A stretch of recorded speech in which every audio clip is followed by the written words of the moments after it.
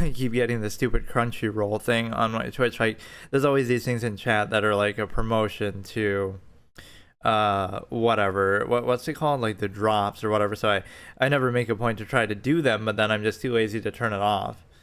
So yeah, this is like take 3 of me trying to reintroduce my debate format. So I did one session like last night on my phone, then I did one today while driving on my phone. Now this is actually on my computer. Again, it should make a big difference. So I listened back to the mic and the use of the phone, and so they're both not really that great. Certainly when you're driving and when it's raining and stuff, it can be problematic. Now this is on my computer, but even this mic is not my main usual mic that I use, but it should still be okay. It might just pick up some of the background noise a little bit. So yeah, now I'm going to use some of my little references and notes that I have written over time to give it a little more structure, because I am usually pretty good about doing this off the top of my head, just some of my old takes and stuff, but you need kind of something to go on, like whatever, it makes it a little better. Like, let me just look at some recent ones. Like, there'd be an inhibition, let me see, there'd be an inhibition about, this is kind of a good opposite interpretation concept. So opposite interpretation is an idea that I use to describe, basically, two people can look at the same thing and have vastly different responses or reactions to it. So it sort of debunks the fallacy of influence or censorship, in the sense that, like, let's say violent video games, right? I've used this example a lot with it. Just, you could, or whatever, violent media, TV show, movie, whatever, right?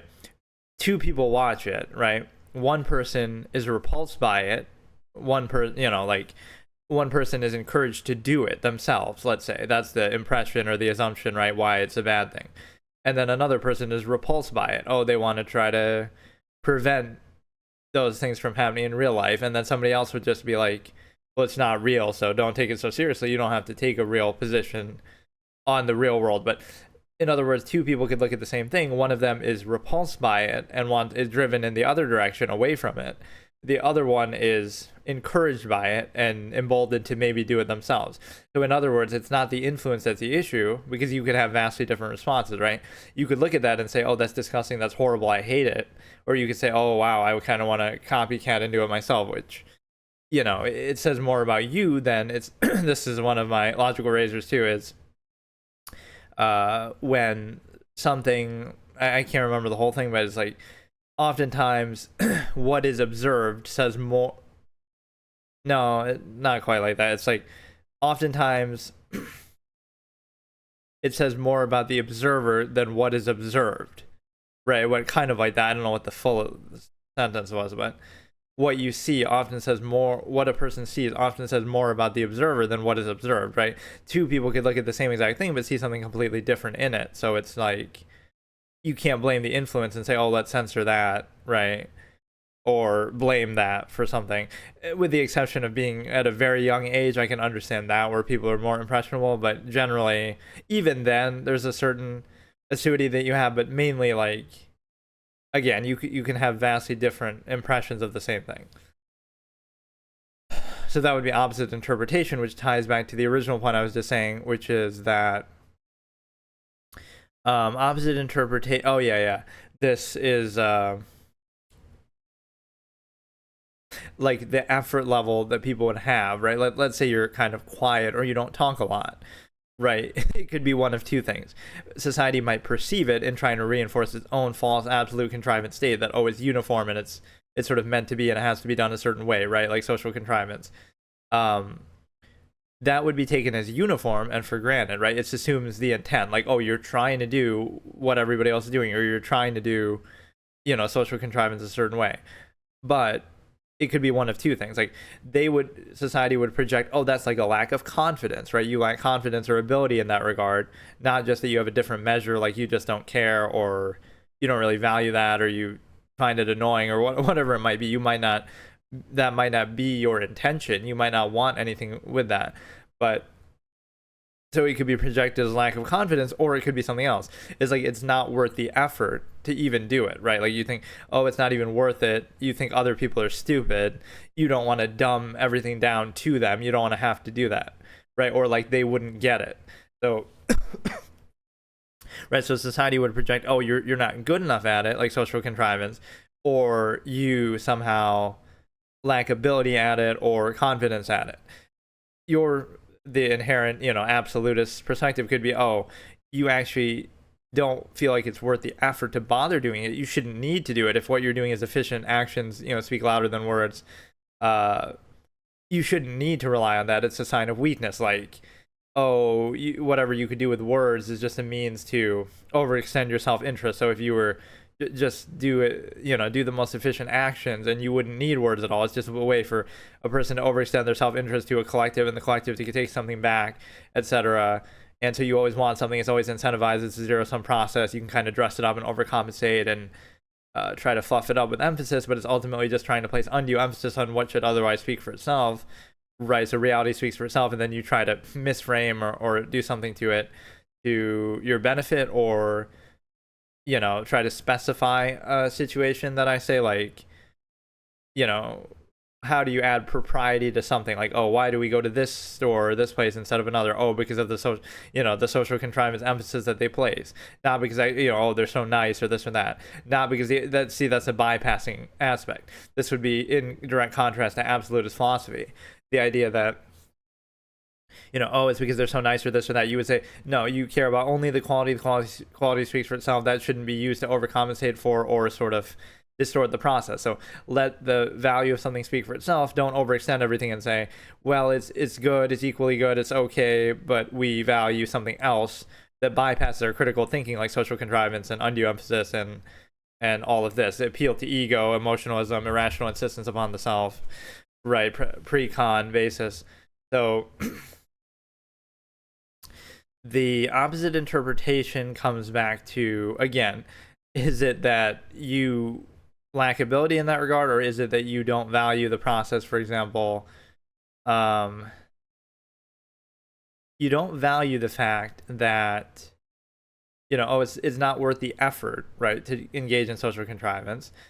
Even if you did, you'd have to dumb down whatever you say to a collective mass state, right? So it's a lower form of thought than social contrivance is the lowest form of thought. I sometimes say that the mind is infinite, objective, uninhibited, whereas a social structure would be more lowest common denominator. So it's a lower form of thought. Why would you want to reduce it to that? It's not worth the effort. You'd have to dumb it down for them, which could defeat the purpose. And then you also don't think they would even get it. Let's say, if you're to the point, zero sum, it shouldn't be necessary, right? Just if something's valuable, it speaks for itself. The nature of the process should be self-evident. Like, it wouldn't be necessary, right? It would be, not only is it not necessary, it's almost anti-value in the sense that it exists as a bridge to overcompensate what would otherwise not be done or valued, right? So it goes from some animalistic analogy to say, well, animals communicate, but they communicate in a basic way, and they'll do it to achieve some goal or whatever, like work together and stuff. What modern social contrivance, or throughout much of human history, it overextends itself so far. There's a lot of ego appeal, there's a lot of like self-insistence, there's a lot of things that not only do they not serve a purpose, they almost go against a purpose. Like, if you didn't do that, oh, look how nice, or look how how much emphasis they place socially. If that wasn't there, it would hold it accountable to actually do something productive or functional or useful. It was used as like a placeholder. You would be upset about this. You would think this is useless, a waste of time, or some overextended sacrifice you have to make for society. But oh, it's okay because of the social buffer that you get. Often the baseline and background of it is empirical authority. Like, oh, it's not that you're being forced to do this or deal with some circumstance, even though you are. Right, but we'll try to make you feel better about it with social contrivance or it's a state of constantly overcompensating for everything, right, through social contrivance, that you would place constant undue emphasis. And again, as I say, all emphasis is undue emphasis, and what that means is, like, it would speak for itself, right? You wouldn't need to place emphasis on a subjective, social, etc. level. If it's if it's a valuable thing or important process, the process speaks for itself. So either you're placing undue emphasis to try to make it seem more than what it is, or undue negative emphasis to make it seem less than what it is, instead of just letting it speak for itself. So that would be the absolutist philosophy as well, just that you would let actions and everything like that speak for themselves. But the reason why it's necessary is, again, that bridge between the self and the collective. So we go back to what I was talking about earlier with the non-basis of self. So if the only basis of value is based on the self, right? Zero-sum self-interest, non-basis self, I call it. So what that means is everybody only values themselves. And you might say, oh, that's like selfish or that's a bad thing. But our whole condemnation of that is just in response to it, to try to control that. But it would be a natural process. It only makes sense that you would do that. And even the value for others would be dependent on some benefit and, reciprocation and things like that. So there's nothing necessarily wrong with that. In fact, it's the rational basis. Like, why shouldn't a living being value itself in its own interest? So what becomes overextended is that it's a situation where you have the ability to recognize that it would be used as a bridge between, again, the non-basis of self, meaning, a person valuing things based solely on the standard of their own self-interest, zero-sum, etc. So you have one person who values that, then you have another person who values that. So now this is what you have to do. You need the bridge. You can't just go directly about that, because then, okay, it's just every man for themselves, everyone for themselves, right? Practicing their own zero-sum self-interest, which is the natural process of what is reality. But instead what happens is, we create this idyllic collective mindset, like, oh, it's somehow honorable to do something for the collective, meaning society or group of people, everyone, right? Oh, you're doing this for the good of society. Now, what does society consist of? Oh, those same individual selves who have the non-basis self of value. So think about what it does. It appeases the self, because you say, well, I'm part of the collective and I get something back from the collective, or I'm gratified by helping the collective because we glorify it so much. So I have gratification in place of actual self-interest. And then what happens to the collective is, well, the collective consists of individual selves. So you're sort of tricking the self, saying, well, I'm still getting something out of it, so it's okay to sacrifice for the collective.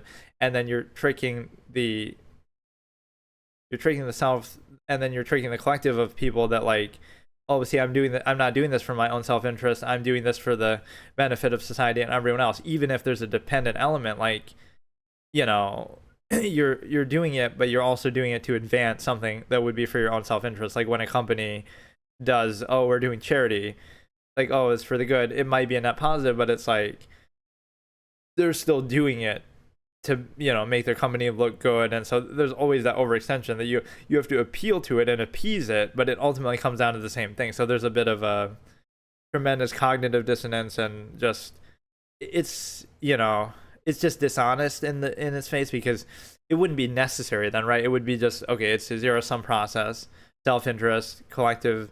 So this is where my term half-mast comes from too.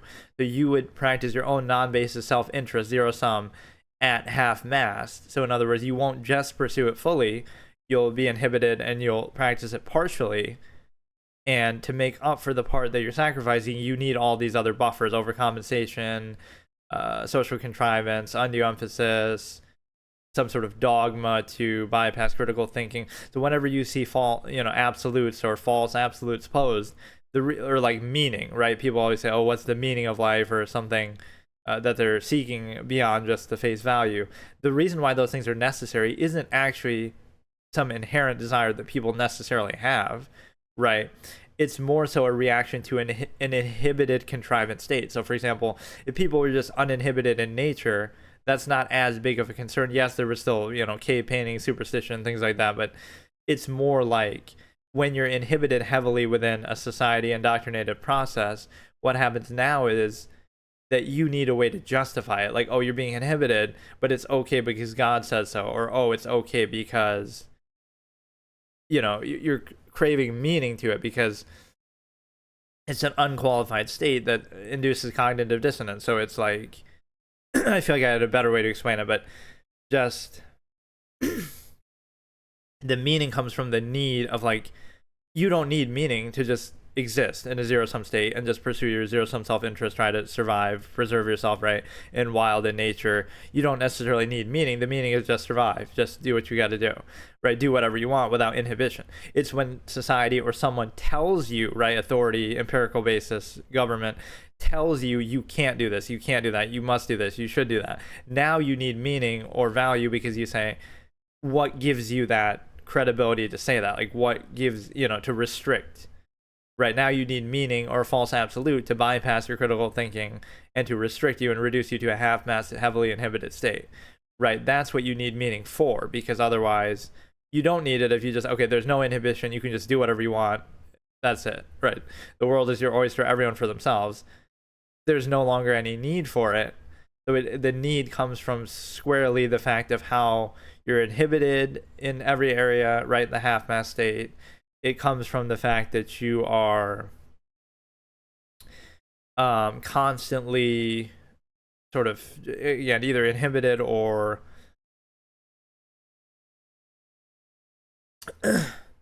that's the core essence. So again, you're seeking meaning to sort of overcompensate or give value to that structure. So you're in a state, again, the false inherent contrivance response state, that the standard that you have in society is that you're sort of circumventing all the inherent tendencies that people have that they would reject, like that we would reject, right? So all these things that people would do inherently that we train people not to do when they're young, etc., and we constantly reinforce that and stigmatize, then you don't acknowledge the necessity of that, or you kind of do on an observable basis, but then we want to pretend like, oh no, that means it's actually true. Like, just because we train people to be that way and we want that to be the response, that actually makes the opposite case, right? That doesn't mean that's how people inherently are, right? The result of contrivance response. No, they are inherently, it wouldn't be necessary, right? So you teach people, train people a certain way, hold them accountable to laws and so forth. So it's like, oh, people are good and they would never break the law or do anything wrong.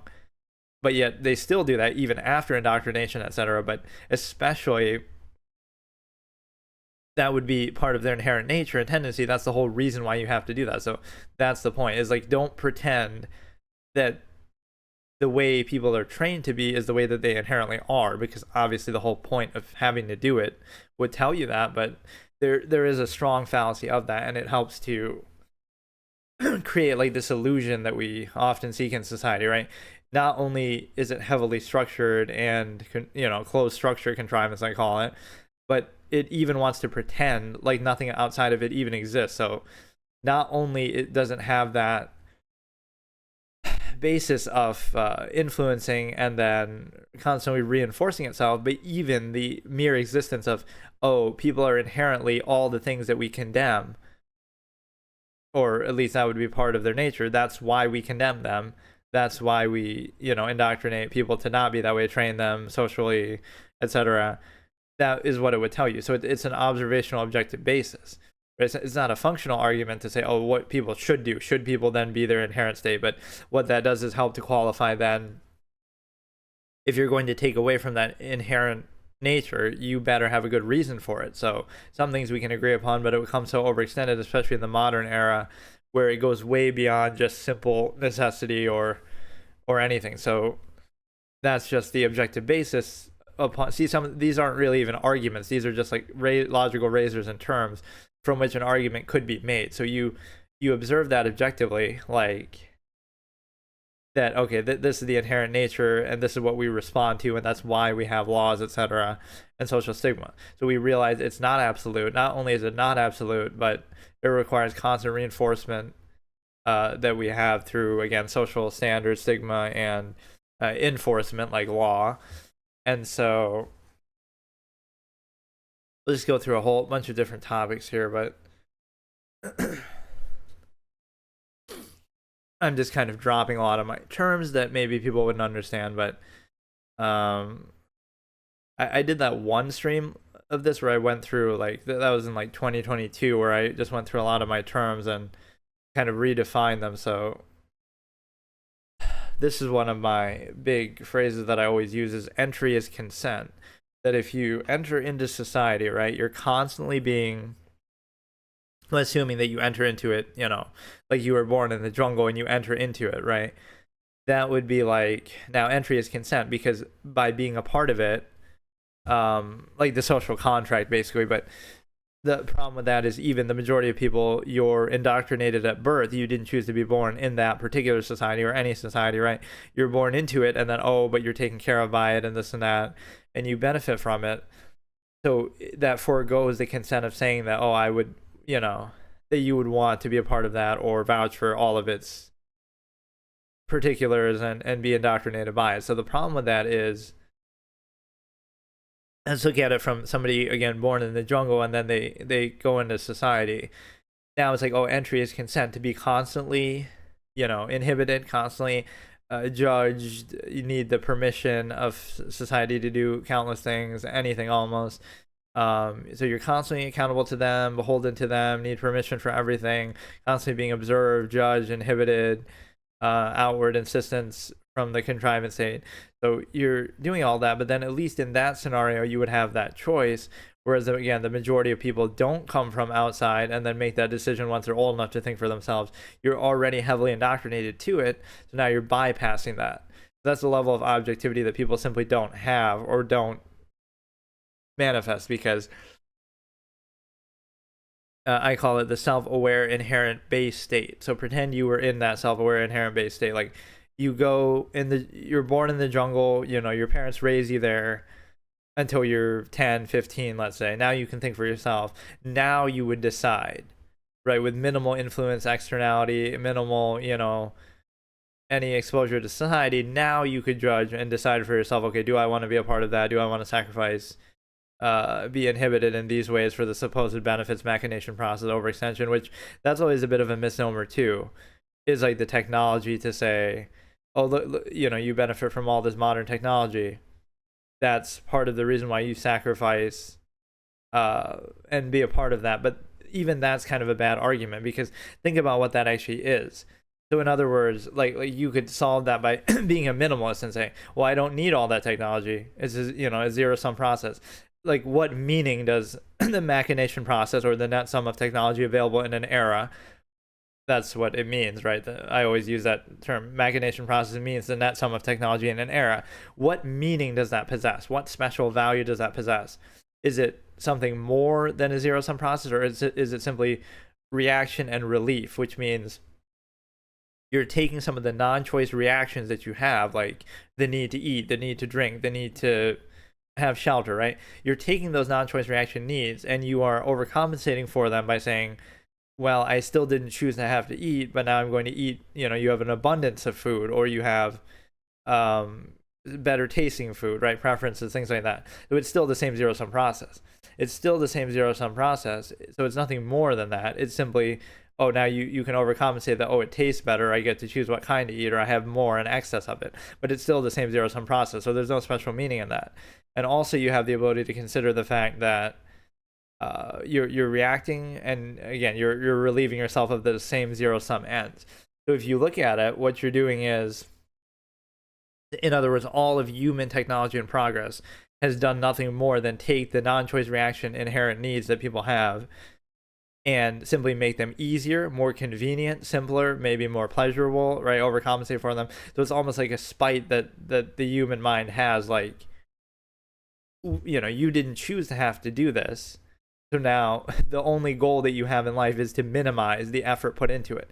You didn't choose to have to eat or drink. So now you want your food and drink to be as, taste as good as possible, or to overcompensate for the fact that you didn't choose it, or you want it to be in abundance so you don't have to struggle to get it, right? You have excess, or you don't have to put forth effort to do any of those things because you didn't choose to have to do it in the first place.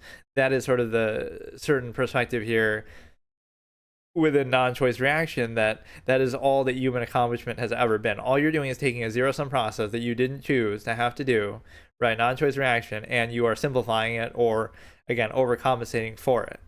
So reaction and relief to those non-choice reaction state, it's still a zero-sum process. You could remove all that, say, oh, machination process technology, and then some of it's going to be like distraction and overcompensation that way.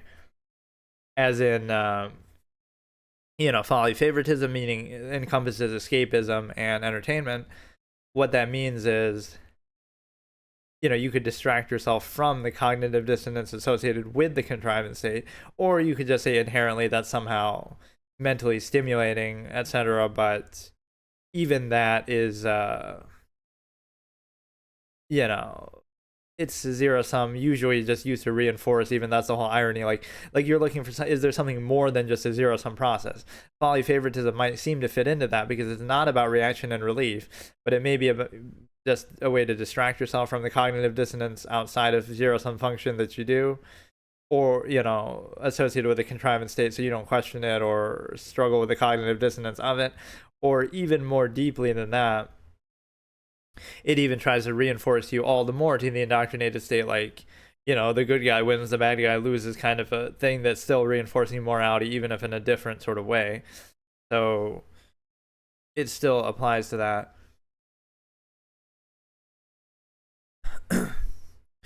Let's see what we have. See, I've gone through only like 2 short little notes, but they just kind of, it gives you at least some basis, and then I kind of go where I go with it. So entry as consent is to say that it means, again, if you enter into society, you are kind of choosing to be subject to all of that. But then again, most people don't choose that. So it's the non-consensual social contract at birth, and then it's almost like you owe something back. And then there's the fallacy of permission, like, oh, you need the permission of this collective contrivance state to do anything. And unqualified authority, empirical basis. And even if you look at a collective mass of people and see what their credibility is, there's no consistency, right? Whatever standard is posed is inconsistent. It'll be held as a pretense and a pretext for authority, but then, if you hold it absolutely accountable, it's inconsistent because that's the half-mass state. For example, let's look at this in terms of ability or function. Like, if you do something too seriously or with too much effort or even too well, it's like, you're a nerd, or you're somehow you're being too, you take too seriously, or you're overthinker, or there's a negative connotation associated with that. So if you don't do it enough, it's bad. If you do it too much, it's bad, right? Whatever process might be valued in school, at work, like, so you have to resign yourself to a non-value state, a half-mass state, where you supposedly value this process, right? Work, school, etc., whatever the process is, you supposedly value it, right? But then if you do it too much, too well, too fully, right, absolutist tendency, if you do it too much, that's bad.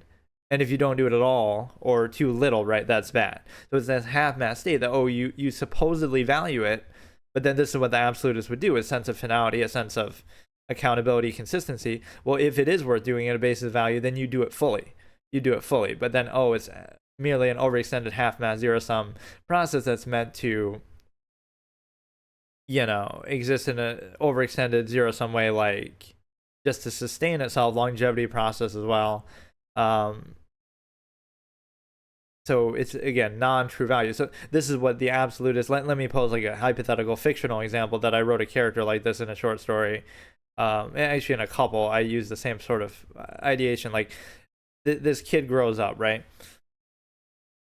And he's like very studious and meticulous and a stickler for the rules, right? So he's taking contrivance at its face value. Like, okay, here I am, I'm indoctrinated into society, right? At a young age, we see the process, and they take it seriously. They take it at face value, right? So they're a stickler, and they're, very studious and very smart, like this, successful at it.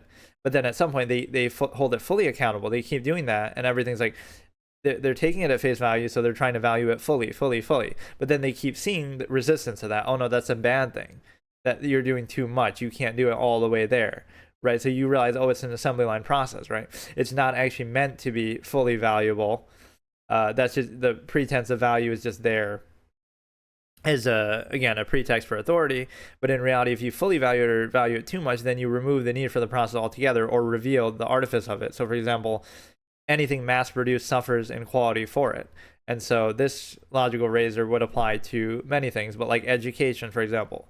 The purpose of education is not to best educate children, or lead to the best results for them individually. It's meant to be an assembly line process that's overextended to the largest mass number of kids possible, right? So anything mass produced suffers in quality for it, including life itself. That's part of the stimuli acme, where I place the absolutist emphasis that an absolutist wouldn't have children unless they vouch for the state that they're in, the state of contrivance that they're in, that they fully understand it, that they fully vouch for it, so they would have no complaints. Then there'd be no struggle, there'd be no like uncertainty with the like, oh, I have 5 kids and I'm struggling to put food on the table. Like, why would you have them then? Right? It wouldn't be that sort of default but self-created sort of state, like, or oh, you're creating the situation, but then you're complaining about it and struggling with it. Like, it's your own doing. So unless you fully vouch for the state, you would not do that. And that by your own measure, own standard, own criteria. So it's not, whatever it would take to do that is your choice. But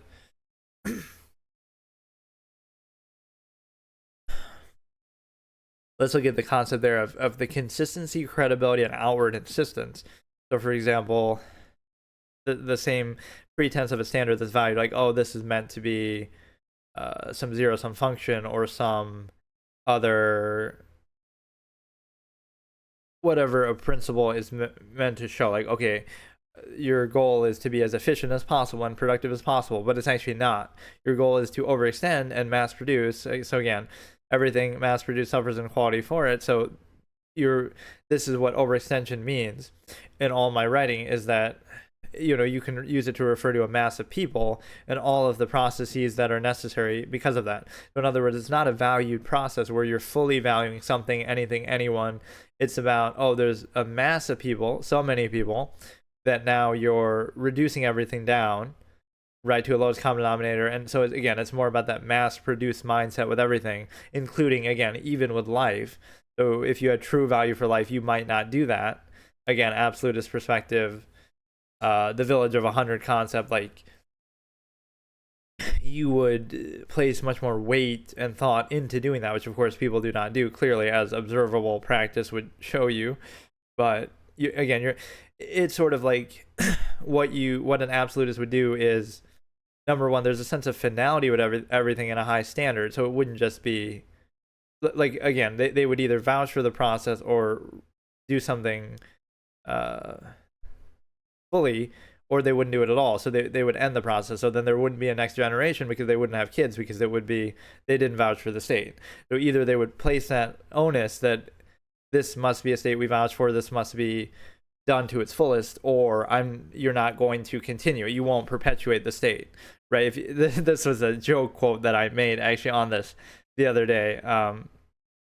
If you don't vouch for the state, don't perpetuate. Or if you can't vouch for the state, don't perpetuate.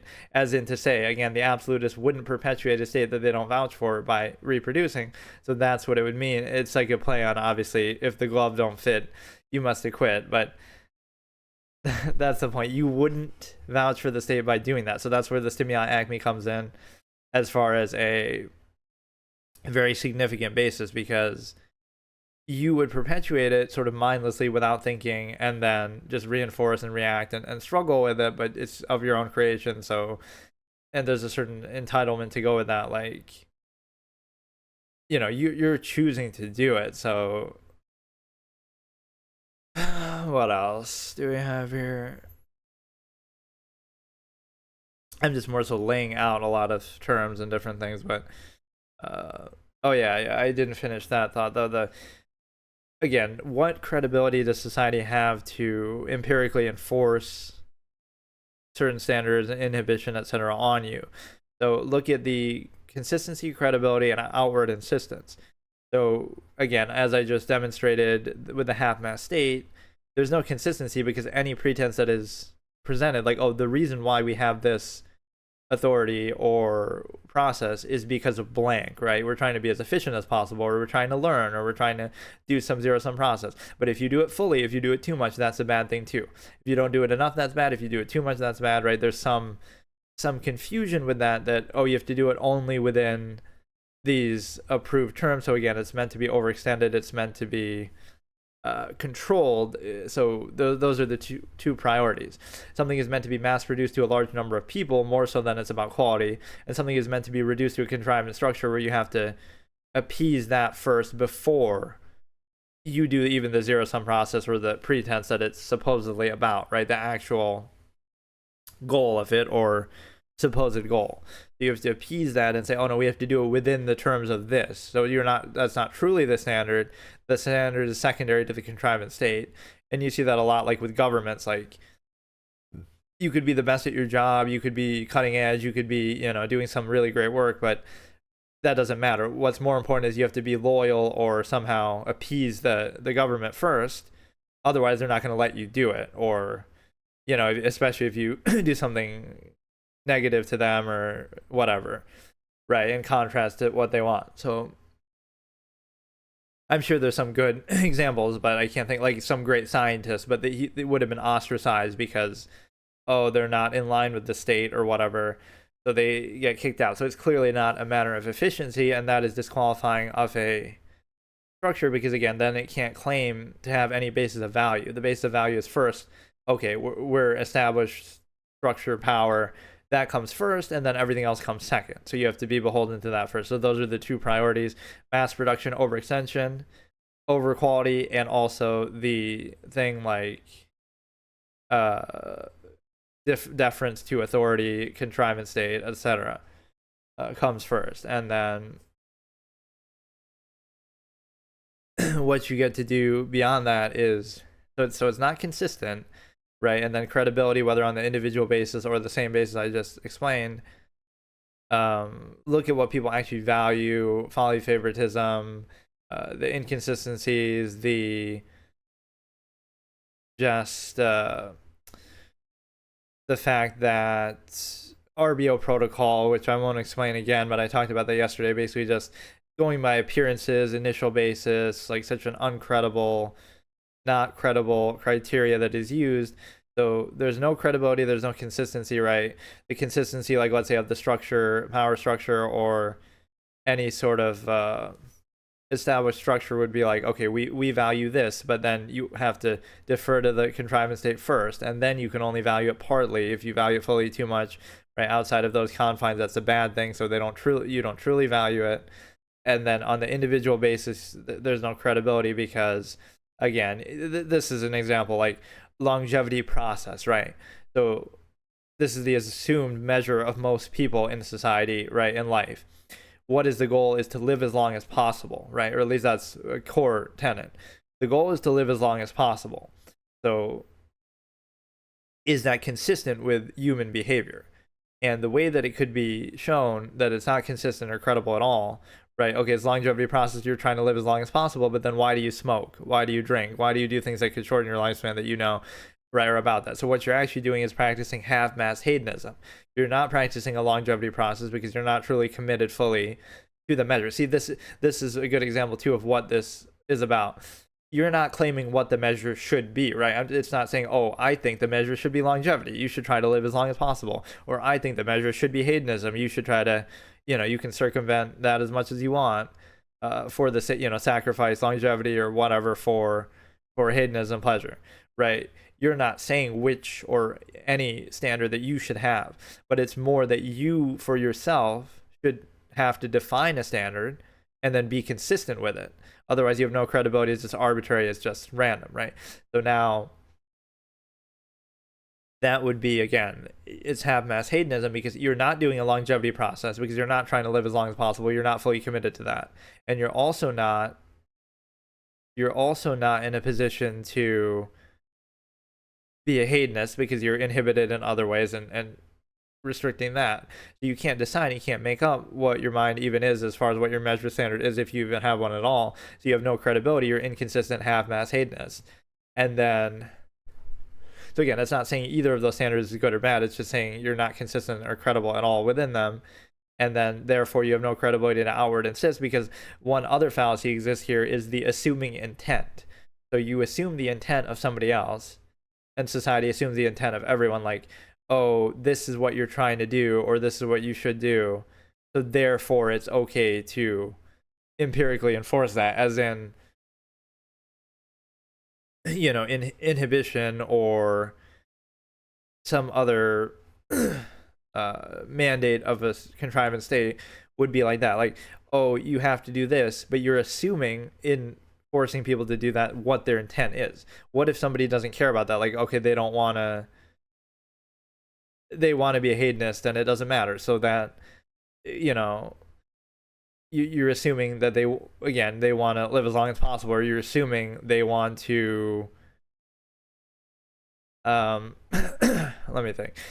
There's a lot of assuming of intent and measure, right? Where you're assuming what people are trying to do, which that you can never do. Their measure might be completely different. They might be they might be happy being a minimalist. They might not want anything. They might not, there's a lot of that with the stimuli acme. You assume that, society assumes that in everything. Oh, your incentive must be zero sum means, or your incentive must be stimuli acme, even if it's not, right? So you're assuming intent and then using that as a basis to judge or reinforce, or even to, again, enforce something, inhibit something, right? It assumes, oh, you must want this, so therefore we're gonna restrict you in this way, or you have to get it in this way. But you can invalidate that. So one of the great examples of objectivity is non as a false negative, right? Neutrality as a negative. So if you're just neutral, that'll be taken negatively, right? If you just don't say anything, if you just to the point, direct, right? Oh, that's rude, or that's somehow negative. So the flawed process is not being overcompensated for. So it's your fault as the individual for not overcompensating for the flawed process, not the fault of the process itself. So in other words, the process, whatever it might be, the whole overall structure, society, that can never be at fault. It's always your fault for failing to overcompensate for it by simply showing what it is directly without any undue emphasis, just to the point. Right, you're not doing anything negative. You could just be as neutral, non-basic as possible. Let it speak for itself. So that shows you it requires some constant reinforcement through externality, constant undue positive emphasis, overcompensation. And so you're in a position where you okay, I'll look at a few more of these terms here. Yeah, I'll try to bring this back the way that I'm doing, just kind of on a whim. The only problem is some of these mics have not been the best, or using the phone like that has not been the best, but it's a situation where hang on. Yeah, this would be a fun thing to do with viewer participation. It's just hard to manage that, I guess. Right, you can't really just force a community, or,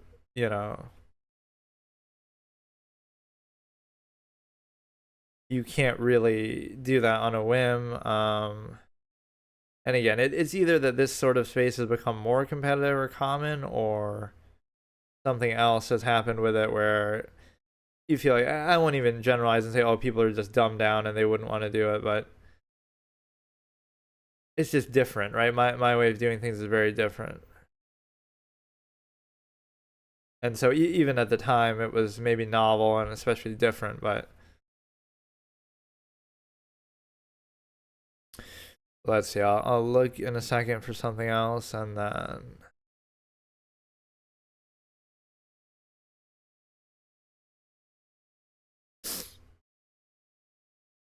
but yeah, it's a situation where I have all these different terms, all these different logical razors, which is good to chronicle in some way. And I have some of them on this channel in the sense that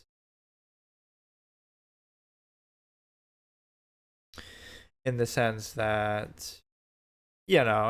not like I really care, but then it'd be stupid. Like, somebody could say the same exact thing, whether they're copying me or not. It's just like, like, that's one thing that's cult of personality basis that annoys me, right? These same exact things I'm saying now, if somebody established that, oh wow, that's so good, and that would be trending or something.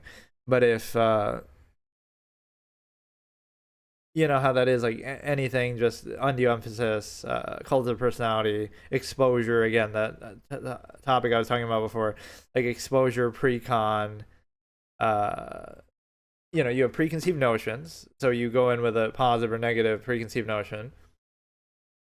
You're exposed to something widely because of mainstream media or something like that, whether you have no choice in, and it's just there. And then you keep hearing about it or seeing it over and over referenced, so then you're familiar with it, and then you would like it or value it just for that reason alone, even though there's no standard real criteria base is being used there. So it's like, it's again preconception, familiarity, repetition, exposure, just things that aren't really based in any criteria. So it could be anything, right? You're exposed to something widely, then you keep seeing it over and over, and then you become familiar. So it's appealing to your ego in the sense that, oh, look, you witnessed that thing and you keep hearing about it, so it's about you. Make it about you instead of what it is. So if it was something else, you would value it the same way, as equally arbitrary, similar to the whole non-choice reaction that I brought up earlier, like with countries and the, you know, if you love your country because you happen to be born there and live there. So if you were born in another country, you would love that too. So in other words, it's just a rational insistence upon the self, nearness postulate, right? It would be interchangeable. It doesn't matter, right? You're not using like a criteria to say, oh, based on these metrics, this is actually better objectively here, here, and here, and this is my criteria standard measure, and this is what I value, right? That's not actually what it is. And so you're in a position to, again, you're just insisting upon yourself. It's similar with like anything, oh, you like the sports team because you happen to live there, or you value, the area, the town, city that you live in because you happen to live there. You meet the love of your life because they happen to be in the same geographical area as you.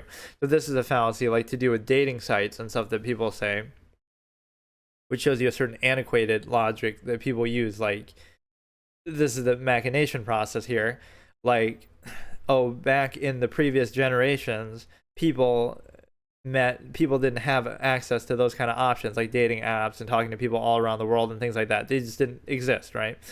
So people had to deal with the fact of the nearness postulate in a more obvious sense, like, oh, you have to end up with somebody in your local environment, typically goes to your same school, lives in your same environment.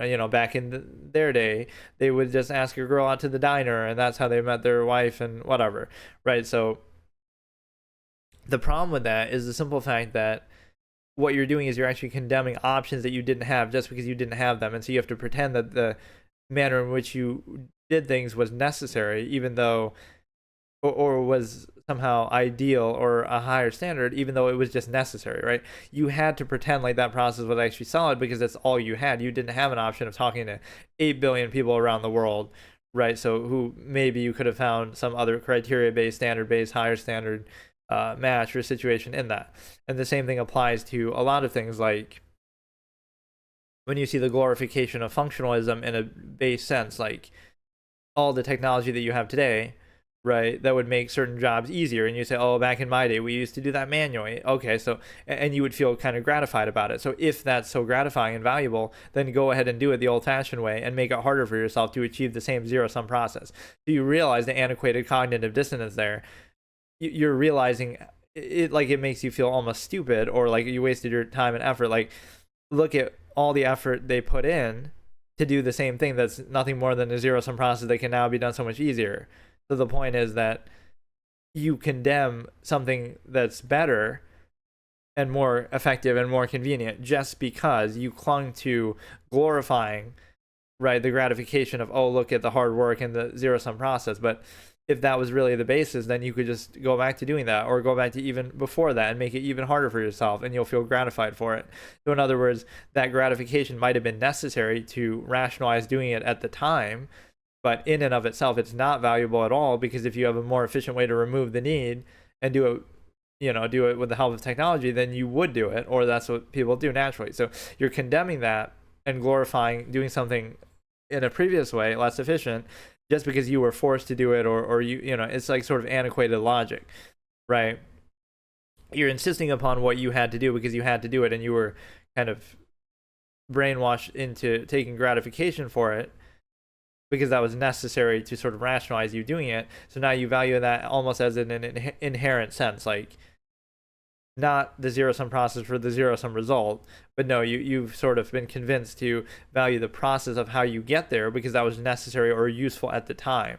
So because you had to believe that, because you had to, like the peasants working for heaven discussion I had before, that might have been necessary to believe at that time, like, oh, that motivates peasants because they're working for promises of heaven, right? Or again, previous generations from now, they would have certain gratification that they would take from doing something. And so what that means is that might not be necessary anymore, because again, technology might remove the need. It might be so much more effective, more efficient. So what you understand now is the fact that, again, to get back to the dating app thing, like, you have 8 billion options of people to potentially talk to, including even the same person that you would potentially talk to in your same area. So it's a net positive, right? It's like if you condemn TV versus the internet, like, some person from an older generation might say, oh, they prefer TV over watching stuff online, even though anything you could watch on TV, you could watch online, but they want it to be almost on rails and not have the choice and just watch whatever's on there mindlessly, reactively, instead of, oh, now you can choose anything that you want, right, of anything in the world. So would you rather have an infinite basis or a restricted basis? So it's the same thing again with like the dating apps and the internet. Like, you could talk to potentially 8 billion people in the world depending on your preference, and by doing that you would I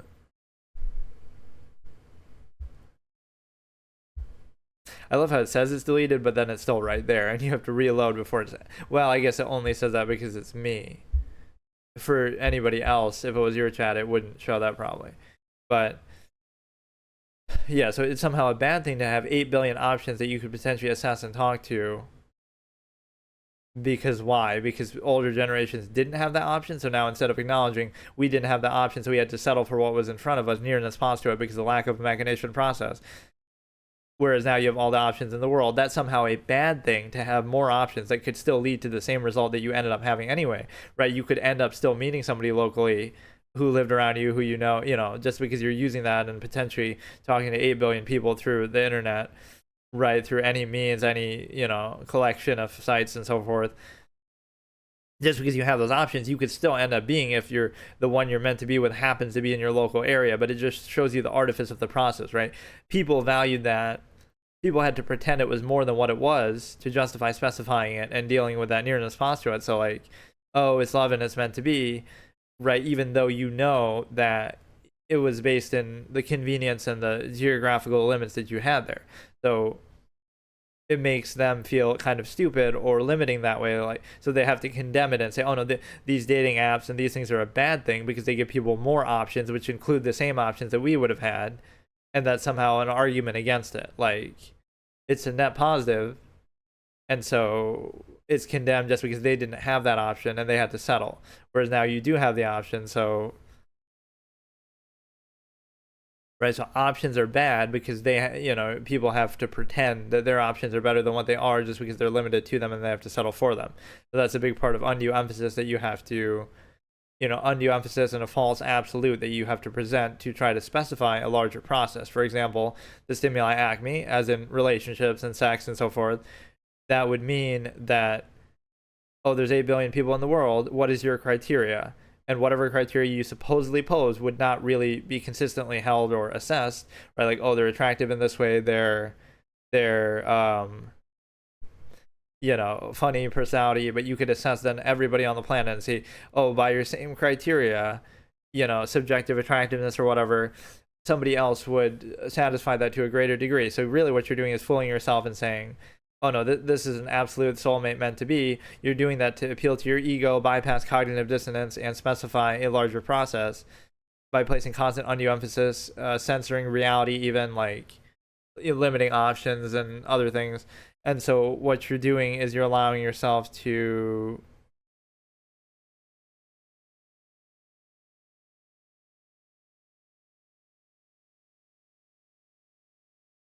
do it in such a way that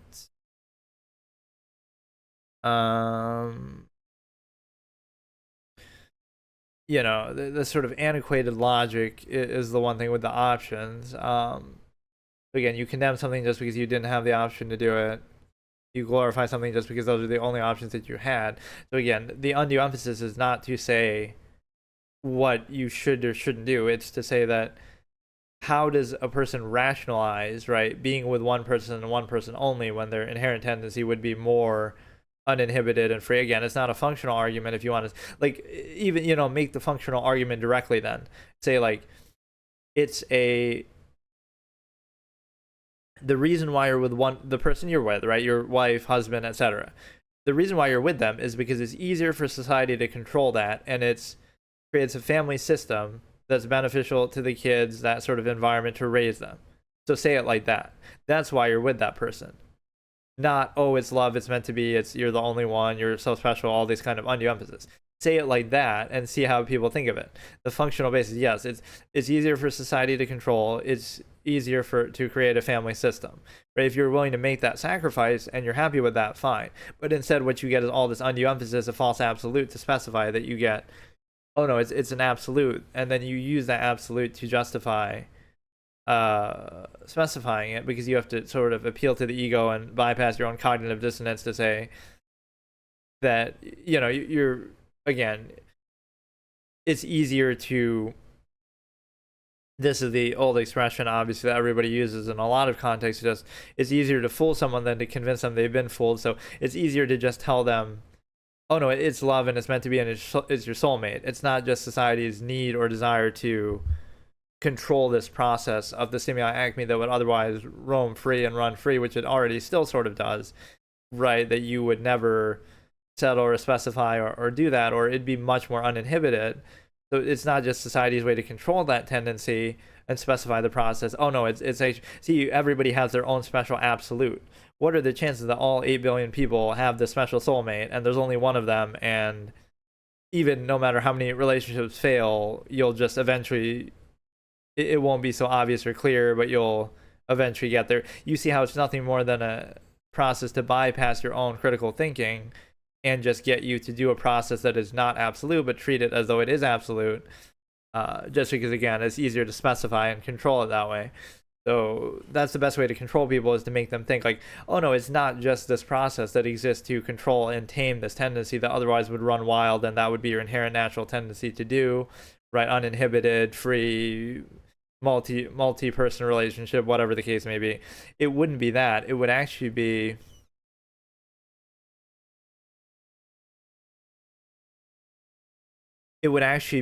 that everybody has their own special absolute, and even though by that basis it's a contradiction and doesn't make any sense, it's the fact that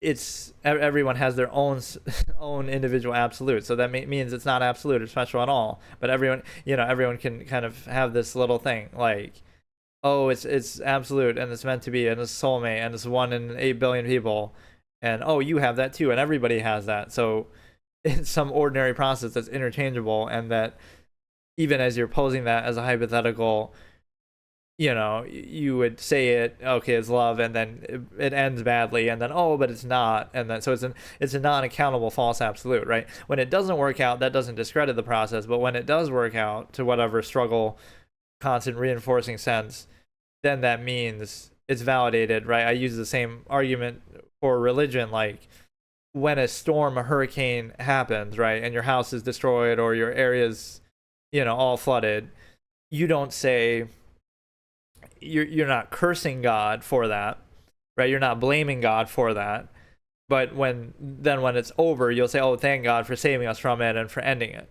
So you have this false duality, like you always give them credit for something good, but you never blame them for something bad, even though they're supposed to be all powerful. So that means one of two things: either they're not all powerful, in which case they're not quite so deserving of worship, and they're not so absolute, they're just they're sort of powerful but selectively powerful, whether it be because of intention or ability. So their ability is lacking, they only control some things but not everything, which goes against the fact that they're a god. They would just then be a powerful being but not all powerful, and then not really deserving of worship.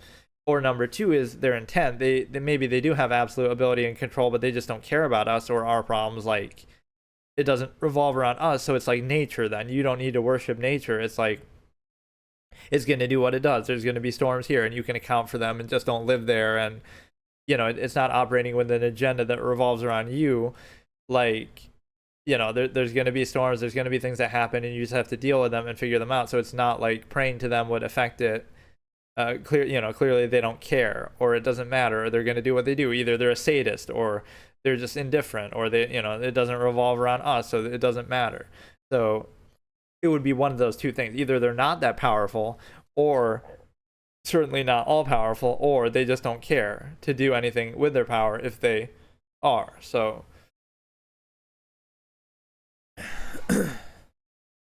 what else do we have? See, I have so many of these takes that I've rehashed over time too, but I don't have like a good collection of it. So when I don't know where to upload these either. Like, I guess I'll do some of them on my main channel, but I can always do it on the Court of Reason thing. I mean, I do have like 300 subscribers, so I should maybe take advantage of that, but then I don't like to spam either. I don't like to spam upload onto my main channel. I have a second channel, in fact, that I specifically made just so I could spam stuff. Where that I upload stuff more regularly, even though I haven't been doing that lately. I haven't even been streaming really lately, which I hate that because I always have the tendency that I tend to do everything like regularly, you know, every day. So yeah, so these were couple good sessions. One last night where I was pretty tired, one today where I was driving, and then one here. This is actually on the computer. I mean, this is all it requires. It's not like it requires much of a setup. Like, I'm just showing the image from it, and I'm showing the chat, which I guess on that I wouldn't even be able to. Or no, I guess no, it does still show it on that. On the other, when I'm doing it on my phone. I don't even mind the phone thing, but the audio I think is the main problem. But I guess if I'm just not driving, it would probably be better and fine. Or you have to like hold the phone maybe up to you a little more. There's just so many things I could draw upon, but I don't know. I don't want to just keep rehashing the same things, but then again, it wouldn't be because nobody's, you know, nobody would have heard them because I'm so obscure. It's not like I'm well known, so I just have like so many things to pull out at a moment's notice. That's the good thing with the logical razor, right? It's not so much that, oh, you'd have to address the specific argument or claim that somebody makes. It's that you've already identified the nature of the larger process. So anytime that comes up, like religion or something, I already have like a logical razor to do with it that I could pull out at any time. So that's one of my terms, is understand the nature of the process. Like, you'd never be surprised or taken aback with the process because you observe it fully objectively and see what it takes. So like I say that with chess, it's like, oh, I could be as good as I would want to be, but it would require me to study. So it's not about my innate ability. To some extent, obviously I could be better that way too, but you would understand the nature of the process. So, oh, you realize that, oh, it takes 20 years of studying and reading books and all this kind of thing. And so now you wouldn't be bothered by, oh, look how bad I am.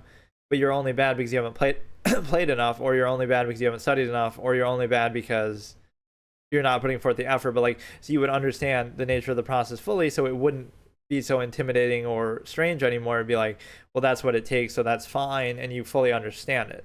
So if you really care about it, then you can just do it this way, where you basically you would then choose, if you truly value it, then okay, go ahead and study and do what you have to do for it. So it would never be like the struggle against, oh, why aren't I better? You know why you're not better. You're not putting in the time, you know. Even if you were to say that like with sports, oh, why aren't you better? Because, okay, you don't have the physical advantages, so then you just accept the fact, or you try to counteract that process that gives you tremendous advantage. You try to circumvent it, like Muggsy Bogues in basketball or something, where he's still short, but you can still make it work if you really try. But then you're at least going against the process and you're aware of the nature of it. So again, it's sort of, nothing would ever surprise you because you'd be like, oh, I know exactly how that works. So it would sort of speak for itself. Okay, so that's the third session. Oh, here we go. We got somebody in here. Hey, Minnie, who's better, Trump or Biden?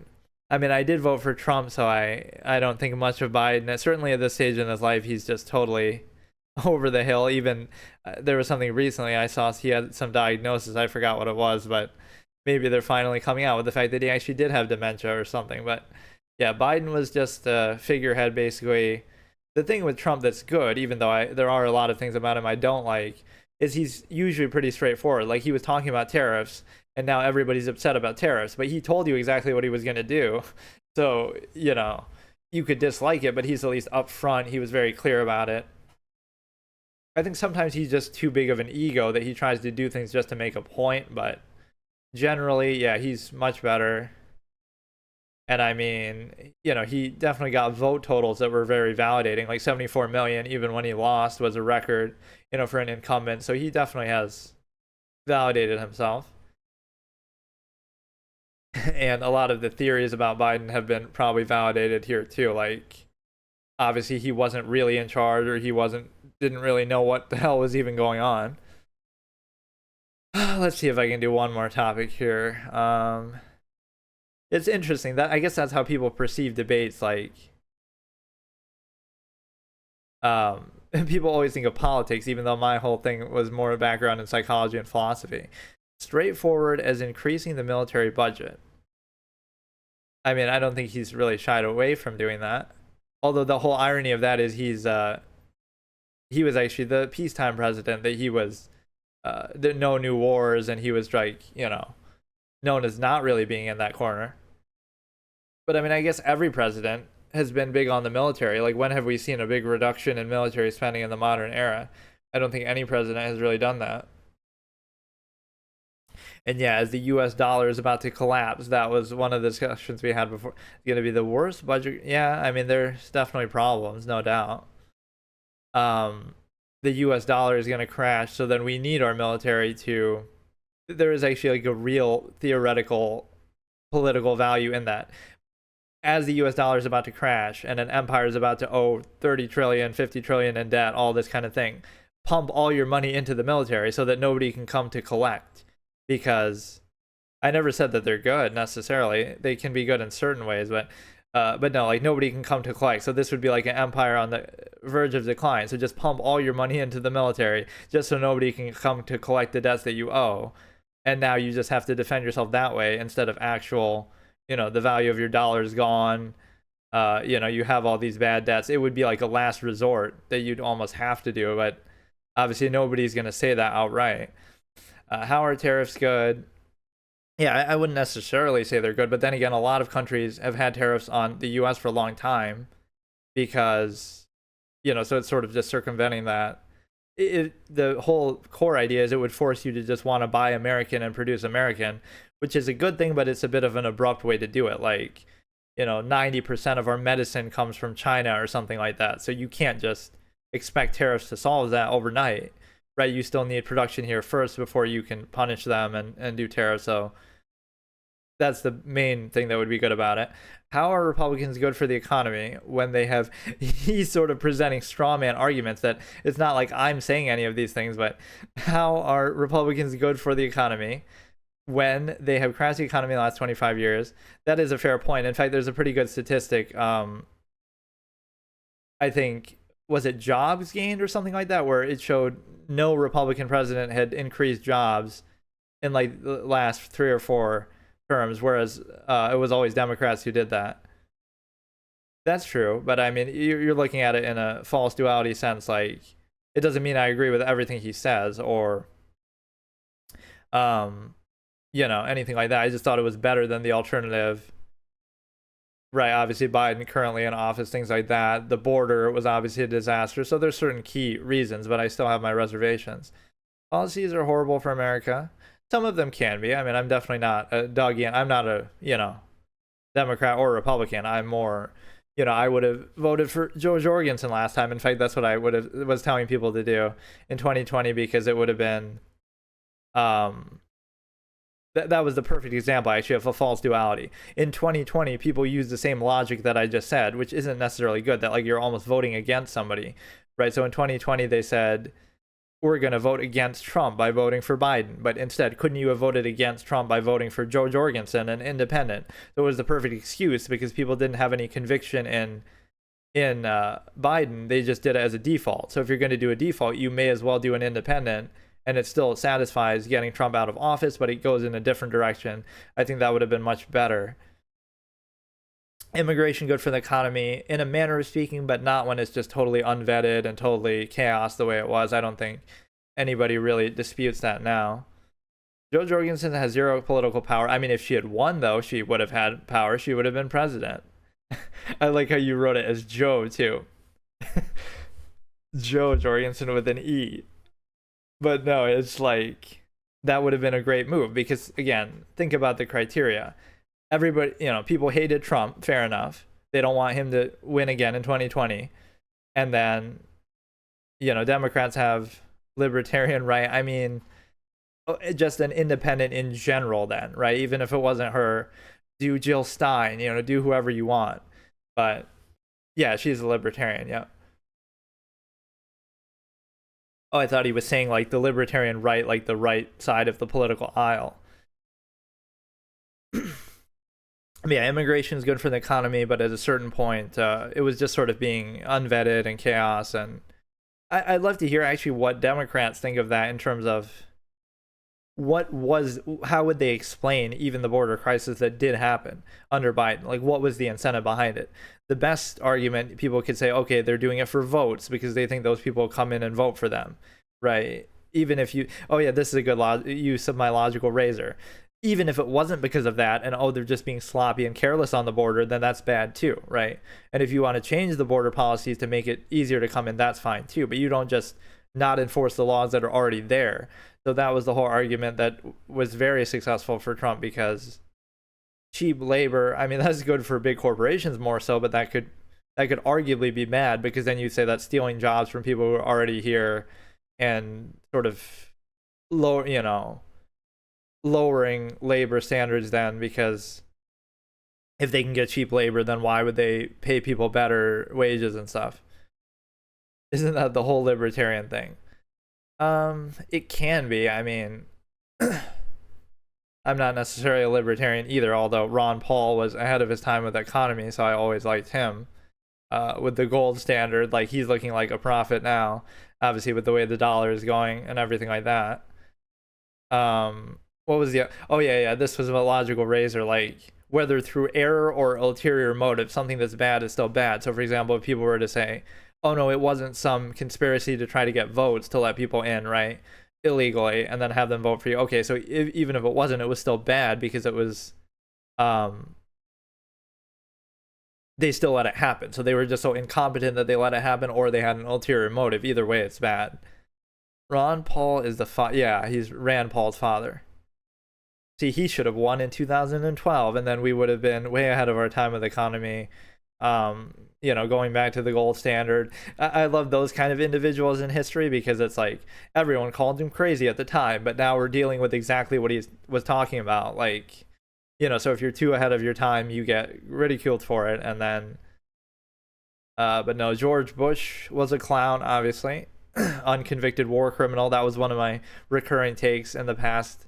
Just keep bringing him up, like, anytime anybody complains. But did you know, I'm gonna let you finish, but George Bush is an unconvicted war criminal still for Iraq.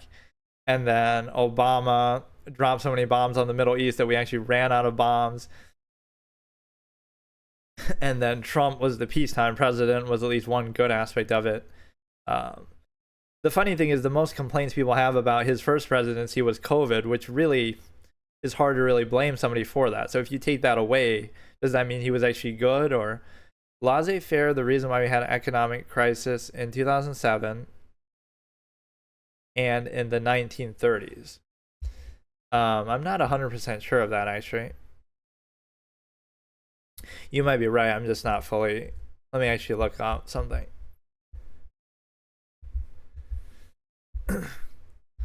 Laissez-faire 2007.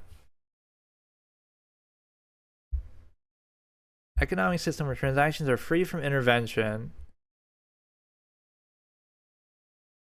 Yeah, I don't actually know if that was the reason. I mean, test that leadership behavior is not economic system where transactions between private groups are free from any form of economic interventionism. Yeah, I wouldn't know too much about that, honestly. Yeah, if my philosophy is always absolutist, like, you would just let people do whatever they want and just deal with it, and there would be negative consequences of it. But in that hypothetical, there'd be a lot less people, number one, right? The village of 100 concept that I spoke about. So in that scenario, it's like you'd be free to monopolize and do whatever you want, but also, you just have to deal with it. Like Like nobody's in. See, that it's the enabling aspect that's the problem, right? People view it like that, like the government helps people, helps them, or gives them grants, or gives them special treatment, or prevents other people from doing things. But the reality is that, what if you look at it like, okay, nobody's going to stop you from monopolizing. If you're good enough to do it, do it. That's just Darwinism, take over territory and nature and just do what you got to do. But don't enable or help them either, right? So it's just like there would be nothing. It'd just be, free for yourself, free for all. It doesn't work with the kind of population that you see in the modern time, though, obviously. Isn't Ron Paul the economic mastermind? How would the invisible hand of the market save a dying market? Wouldn't it all shift to cheap Chinese labor? The invisible hand of the market. Well, the thing with the cheap labor argument is a lot of things have moved to that anyway over time. So see, that would be an argument for tariffs, right? You would have to put tariffs then on China so that cheap labor doesn't circumvent the labor here.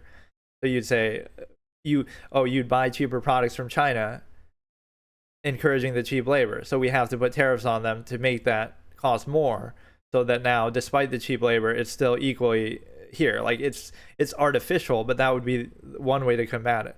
Libertarian is just ruled by the rich. It is an oligarchy.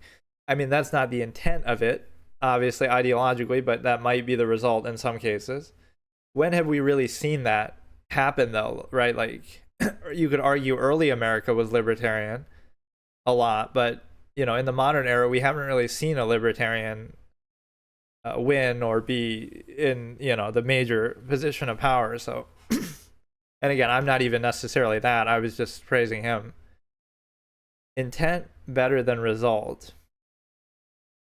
Well, that's the Karl Marx argument. Actually, I always made that people liked, is like, Karl Marx wouldn't vouch for any of the systems that are attributed to him, right? He was an idealist. He wouldn't have liked China or Russia or anybody, who have claimed to be communist or called communist or Marxist countries. Those were his lines, like, workers of the world unite. You have nothing to be free. You have nothing to lose but your chains. So he was an idealist. He didn't have political power. He wasn't a leader of a country. So everything that's called Marxist and communist, he would have likely disapproved of, and he would have said, no, it's going to be this utopian society that's perfect and everyone gets along. So just because it's named after him doesn't mean he would have actually vouched for the state of it. Road to hell is paved with good intentions. Yeah, but somewhat it's a misnomer too, because they might be inspired by his ideas, but then they take them somewhere completely different. It'd be different if he was a politician himself and he did that, So, like, yeah, if I argue for absolutist philosophy, which is my whole principle, is like, I know it's not going to work in modern society at all.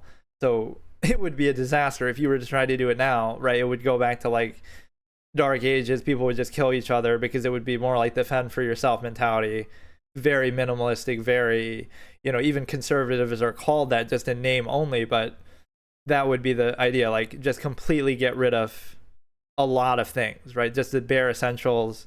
If you kill a person, you go to jail. If you do something, steal something, go to jail. But all these other overextended things that we have gone so far would be gone, which I guess that's sort of libertarian too.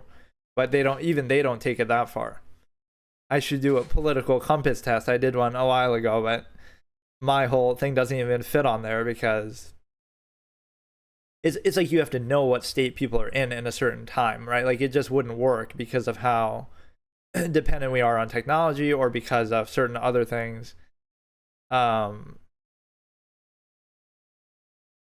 Right, you would need like a minimalistic mindset, and you can still have technology, but you wouldn't rely on it. That's the difference. And what else? I think that's actually what I did. Or it wasn't a political compass test, was it? It was... No, it might have been. I think I have that video on like my third channel. It's like I took a political compass test from an absolutist point of view, and I even qualified it like, oh, that's not really what I think, because like, oh, I'm not going to get in trouble for it. But it's like, that's what I would say if I was an absolutist, but that's the difference, right? You can hold an idea in a manner of speaking without Oh yeah, Trump isn't libertarian. I don't think he would even claim to be.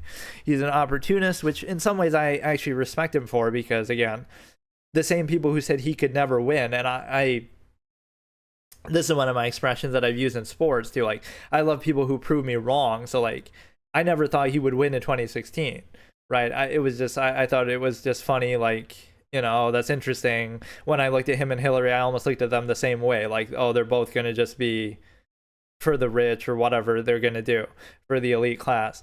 But then when he actually wins, I have to give him credit, and I was impressed. And, it's the whole populist idea. So he's an opportunist, but he took advantage of the opportunity. I can't really, it was very impressive to have won that. If you would have told me before, everybody would have ridiculed it. There's no way he's going to win.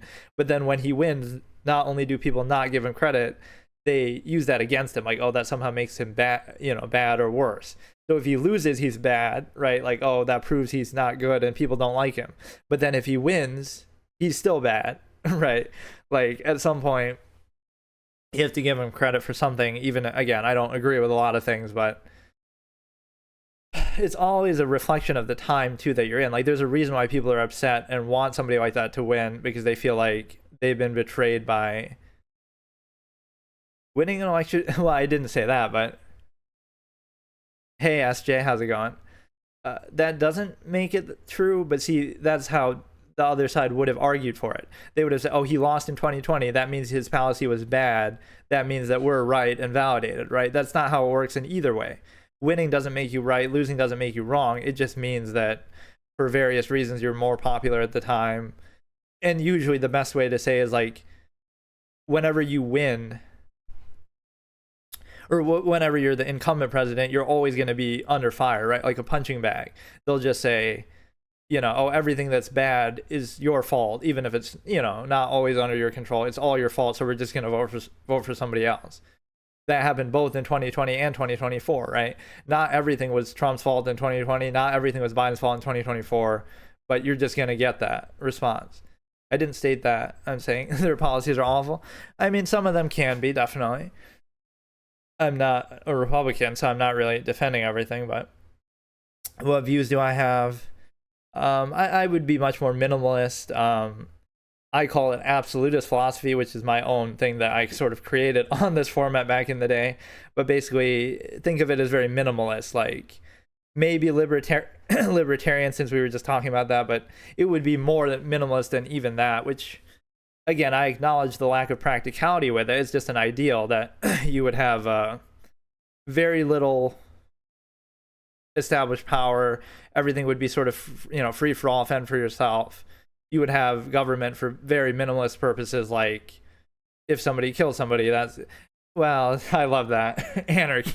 I mean, look, it wouldn't be. No, it would not be, because part of the absolutist definition would be self-governance, so you wouldn't need that. But that's how it would be perceived in the modern era, so it requires a different state of being. That's why I'm not really arguing for it. I'm just saying that's my philosophy, but you have to get there.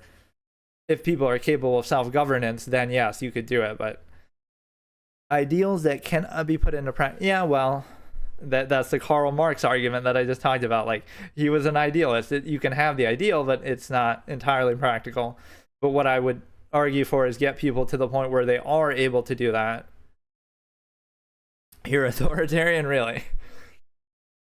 This is just getting good, but I do have to go now, but I'll be on later. Thanks for participating. Yeah. But no, that is a good question, though, actually. In a practical, let me try to answer that. In a practical sense, what would be my... I guess I would be... You would have to call it libertarian, would be the only thing I could say, because you just want as little government as possible, as little intervention as possible.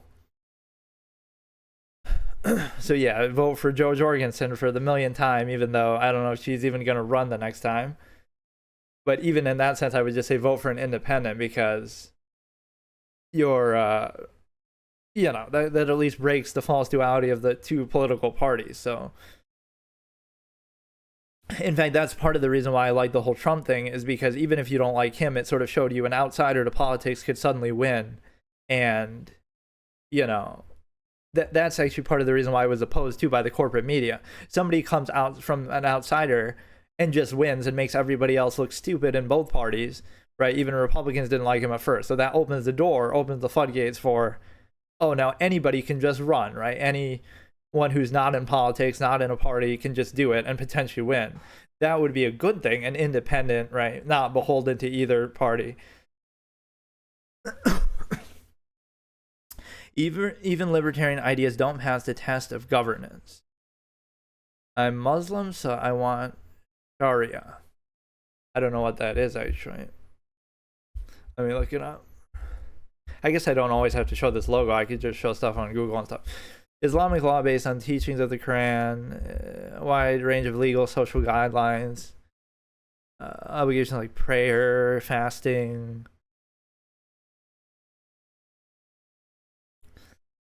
Yeah, so that's definitely not separation of church and state, though, so that would be hard to...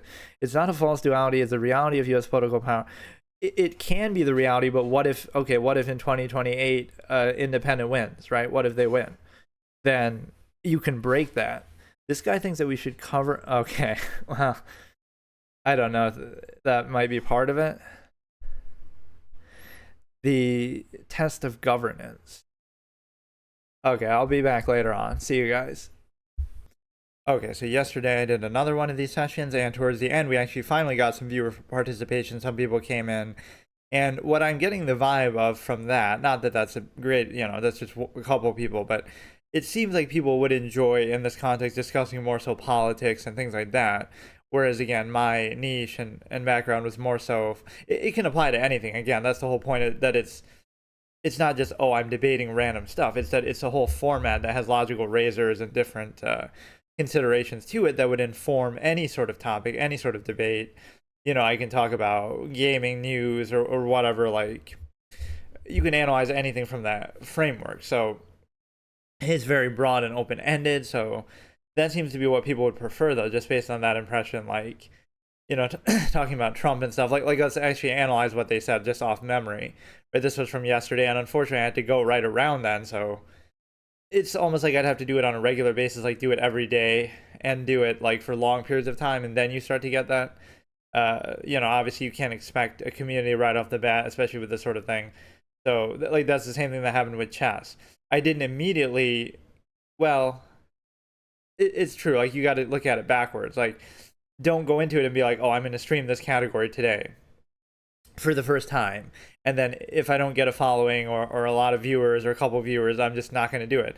No, I would just do it because I felt like doing it anyway, right? Like, I didn't know even that it was becoming so popular of a category, because my expectation was pretty low. Like, it's just some random thing, right? That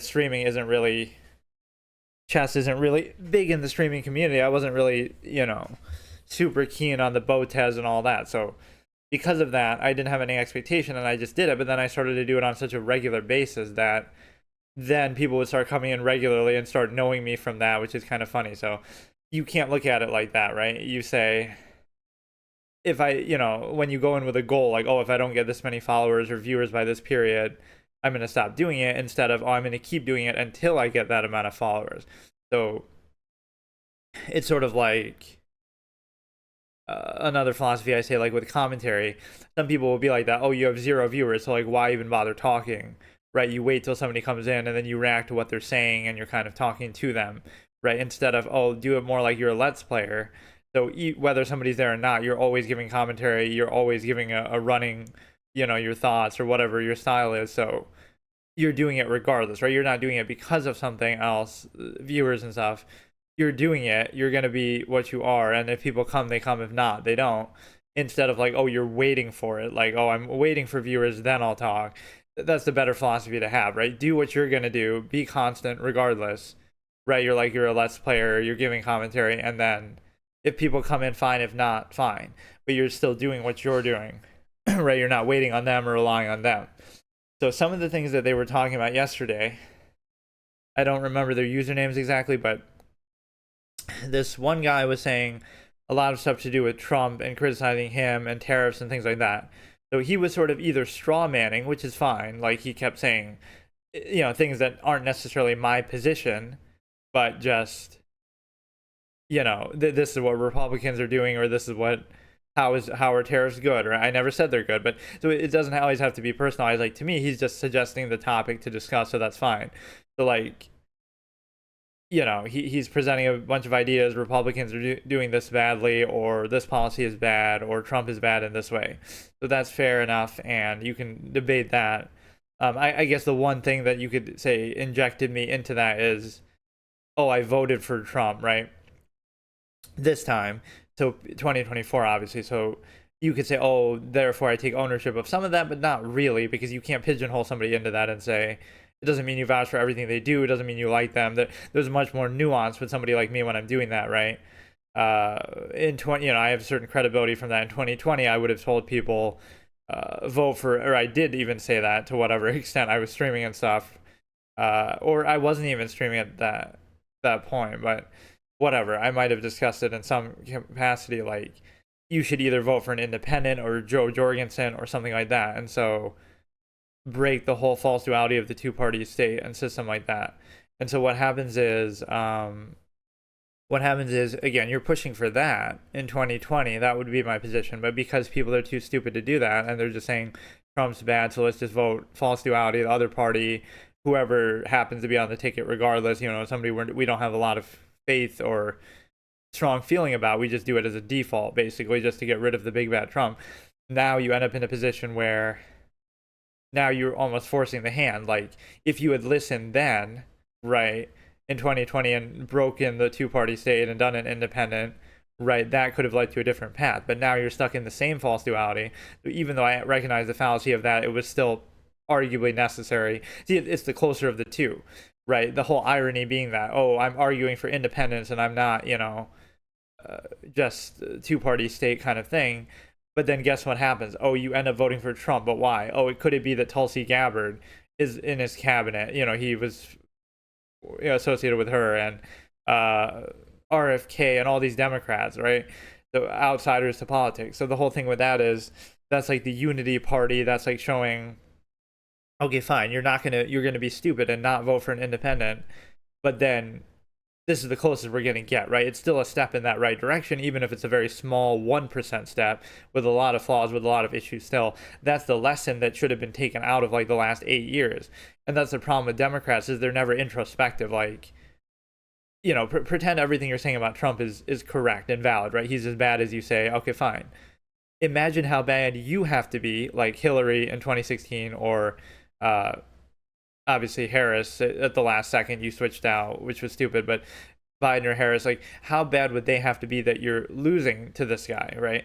So you never look at yourself. You look at, oh, he's so bad, but people who vote for him are just bad too, I guess, or something stupid like that, which is, it's not really a fringe group when it's 74 million is kind of, you can't discredit them like that. So couldn't it be that our standard is low? Like instead of saying, oh, he's just bad, so just settle for whatever on our side, it should be that our standards should be higher. Like, why would we imagine how bad you are and how bad you must be that people would prefer this over you, or that you would lose to it, right? That's how pitiful you must be, that you should be introspective and think, okay, maybe we have issues, our party, our some of our ideas, but that's the problem, right? In 2016, that's what you saw. It wasn't that, oh, maybe we have issues, maybe we should look inside, maybe our policies are problematic, our whole like arrogance and pretentious attitude sometimes, right? Like almost looking down on people and acting like we're so much smarter. And this was sort of some of the Democratic elite vibe. Rather than having any introspection, you say, what is your answer, right?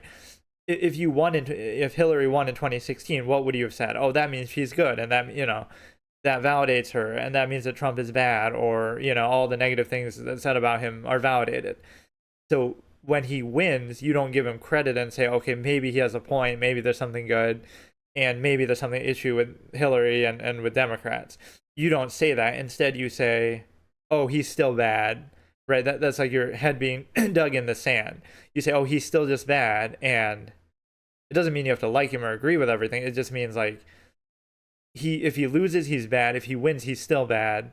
And if you win, you're good. But if you lose, you're still good, right? You're not being introspective at all and self-critical and saying, okay, we have some issues, we need to change things, that we lost to somebody like that. right? That's sort of the closed-mindedness of it that's kind of stupid. You have to be a little objective, a little self-aware.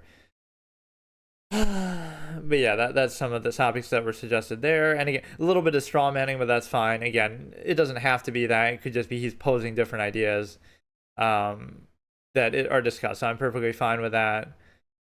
And what else do we have? See, that's why my style is not as adversarial, because I even would play devil's advocate and things like that. So it's not, there's much more nuance. So the one thing people might say is, oh, you're taking like a middle ground position, or sort of boring that way, or it's not always like these hot takes, or, even I'm looking at the same situation from different perspectives.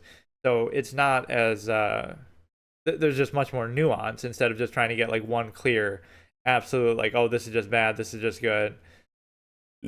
Right, like, so even in a decision like that, like, oh, you voted for Trump in 2024, there's a lot of nuance to it that, well, really what you're trying to do is vote for an independent, and he's the closest thing to that, because even though he's a Republican, and even though in 2020 it was the perfect golden opportunity for the 81 million people who mindlessly voted against him to vote for an independent instead, and it would have still satisfied the fact that getting him out of office. But because they were too stupid and didn't do that and mindlessly voted for the other major political party, see, this is the reasoning. It's not just, oh, you voted for him, you must be a MAGA, whatever. No, it's like, there's a lot of nuance. So because they were too stupid, didn't take advantage of 2020, perfect opportunity to get an independent in there, Joe Jorgensen or otherwise, and then you get up to 2024, where again you have sort of this unity party, because that's a good example to at least show, like, oh, look, you have RFK, who is a Democrat, you have Tulsi Gabbard, who is a Democrat. I know what the response might be to that is, oh, they're just bad too, they're just traitors or whatever. But at least it's a groundswell to show, like, okay, whatever they are, what you want to discredit anybody on that side, fine, but you're getting that sort of. And to be fair, you have a lot of Republicans who didn't like Trump and came out against Trump too. But just to see that is a good thing, right? This unity party situation, that you have a lot of Democrats in there, it seems to validate that, oh, it's not so narrow. We're a little more open-minded. We're a little more welcoming of the other side if you're, some middle ground. So it's unfortunate that that has to be the reason or how you get there. But yeah, that would be the reasoning. Again, the goal would still be, who should you vote for then in 2028? Should it be another Republican or should it be a Democrat? No, it should be, let's say, an independent, because, and I like how that's a position too. Independent is very broad. It could be literally anybody, right? It's not one party, not one affiliation. So it could be literally anybody. It could be me, right? Just some random person running. So that's where the open-mindedness comes in. Like, you're not even saying what a person should do, right? Like, who specifically you should vote for, but you can break the two-party system. You can do this. And one of the things he said was, Joe Jorgensen has no political power. It's like, as if, I don't know if that was as if to say, don't vote for her then because of that. But it's like, the whole point of voting for them would be to give them that, right? Then she could make her own cabinet. She could do whatever. Like, that would be the point. Like, you're breaking away from the norm. So some of the negative treatment of Trump is nuanced in the sense that, by the media and otherwise, even both parties, is kind of telling. Right, you'd expect, okay, Democrats won't like him because he's running as a Republican, but there's even the thing, like, he got the treatment in 2016, and basically what an independent who had a good chance of winning and some following would get, right? If an independent actually has a chance to win, the media will destroy them, because again, they're going to be beholden to the two-party state and the status quo. So that's the whole irony, is like, this is another way I've said the same thing, like, it could be, right, that he is bad and he's, out for his own interests and stuff. But what if this is part of the reasoning too? Like, why does the media and the elites hate him so much? Is it because he's looking out for the interests of the American people, whereas, oh, this elite structure is only looking out for its own interest? Or could it be something else? Could it be that he's looking out for his own interest instead of the elite interest? In other words, he might be doing it completely selfishly. He's not looking out for your interest or the American people, but he's looking out for his own interest instead of what they normally expect from a president, from the two-party system, typical, not an outsider, is that you would do that. You would do, oh, it's not that he's looking out for the American people and he's a good guy instead of the elite, that's why they hate him. It's because, oh, he's looking out for his own interest instead of the elite interest. So he's doing it for selfish reasons, but it still exposes, oh, that's their incentive. It's not that they're out for your interest either. They're out for their own interest. And so somebody who's as selfish and pig-headed as him is neglecting their interest instead of neglecting their interest instead of the elite interest, right? Like, or I mean, so again, even if you do it for strictly selfish reasons, that's kind of a funny way to look at it. Like, oh, the reason why they hate him isn't because he's helping you and the American people. It isn't because he's actually so bad. It's because, oh, he's favoring his own self-interest over their interest that is normally coddled by, again, the two-party state, establishment candidates, things like that. So that's the nuance, is you're not really saying anything good about him and saying that, but that's sometimes what it takes, right, to expose. That's sometimes what it takes to expose a certain structure. It doesn't always have to be like some messiah, saint, perfect person. It could literally just be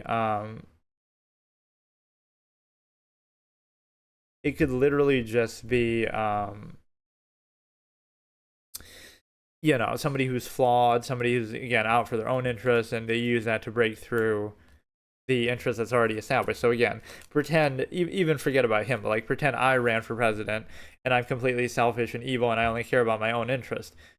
Why would the elite hate me for that? Not because, oh, I'm looking out for my own interest instead of the American people and they're on your side. No, it's that I'm looking out for my interest instead of their interest, right? That's what they really care about. So, yours would just be a pretense, like an overlap, that you would have that. So that's the kind of deeper analysis that you can get, where I can go into some of my little notes I have here, and I don't have any like clear form to this, but that's kind of a good topic to deal with in terms of those were some of this. Oh, there was one other guy who was in there too yesterday. Hang on. This okay, so my point is that, yeah, the other guy was discussing something. He used a term that I wasn't entirely familiar with, but it's like a religious doctrine. So, like having women cover their faces, for example.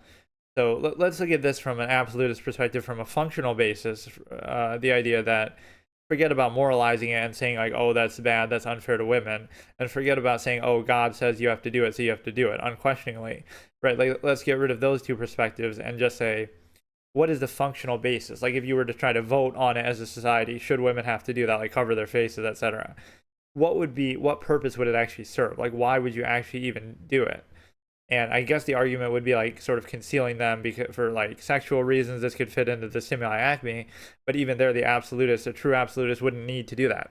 You don't need to censor reality, is the term I always use, right? Like, wear conservative clothing or, cover up or do things that you wouldn't need to do that. In fact, the absolutist could be very consistent with like a nudist colony, the idea that, everything's just, this is objective inherent reality, and let it speak for itself. You don't need to hide from it. You don't need to censor reality. You can embrace it and be at peace with it and have self-control and do what you have to do.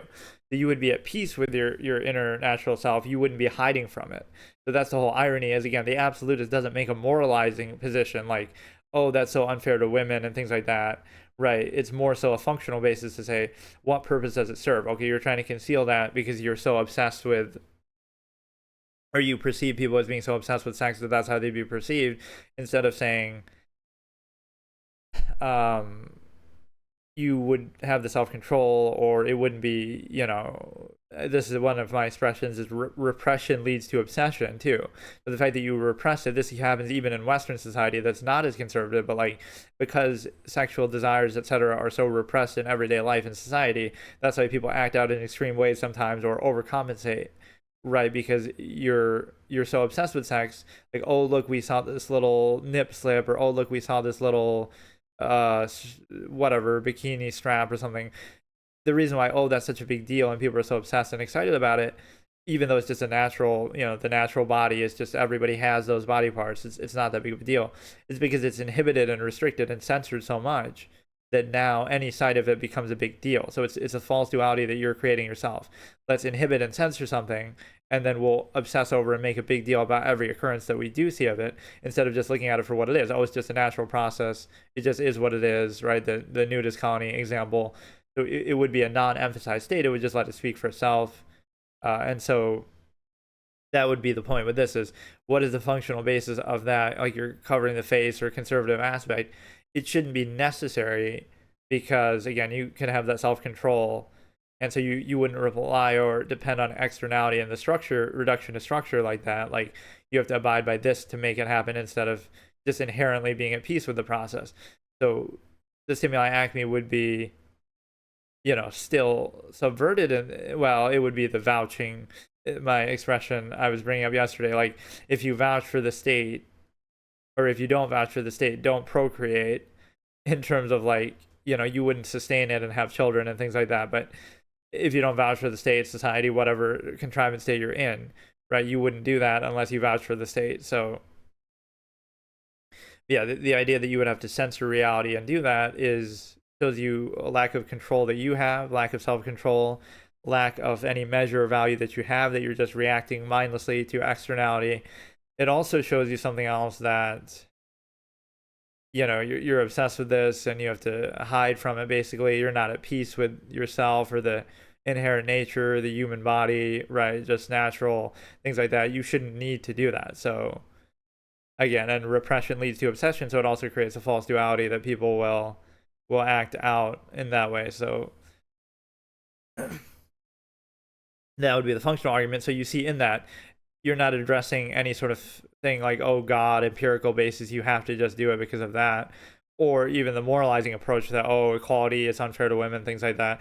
It would be more on the functional basis, that what purpose does it really serve, as if you couldn't do that without it. Like, okay, you can just be respectful to women and not sexualize everything about them, just even if they're not wearing a sash on their face, etc. Like, you don't have to sexualize them. So just because of the lack of, see, this is what much of structure in society depends on, is like this total lack of faith and belief in people, in their own ability, or actually twofold, right? Society exists on the assumption that people have very little will, very little ability and will. So like, oh, we have these laws, but if you're really good enough, you could do something without getting caught. Or if you're really motivated enough, the law is not going to stop you. It'll react and try to punish you after the fact. So if you have a strong enough will, the law doesn't matter. You could just do whatever you want. Or if you have a strong enough ability, you could bypass, just hypothetically, obviously. So it depends on the lack of will and ability of people, not really their goodness. That, oh, you're not going to be clever enough to get away with it, or you're not going to have the will to do it, or you're not going to be able to really deal with the accountability properly, right? So you just lack the ability or the will to do it, not anything to do with morality. And so the same thing happens with something else, in terms of it also assumes society, with the whole need for inhibition and structure in the first place, it assumes that you're in a position to, like, that you have no self-awareness or self-control. So like you can't control yourself. You have to constantly be inhibited and trained like an animal, and sort of you have to be restricted in every way. So it's basically acknowledging like, oh, this mass of herd of humans can't control themselves, and they're like animals, and they need to be tamed and trained and constantly sort of just reduced to the structure all the time. That's basically what you're acknowledging. So pretend you were, again, this is the absolutist philosophy here too, pretend you're a self-aware, capable, individual who has self-control, who could self-govern, who do the nudist colony, be at peace, whatever, whatever example you want to use. In other words, you don't need contrivance, but yet you're exposed to it and held down by it. Like, oh, because other people can't control themselves, I have to be inhibited, right? You're punishing everyone for the fact that some people can't control themselves, or you assume that everybody can't. There's a great irony and contradiction in society this way, with respect to the simple fact that, like, people aren't out to get you, right? Let's say, but yet society inhibits you in every way all the time. There's always outward insistence, right? There's always, like, people are always looking for reinforcement, right? They're looking to ridicule externality to make themselves feel better about their own state, or they're looking to make sure, anything you're doing, people will always be watching you, like your neighbors, or society is always looking out. They think you might be doing something bad, this and that. There's cameras everywhere. So on one hand, you would say, oh, they're not out to get you, but on the other hand, they're constantly inhibiting you, right? You're constantly restricted. You can't do this, you can't go there. There's restrictions on everything. You need their permission for every little thing you do.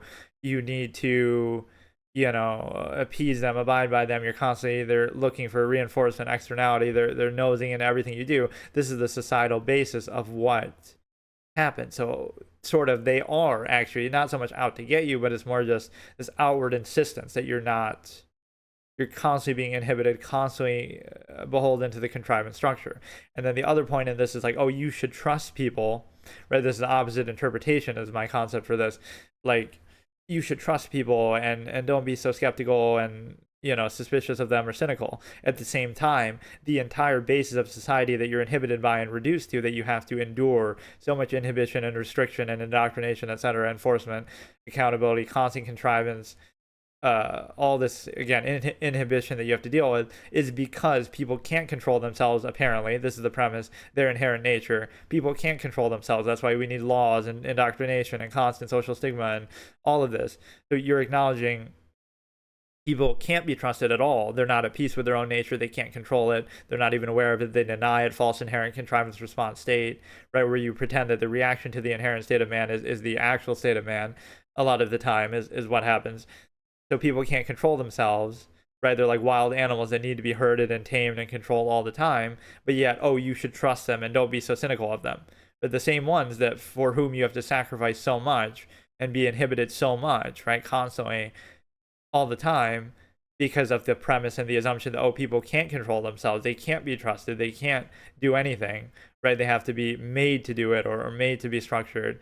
So on one hand, trust people. On the other hand, your entire life and capability inherently is inhibited constantly, fully, all the time, just because society assumes that people can't control themselves and aren't to be trusted. So it's a very, telling contradiction.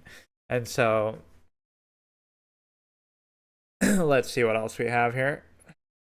It's almost like I'm waiting or baiting for people to come in, because again, my technique is not so much adversarial. I'm just looking for something to latch onto as a topic. That's more so my interest, and then we can go anywhere with it.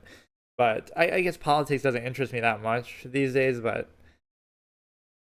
it would be any sort of news. I could look up articles and stuff, but there's so many just like base logical razors that I feel like are important to understand first, and then you use those to assess, the topics themselves. But this is a layer of like a premise or a way of thinking that you could go into it with. So it's a little bit different. You're right. You're not making a claim or an assertion. You're more so observing something objectively, or the nature of the process, things like that. So let me try to think here. This mic is a little sensitive, but it seems okay at least. This isn't the main one that I typically use. I'll try to go for a little bit long today to just see what we kind of get debate in here. But there's some topics that kind of get a little tired, but I have like sort of logical razors to go through to do them, like, to do with religion or to do with whatever, like certain topics that would come up a lot.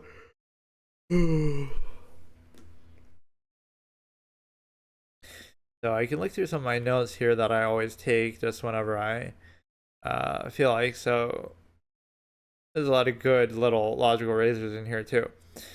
So let's see. Collective versus self is sort of the, base of society, that the self tries to appease the collective, like the mass of people believes it's benefiting by making an individual self cede to the collective. You're benefiting too because you're part of the collective. The collective consists of individual selves, so there is no higher standard measure gratification there. It's just like it's a zero-sum process of self-interest, but it's just a mass of people wanting their self-interest to be met at the sacrifice of the self-interest of an individual, even though that comes back in circle to them giving up their own self-interest to benefit through the collective for their own self-interest. So it's this half-mast, inconsistent state of like the individual has to give up for the collective, which consists of individuals, and those individuals also have to give up back. So it might seem like a sound process, but it's very inconsistent and half-assed and leads to a lot of the cognitive dissonance and contradictions of society, because again, you're not fully committed to either one, right? Oh, it's so good to help, massive people, collective society, but then you won't do it fully because it's dependent on your own self-interest that you benefit back, and then vice versa, that you won't fully value yourself either, even though you would want to, and that's the innate instinct, the inherent desire suggested, as I call a tendency. So everything means, I forget what I meant by this. Everything means, oh, like if technology gets to a point where it just removes the need for everything, like look at it in like a trust basis, right? Pretend this is kind of similar to what I was saying before.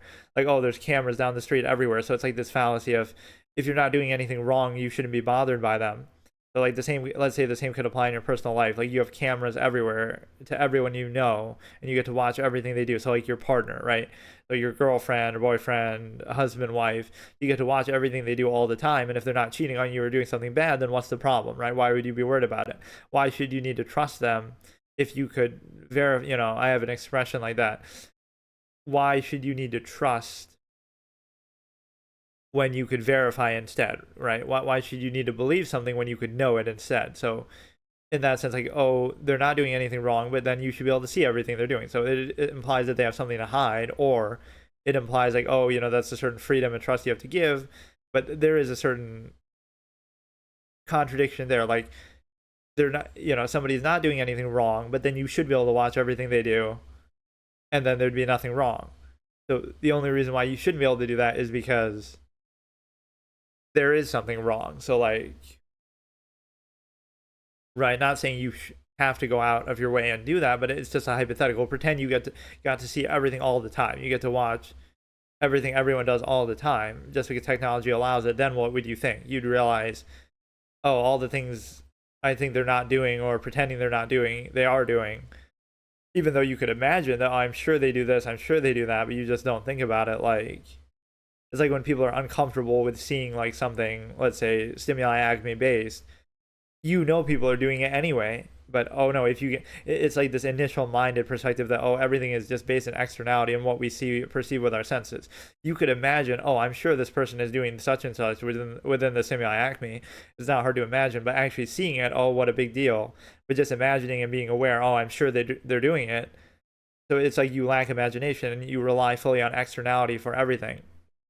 What is actually in front of you and directly there.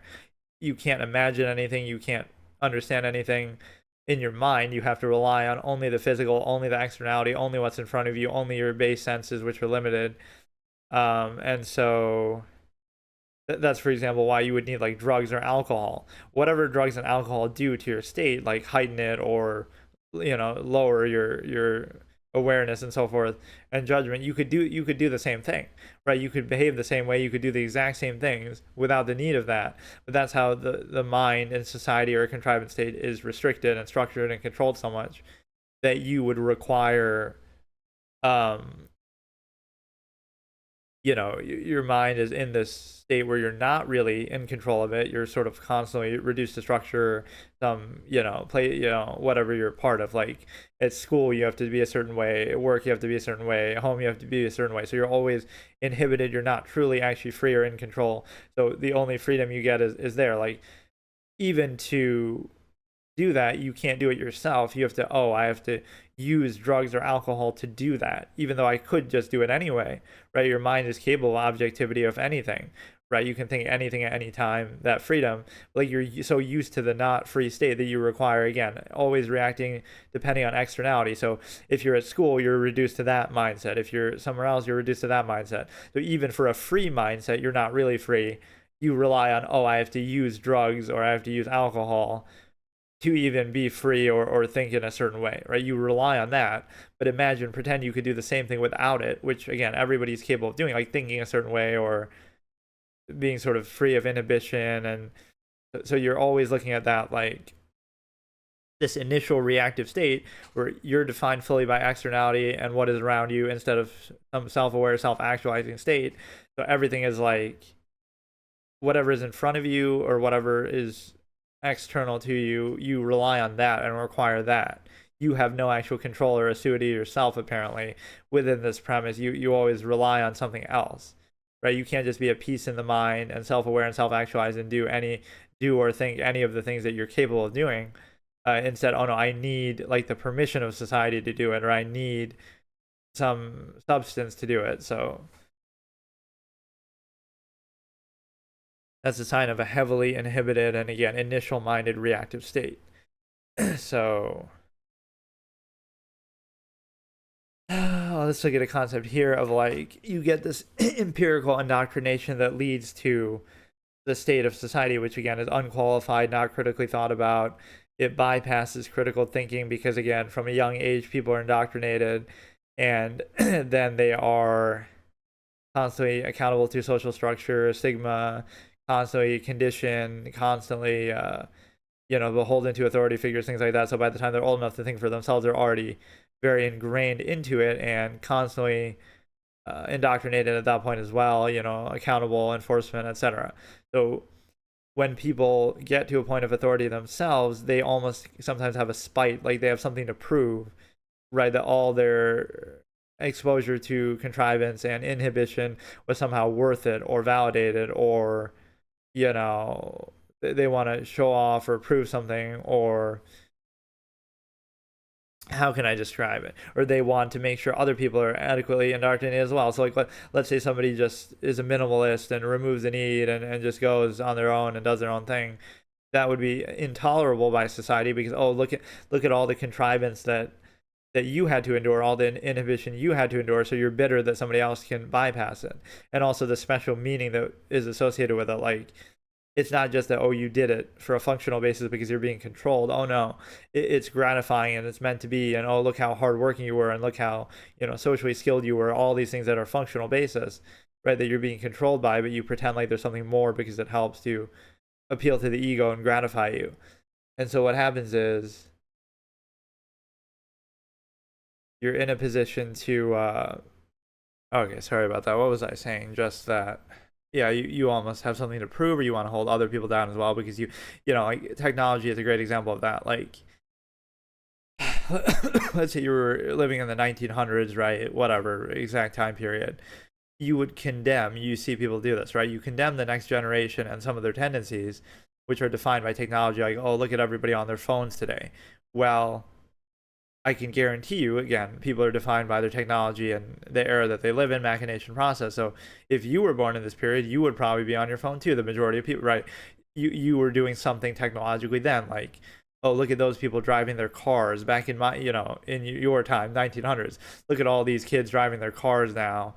In my generation, we used to ride horses, and it was so much more hard work and so honorable. And now look at these people, being lazy and using cars. Like, you'll always see that. So you're condemning something just because you didn't have access to it, even though you were defined by a different process, and you're glorifying some antiquated process that's no longer necessary because you have greater technology available.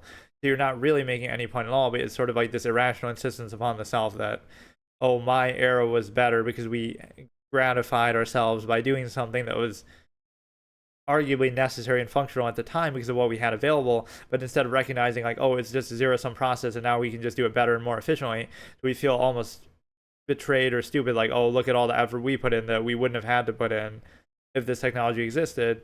Instead, you want to condemn it and say, oh, this technology is bad and people are lazy and we were better and hardworking, even though if we were in this era, we would do the same thing as well. Like, so you're kind of trying to personalize what is simply just a reaction to technology. So this is going to be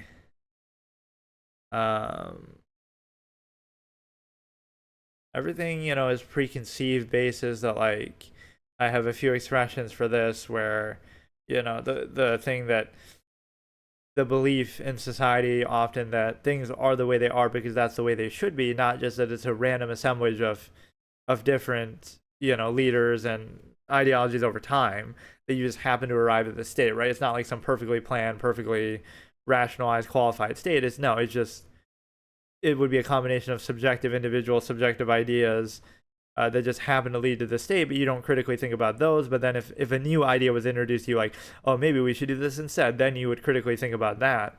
You critically think about it, a new idea, but the preconceived ideas that are already there, you just take for granted. So you're giving undue value and credit just for something being established, but that's arbitrary, because then it's like, if that same idea that you would critically think about, what if that was established, then you would accept it. So you're doing it on a preconceived basis, not on an actual quality or standard basis that's being held accountable. So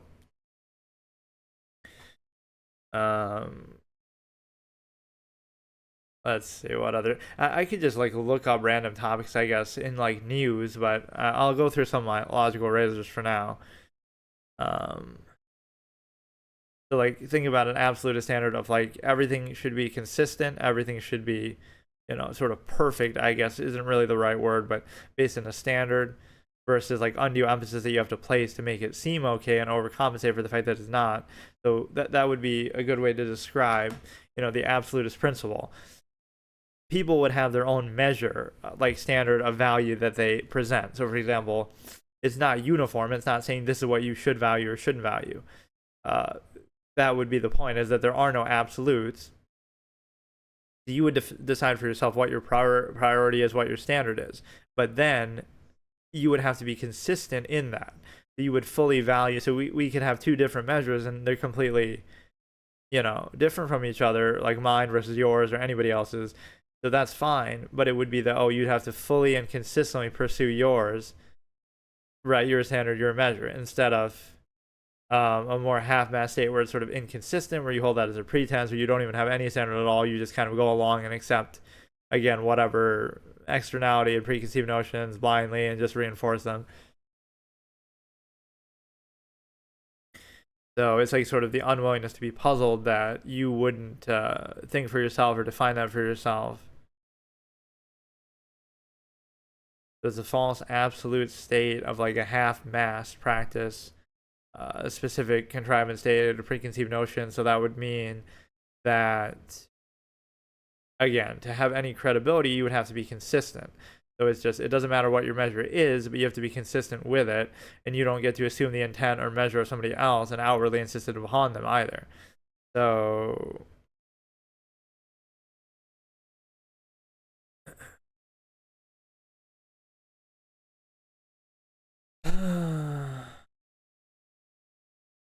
you see an insistence upon and a vouching for contrivance a lot of the time, which means that, and contrivance again is just like any process not based in nature and reality. Like often contrivance response is another term, like a response to it. So like society is clearly a contrivance response state to the nature of inherent man, because obviously all the things that we condemn and try to train people not to do are exactly the kind of things that they would do and have done historically in nature, and even still sometimes do despite that, right? Despite all the indoctrination enforcement.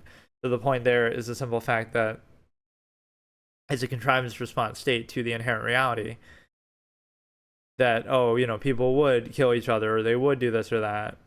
And because they don't, or I mean, that's why we have this, to either pretend that they wouldn't do that, or to enforce and pressure them to not do it.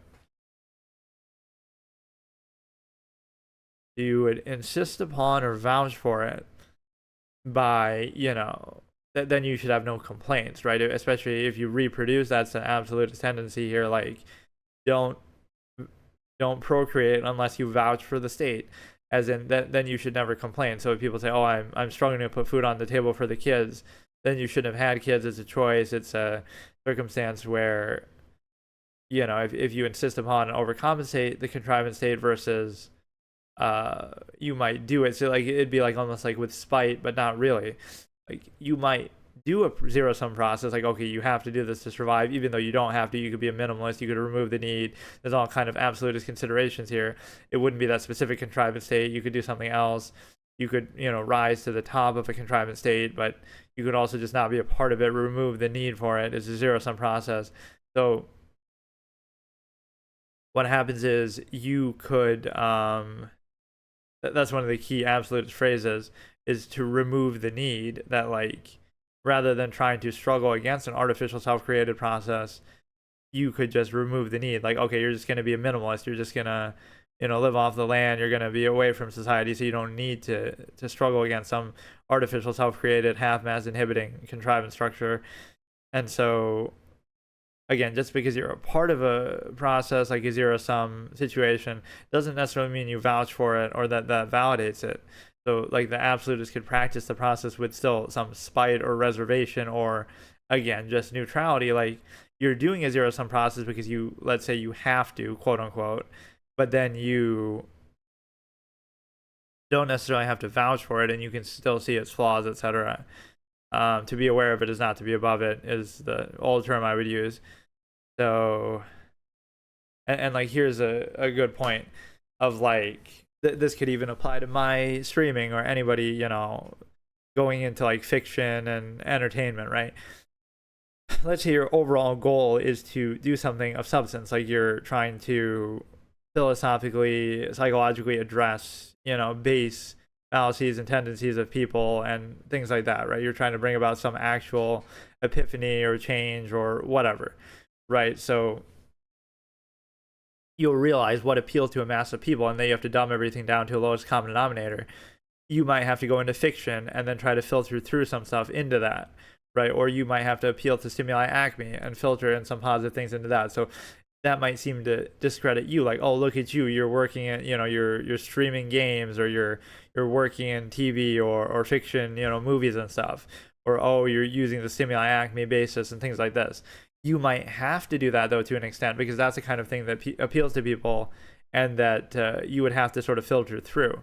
You can't just directly do almost like what I'm doing now, necessarily, maybe, but like, you'd be better off, oh, let me appeal to it through entertainment and dumb it down and then filter in some good things through that, or stimuli acme, even if that sort of defeats the purpose, because then it's not really going to be as direct or life-changing, but you kind of sprinkle in little insights into fiction or into something to do with the stimuli acme. So you would need that to draw attention and then sort of dumb it down to a mass of people. So that's the sad part. It's like, you're not necessarily doing that by choice, but it's like, oh, if that's really what appeals to people, you almost don't have a choice if you're going to try to not even necessarily get attention for yourself, but just to advance a certain cause or whatever it is that you're trying to accomplish, right? You might have to appeal to that lowest common denominator in doing it. So, and then that seems to validate it or reduce you to it. Oh, that means you're part of that too, right? Like,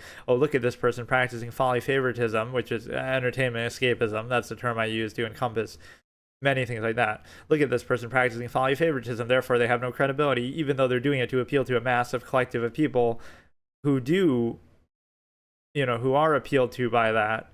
So, like, the fact that they have to do that, or that that's an effective means of getting people's attention, is the sad part. Like, does that discredit you, or does it discredit them for that to appeal to them in the first place?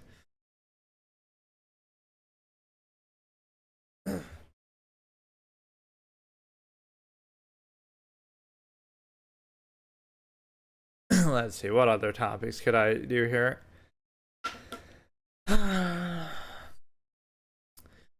Politics, philosophy, and psychology. Those could be the three big P's that we have. Or, again, even any other topic. Like, sometimes I would like to discuss sports, even though I didn't do it a lot, because it's like the sort of thing that doesn't offend anybody. But there's so many fallacies, like, like, let's look at the Kareem versus LeBron thing. Like, is LeBron the GOAT now because he passed Kareem for the all-time scoring title? The only people who would have the credibility to say that would be if you... I might have actually brought this up in one of these recent sessions too, just as an example. Like, the only people who would have the credibility to say that based on the longevity would be people who said that Kareem was the GOAT all this time, right? But most people didn't say that. They were saying Michael. So it's hard to go from Michael to LeBron based on longevity, because that wasn't the criteria you were using for Michael. And if it was, then you would have had Kareem over him anyway. So, right, so if that's your criteria, it's sort of inconsistent. So it's hard to jump on the bandwagon for that, and people are just kind of finding any excuse to do it now.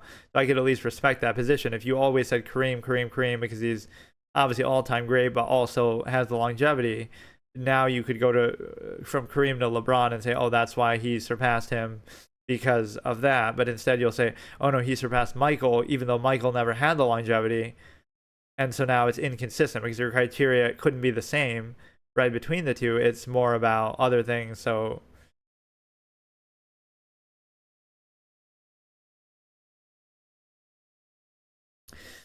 what else do we have here? It's hard to think of like anything that we could put on the screen. Like if I was really good enough, I guess I could like play something or do something else at the same time, which I kind of thought about doing too with like chess being a filler category or whatever, but this is kind of more organized and fixated. So sometimes it's good to do it like this.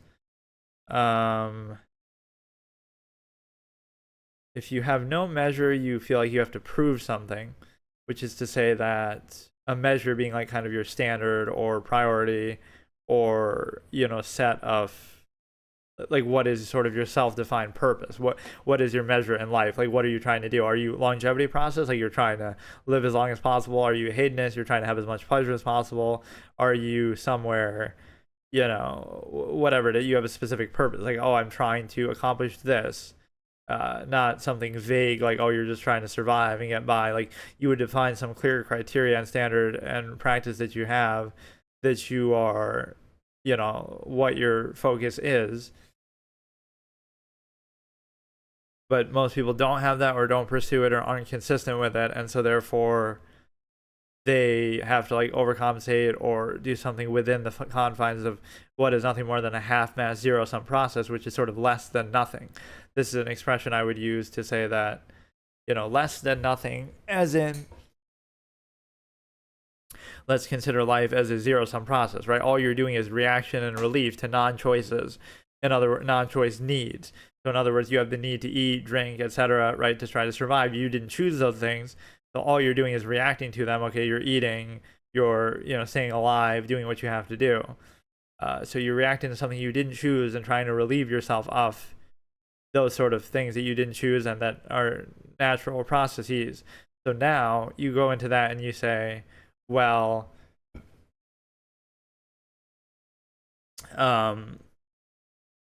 you would have a situation where you react and overcompensate. So it's a zero-sum process. Everything you're doing is zero-sum. There is no higher measure, higher standard. You know, gratification to collective is just non-basis self versus non-basis of self. You know, members of collective are also the same criteria. There is no higher measure standard at work. So everything is a zero-sum process. Now it's just a matter of, oh, can you overcompensate for that? By, oh, instead of just simply having zero-sum sustenance, you try to overcompensate that, oh, it tastes better, or you have, you know, more options for it, like what kind of food, so it tastes better, but it's still non-choice reaction, zero-sum process. And even the other one is like, you know, reaction relieving certain things, like false meaning in that, like if you're in a desert, you'll have a positive stimuli that if you cool off, but you're simply relieving yourself of something you're exposed to. So is that inherent value or not, right? Like if you're in one extreme condition and then you go to just a normal condition, now that seems like positive, like, oh, look how nice it feels now, right? You go from a hot desert to somewhere cooler.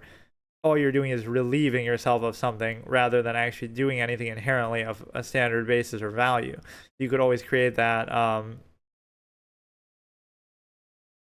circumstance as like a real life Zenkai boost, where like, oh, you put yourself in a bad, you know, like you don't eat for hours on purpose and then you eat so then it tastes better, or you know, you go on a hot day and then you drink water and it tastes better. So it's like the treetop fruit ideation sort of that I use, where it's a psychological concept of the fact that, I think my friend actually posted a video of me explaining this a long time ago. Just if you know, you climb to the top of a tree, or an animal climbs to the top of a tree and eats the fruit from the very top. Now that one tastes better than any of the other ones. Now does it actually taste better, or is it just the psychological experience of having gotten there that makes it seem better, right? Because the work you put in, you're associating with that, so now it feels more rewarding. So now you find that, oh, that one tastes better. You value that more because, oh, the amount of work that you put in to get there, more so than the actual content, which could be the exact same as everything else, right? So it's the fact that you're getting it from the top of the tree and putting forth the effort that gives it sort of special value, the experience of it, rather than the actual content. So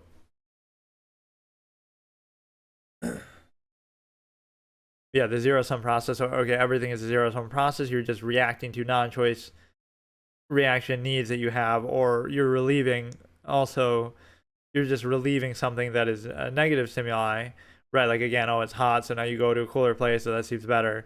So you're reacting and relieving a zero sum, and then when you reduce it to a half mass inhibited state, then that makes it less than zero sum.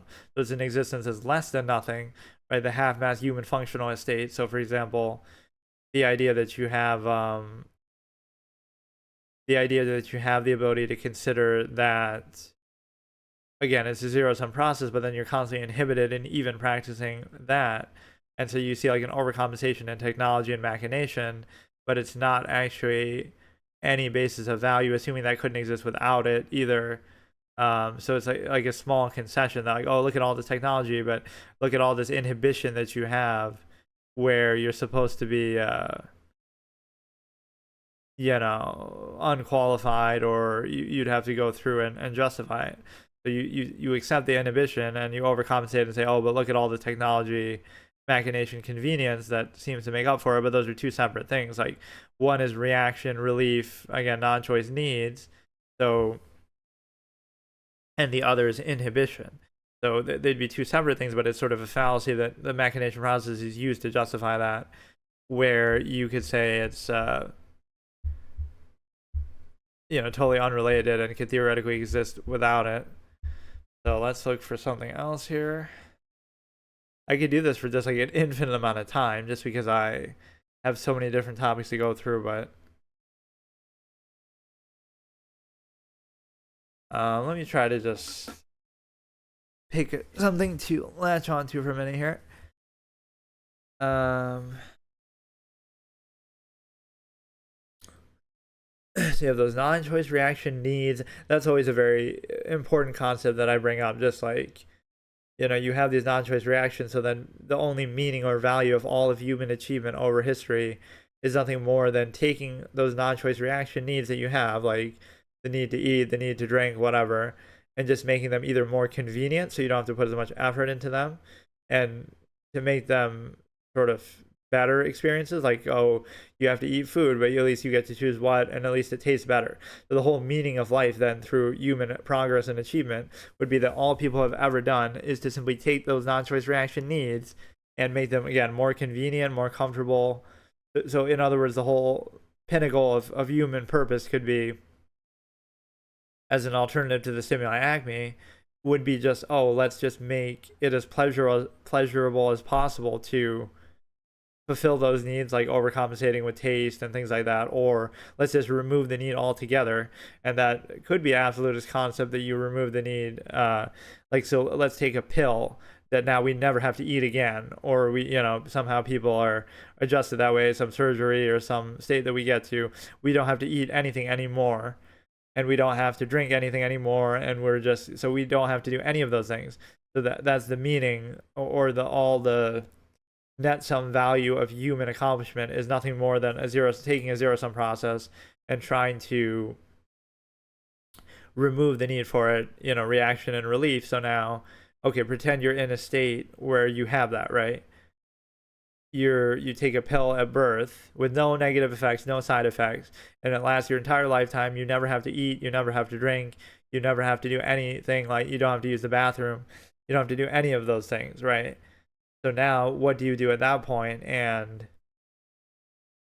you'll see a lot of false meaning in means exposed by that.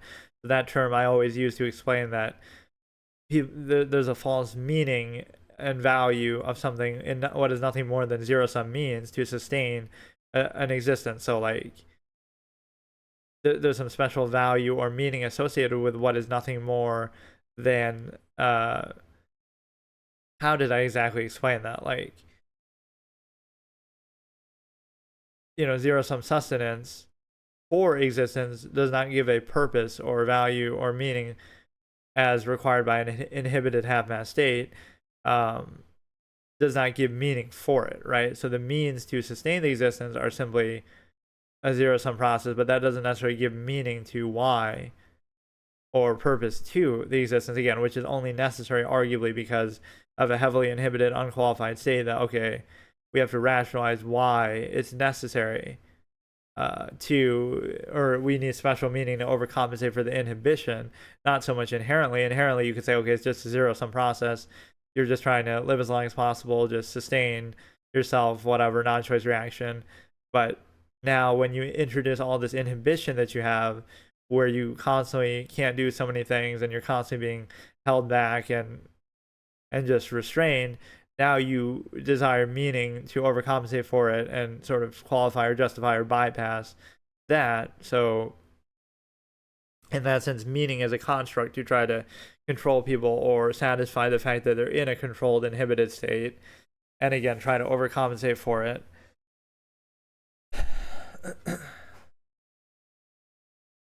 So what else do we have here? I don't know why I almost want to try this on YouTube. I feel like it'd be better or more active or something.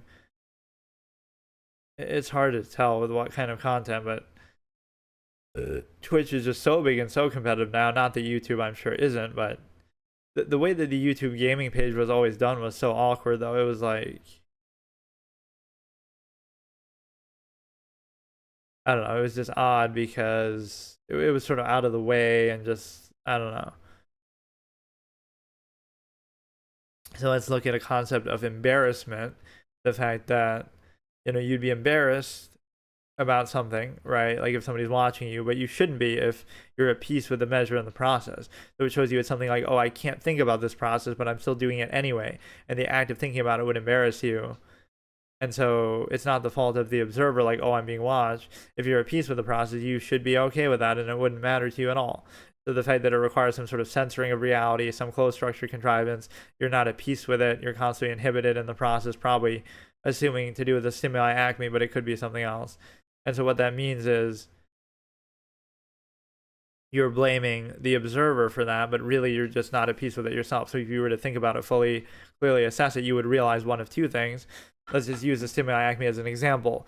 You would realize the specification of the stimuli acme to that one person only, right, would be a fallacy that, oh, that's just a construct to control people and create a family system in society. It wouldn't be actually absolute, but it's just a way to appeal to the ego. It's just arbitrary, interchangeable, so you'd be uninhibited, unspecified, right? But so that's something that requires constant undue emphasis, constant contrivance, irrational insistence upon the self, bypassing critical thinking, appeal to ego, emotional, irrational insistence, something that is allowed to, again, censor reality as necessary.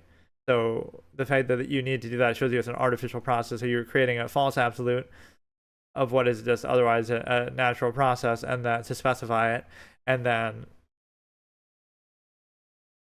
the other point would be like this lack of peace and comfort with your own inherent nature and tendency and process. Like you're not at peace with the, what we would call the animalistic nature of, that would just be inherent base hedonism by human nature, inherent desire to suggest a tendency. You're not at peace with it. You have to pretend it's something more, something else, and anything that makes you aware of the actual nature of the process, you reject and are bothered by. So you're bothered by your own process that you're not at peace with, but your solution is to just not think about it and try to censor it out of reality and out of your mind and anything that would reveal it to you, rather than addressing it directly. So you're in the state of constant contrivance where you're not seeing the inherent reality, you're constantly denying the inherent reality.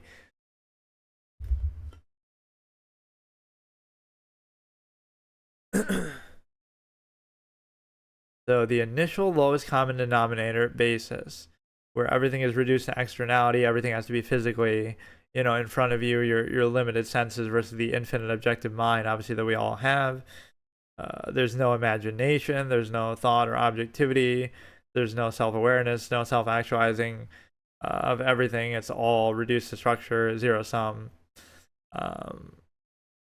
So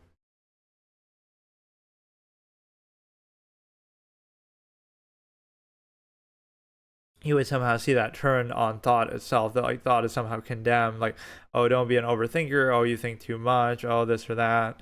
Like it's somehow your inability to practice a false absolute half-mass functional state that you are thinking, or that those two can't be separate. So you would condemn thought because it reveals, right, the artifice of a contrivance state. So you glorify a state of non-thought, you condemn a state of thought, which is the ultimate trick and trap of society, because of course the ability to think is what defines humanity. It's not a soul, which doesn't exist. It's not a emotion, which is irrational insistence upon the self, etc.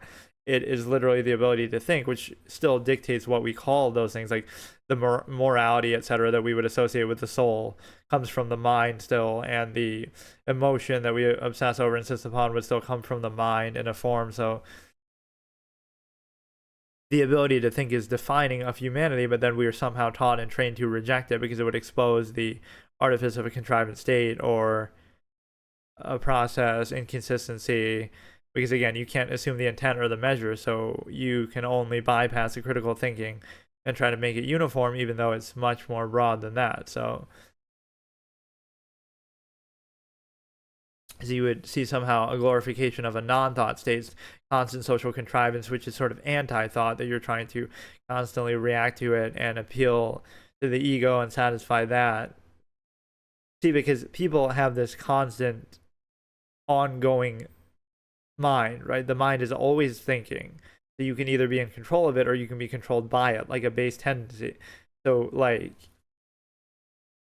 if you were to think and be aware of the nature of a process, right, the act of doing that might be condemned, but you would say you're aware of the nature of a process, whatever it might be. So now you can either control it yourself or try to counteract it, or use it to your benefit somehow. Or if you're not aware of it and you don't think about it, the process is still there, it still exists, but now you're going to be controlled by it and influenced by it just without thinking about it.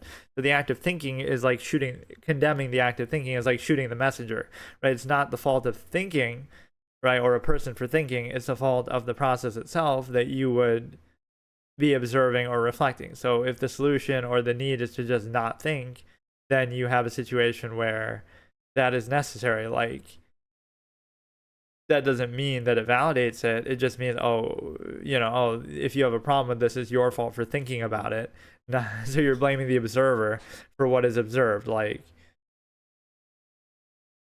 so again, you get in this weird trap of condemning thought because it might invalidate contrivance, etc., unwillingness to be puzzled, the infinite objective nature of the mind, non-uniform measure, especially with an overextension of so many people, right? That becomes supposedly necessary, reduction to structure. And then also the situation where you cannot objectively observe the nature of a process or be aware of it. So you're, instead of being in control of it, you're controlled by it. Either way, the process still exists. And then you have a situation. I don't know if I should have my subtitle at the top here, the court of reason, like the name of it. I had that on my phone when I was doing it, but this is just the same art, but without the title at the top. I mean, I don't know if it's necessary or not, but yeah, it's a situation where you would have to, I could just do this on a regular basis. Like, what if this is just all I do every day, as far as like, is my only category, even though I don't necessarily want to do that. Let me think here. At some point, I could go through all these forever, but I kind of want some other topic to work with, which I guess at some point I could just pick one myself, but it's a situation where I wanted to feed off of maybe somebody else. I don't know. It's a good, valuable thing. I didn't always rely on it on the past, like the viewer participation, but it's a good thing to have either way. So let me maybe take a break here for a minute, and then I'll try to make this one go on a bit longer, though, at least. It just seems like, or that's what people do. They'll pop in for a second and suggest something, and then they'll argue with you on it. And there's a lot of fallacies that you'll see where people are just straw manning or doing certain things, but ad hominem. So I have a whole section of anti-fallacies that I would use. Again, like, to be aware of it is not to be above it. So if I point something out, then people say, oh, but what about you? Have you done this? Or, some attack or question of the person, but it doesn't matter because you could do that anyway. Like, you can observe something. It doesn't mean it has to apply to you, right? That, oh, I've I've done that or I haven't done that. But that's what you see a lot with the condemnation in society. Like, you know, you see like this happens a lot with the relationships. Like, oh, look at this person who's in a relationship with multiple people, or like she's for the streets or whatever people say. So it's like you condemn that, but you're assuming the intent and measure that way. Like, what if that's their intent? Like, they want to do that, they enjoy that, that's hedonism, that's their priority, that's their measure. They don't care about reproduction or family system or this stringent socially controlled structure of being with one person only, that kind of thing. So the reality of that observation is the fact that, again, you're assuming and projecting your intent. So you're saying this is like the Bolshevik rhetoric, closed structure contrivance. Society has this incentive and this structure, right? That, okay, it's easier to control people within the family and create the family system, a single partner structure. So there's a functional basis and a structural incentive for that. But on an individual basis, what if somebody just doesn't care about that? They don't want to have kids. They don't want to be limited to that. They just want to enjoy themselves, hedonism, right? It's not an argument for that. It's just saying that could be the measure somebody has. What if somebody doesn't want to be, active at all in that? They just want to be neutral, completely, like what's the word for it? Just I can't remember. Like where you choose, like chastity, they just want to completely not engage in that at all, right? So those don't fit into society's projection. So you'd say, oh, the person who chooses chastity is an incel. Oh, they just can't get with people, that's why. Or the person who chooses promiscuity, how do you even say promiscuity, is just because, oh, they're a bad person or they haven't found true love or whatever. So you see how the contrivance state can never accept anything that is just different.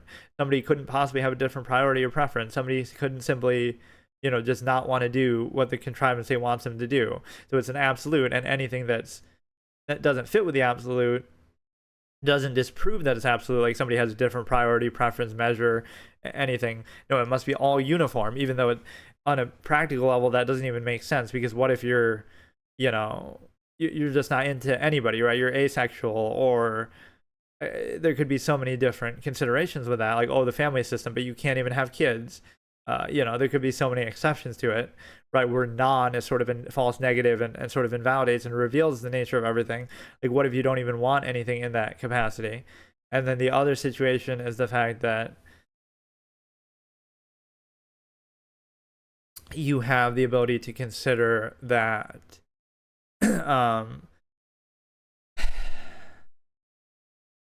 that like there's this projection and closed structure premise. So, oh, the only reason why you're doing that, right, why you're with multiple people, is because, oh, you're just unable to find the absolute one that's meant for you, even though, again, that it couldn't be that that's just a contrivance, a construct to try to control people and bypass their critical thinking. Or it couldn't be that, again, that limit to only one person is a functional basis, but it doesn't have to be uniform. You can't assume the intent that somebody else wants to do that. So you can't imagine that somebody else just has a different preference or different lifestyle, different priority. You have to try to attack and discredit it because you're uncomfortable with your own. Like, for example, open relationships are condemned like this. Oh, just because you can't handle it and it wouldn't work for you, and just because you don't have that opportunity potentially, means that you have to condemn it and say, oh, they never work, or you have to attack it. Part of the reason why it's attacked isn't because, some lack of whatever. It's condemned largely because people can't accept that. Like, oh, let's say somebody is in an open relationship and it does work and everything's fine, then it would be hard for you to rationalize yourself. Oh, maybe I want to be in one too. But you have to pretend to condemn it. You have to pretend not to want it yourself. And you have to pretend to want the restricted structure chains that you're in. Like, that you're limited by. Right. Oh, no, you're not just brainwashed by society to do this because it's easier to control, or because, again, it creates the family system.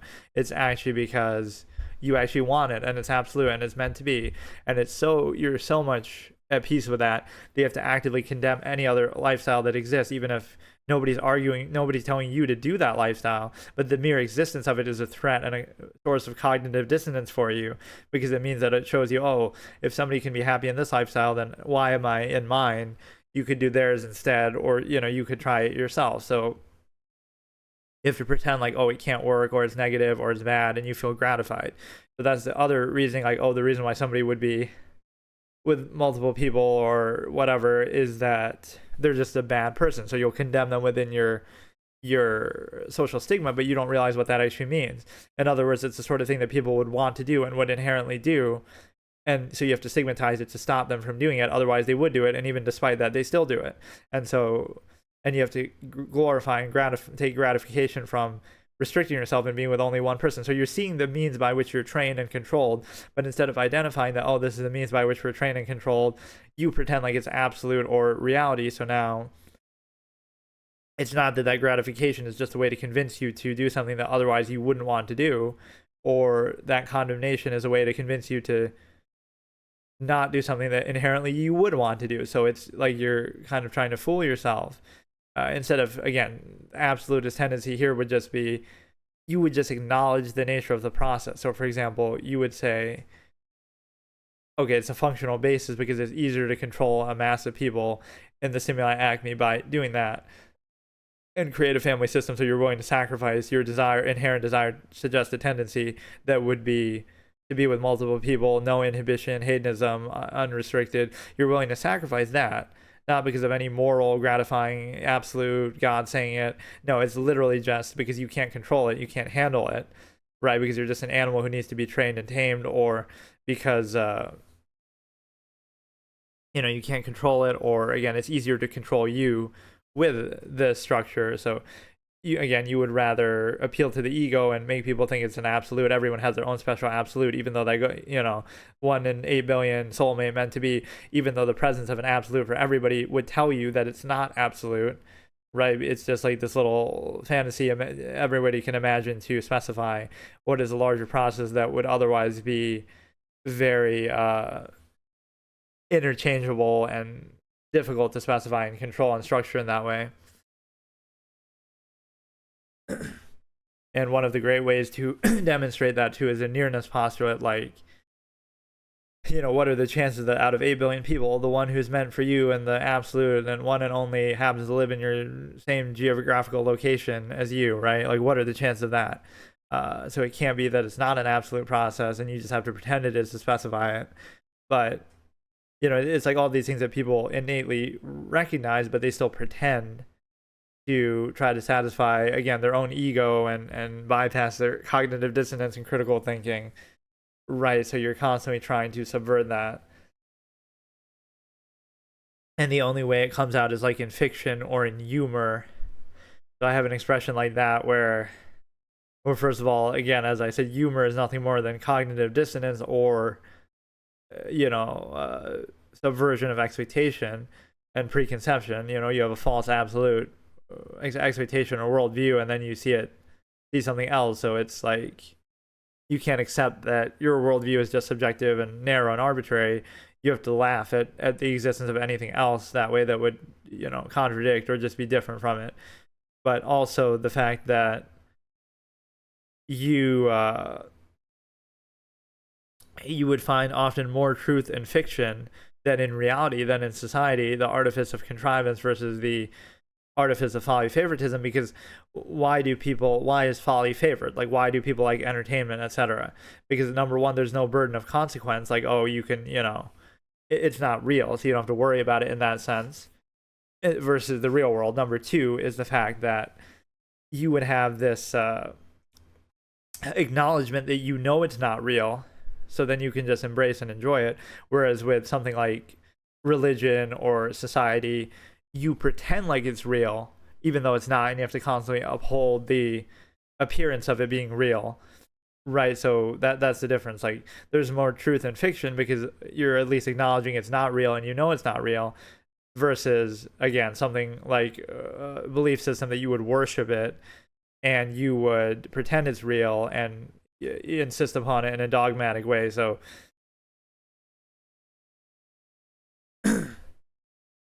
That's the key difference, right? So one of them acknowledges it's not real, the other one doesn't. So that would be why, because I've even used this as a devil's advocate argument in favor of religion. Like people would say, how can you believe in something that's not real? How can you focus your time, effort, and energy on something that isn't real? And then I came back in defense of religion by saying, oh, but wait a second. Don't you engage in folly favoritism? Don't you read books and fiction and watch movies and TV? And the answer is, of course, yes, for most people. So how can you do that where you value something that isn't real and you know it's not real? So, but that's the difference, is at least there you acknowledge it's not real, right? Whereas the other one, oh, it demands worship, or it demands, treating it as though it is real. So, and then the other reason why folly favoritism, again, there is more truth in fiction than in reality. The reason why that can be the case is because it often exists to bypass censorship and control. So now you can have, like 1984 or something like this, where it wouldn't be censored because it's not talking about reality per se, but it can slip in a lot of insights and truths about reality. So those are the three reasons why there's more truth in fiction than in reality, than in society contrivance at least. That would be number one, is there's no burden of consequence, or well, that's just more so why folly appeals to people. But no, number one is the fact that you acknowledge it isn't real, whereas in society you have to pretend it is real, like artifice of social contrivance and appearances and pretenses and belief systems and everything, right? You have to pretend it's real, whereas there you can acknowledge it's not real. And then number two is the fact that you would be able to recognize the idea that again, you could acknowledge it's not real versus pretending it is real, and then now you can bypass a lot of the censorship and control and be more forthright that way, instead of pretending, or if you try to say it directly, that'll be controlled. But if you try to say it through analogy and in the guise of fiction, you can bypass a lot of that. Okay, I'll be back. Hey, sorry about that. I was AFK. I love how that always happens. People always come in when I'm AFK. I'll actually put up a screen. I forgot to have one of those. I'll put up an image sometimes if I have to go AFK like that. Maybe the same art. Let's see. But yeah, what other topics could I go into here?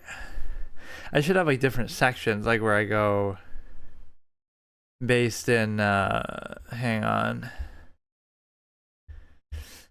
Like different sections where I basically get to, here, let me stretch this out for a second and then do it like this. Like I'll go through different topics and have sort of an itinerary, which I wasn't really planning on doing that in like a super fixed sense, but that way I have things to go through even if I don't, I have different things to go through, like even when people aren't there and aren't suggesting anything necessarily. So I always have something to talk about, which I was kind of doing anyway, but I was doing it more off the top of my head or some of my random notes and stuff. So I'll make one of these for the same art, but I'll just put on the top, be right back. And so for situations like that, I didn't even think of that actually. Now we'll put up this. So yeah, I'll come up with a few other topics. I wanted this to be kind of a bit of a longer episode because just to see if that kind of has more staying power and if we get more people in here just to suggest topics or debate stuff. I think my style is very open-ended to, discuss potentially anything. So it really doesn't matter. And so many of these things, that's kind of what bothers me and makes me want to do this in the first place a lot of the time, is just there's so many like obvious fallacies and different logical razors that you could use where it shouldn't be necessary otherwise. Like I don't know, it's things like I would assume that everybody already knows that, but somehow but then again, people are sort of dug in on a topic, so it's like almost doesn't even matter. as in you know, the reason why they think it isn't because they couldn't see the logic of something. It's more that this is going to be all like out of proportion. It's not that they couldn't see the logic of something that would contradict it. It would be more that they just don't want to. Like, they have some incentive to every word get smaller because I didn't do the spacing properly. This one I could just leave like full screen, I guess. And then obviously I'm showing my chat all the time as I'm doing this too. But okay, so we'll have that as a be right back art. And then we can, let me see here.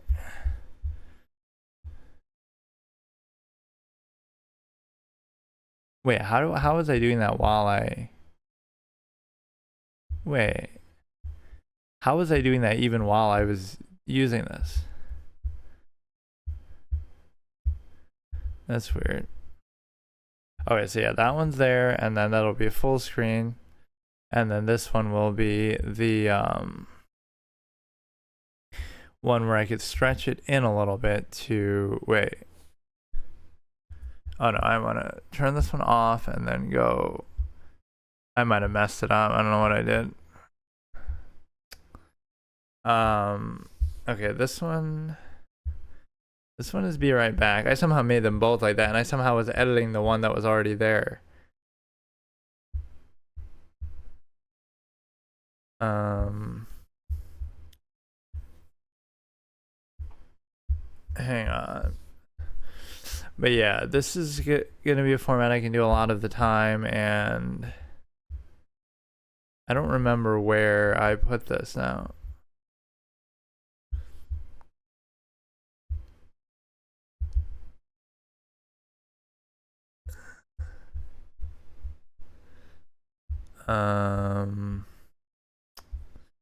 Okay, let me try this again.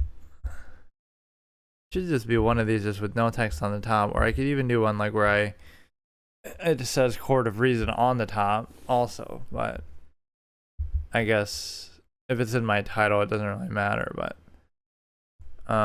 we go here. Is that quite filling it up or not? I can't tell. Okay, it's a little bit annoying to do, but this should be, I guess I could make the channel a little bigger too, but as long as it fits generally like right here should be good. Okay, so let me think of a few more topics to do here. Or yeah, it even shows that first message thing just because I'm actually logged in, just in case I want to type something myself, which typically I don't do that. Or like, why wouldn't I just say it then if I'm here anyway? So let's try some more topics here. These are all, you know, old logical razors and different takes or different notes that I have of things I've talked about over time. So the highest standard invalidates everything versus half-mass longevity. So the idea here is that whatever your standard measure of value might be in life, it would be invalidating if you did it fully of any sort of restriction or contrivance state, because you would do it fully without inhibition at all. Otherwise, it's all invalid. So what society sort of concedes to, without really acknowledging it on an individual basis, is sort of this half-mass standard of longevity where everything is done at half-mass, everything is done only in part, everything is done like sort of almost for speed or overextension, like mass production and speed. So you want to have like more experiences, you want to do more things, you want to get through things faster, just so you're always in a hurry with nowhere to go, kind of a thing, where you want to get to the next thing, get through it as quickly as possible, but you don't really have a measure or purpose of what you're really trying to get to. You're just trying to get to the next zero-sum process just so you can get through that, so you can get through to the next zero-sum process, just so you can get home and distract yourself from the process altogether, like folly, favoritism, or overcompensation imbalance. So you're conceding to that non-value state, the subversive state, which I call a half mass state, where you're not fully truly valuing anything, right? Suppose you did have like a sense of purpose all the time that you were trying to accomplish, like whatever it might be, it doesn't matter. But if you were to do something fully, it would invalidate any sort of restriction or structure, versus you don't value anything at all, and it's just a zero-sum process of, let's say, trying to live as long as possible is an assumed measure, even though you subvert that too, like, you know, drugs, alcohol, whatever habits you have. So you concede to that half-mass state, but you don't really acknowledge it. Or the only absolute that you would pose would be one that keeps you restricted, right? Like the purpose of one other point on that is, like, again, the priority is to have more experiences, to kind of rush through everything, valuing speed over the depth of an experience. And so now, or the number of experiences, instead of a more full experience, like where you're fully self-aware, fully engaged in something, you do it fully all the way. Everything that you do, every experience, instead of just having more experiences, you would have you would prioritize and value the fullness of an experience, the depth of the experience. So it wouldn't be that, you know, you would value some things less than others. If something is worth doing, then it's worth doing fully all the way, instead of this, again, half-mass selective subversive state.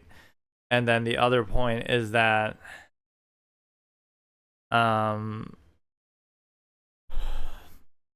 you know, you could see from an absolutist perspective that you would never vouch for indoctrinative state. For example, the one that you're exposed to and sort of created by. So when you were born, you were indoctrinated to the particular contrivance state that you were a part of, right? That you didn't necessarily choose, that you weren't old enough, you know, aware enough to think about for yourself. And then by the time you are old enough to think about it, you've been so exposed to it that now you likely will take it for granted and do the same to others, you know, reinforce and indoctrinate it to others. But that would be the absolutist point of view with a sense of finality, that you wouldn't do that. You wouldn't just mindlessly do that and accept it and take it for granted, because you happen to be exposed to it. So you're kind of perpetuating a process that you didn't choose, that you didn't have any say in, that you were exposed to before you were too young to even think about it, that you would not perpetuate and do the same process again. You know, that's akin to like training animals. Like, just because it works, right, just because it's effective at making people behave a certain way, doesn't mean that it's actually a sound or qualified or justified process. In fact, you're subverting every element that would require it to be, where, you train people when they're young before they can do anything, and then you expect them to have taken that training on. So pose a hypothetical like where you don't do that, right, and then see what people would think of it when they're old enough to think for themselves, and it very likely wouldn't be a specific contrivance state that you have at all, even despite that indoctrination. That still isn't uniform, but this is there's sort of an insistence upon something, like, just because it's established, it must be right. Just because it's preconceived, it goes without saying and without thinking. So some of the most passionate and emotional elements are often the ones that require or have the least thought put into them. So it's almost like the full of sound and fury, signifying nothing idea, that it's easy to be passionate about something that you didn't really think about deeply. And it's hard to be passionate about something you did think about deeply and fully, because then you would realize all its flaws, and that it's not absolute, and that you could consider something else, and it's only partial, and you would see the whole big picture. So that's almost a requirement. In order to be truly, like, placing emphasis on something, you would have to not think about it and not really understand it fully, because then it wouldn't be so special. It would just be what it is, and it would speak for itself, instead of, you only selectively partially understand it. You have like a myopic framing of it, that you emphasize it and you focus only on the positives and you ignore everything else, or you have some special kind of selective slice of it, instead of just looking at it objectively. So that's almost required to value it that way.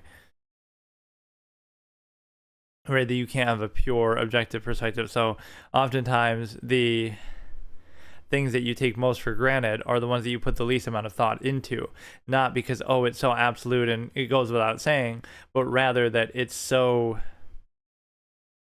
preconceived that it requires that. In other words, what you take most for granted isn't that it's absolute and it goes without saying, so of course, why would you even think about that, or how, it's just so obvious. It's actually sort of the opposite, that any amount of thought could invalidate it. So it's more that it requires you not to think about it, not that it's so absolute that no amount of thought would poke a hole in it. It's that, it requires you not to think about it to value it in the first place. And that can be seen with dogmas a lot. Like religion is a good example. If part of the dogmatic structure would be that you don't think about it, you can't think about it, that makes you a heretic, that makes you, somehow negative, right, within the dogma. So the act of thinking about it or holding it accountable is somehow sacrosanct to it. So, and that's true in a lot of things in society, etc. So if part of the nature of a process is that you can't think about the process, that is a self-tell that it shouldn't be required to do that, and you should be able to think about as much as you want. So some of the things that you take most for granted and that go without saying are not thought about, not because they're so absolute, but rather because they're not, and any amount of thought could invalidate or expose or reveal that.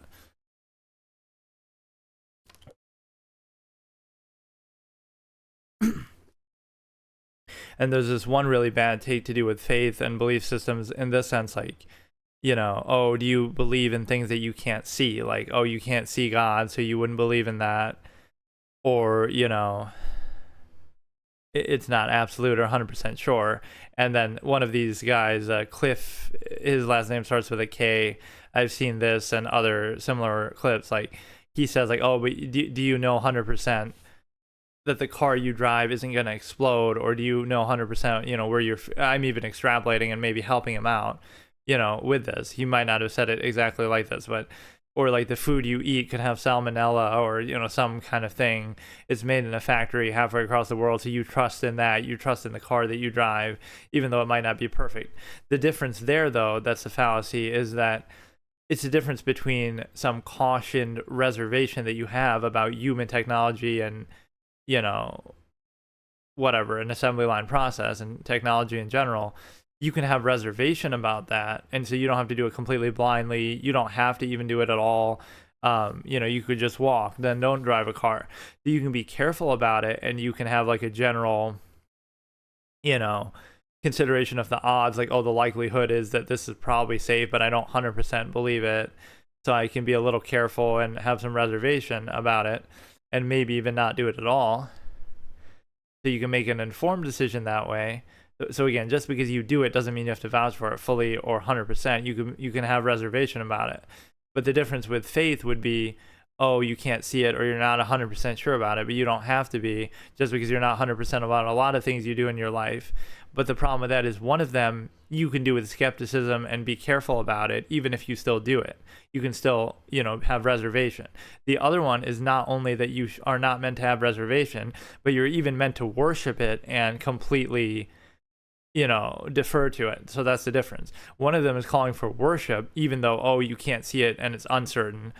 One of them, you're just doing on a functional basis to say, okay, the good outweighs the bad, or I think it's useful, or the odds are in my favor after careful consideration and vetting and all these organizations that exist to assess its safety and human, accountability. So you would not have to worship it. You can just be cynical and careful about it, and then you make a decision for yourself, an informed decision. So that's the main difference, though. So no, it's not so much that you're 100% sure of everything that you do, although you arguably should hold that as a standard. It, might not be entirely practical. You make like an educated assessment or a bit of a assessment of the odds, like, oh, there's a 1% chance that yes, this car might explode, or 0.01% chance that there might be a malfunction with it. But that doesn't mean you have to worship it or blindly go with it. You kind of just, you can have some reservation, but then you're willing to make that choice. Versus, again, the other side that is saying, okay, you're not 100% sure of it, but now we require you to worship something that you're not 100% sure of, instead of simply practicing it on a functional level that you think is useful or worth the risk, right? That you would have to decide that, right? So one of them is not necessarily requiring worship, similar to the folly favoritism discussion that I had before, like, or the point that I brought up is like, how, I even made that argument myself. See, I made a devil's advocate argument in favor of faiths, like, how can you value, this would be the premise, right? Let me make both sides of the argument, because that's what I originally did. How can you believe in something that isn't real, that you can't see and isn't verifiable and isn't real, right? How can you value something that isn't real, as in like a faith, dogma, God, etc., and isn't based on logic and reason, etc.? But then I would fire back and say, well, the same people who would be saying that also value things and spend their time and effort and energy on something that isn't real, as in folly, favoritism, fiction, entertainment, escapism, etc.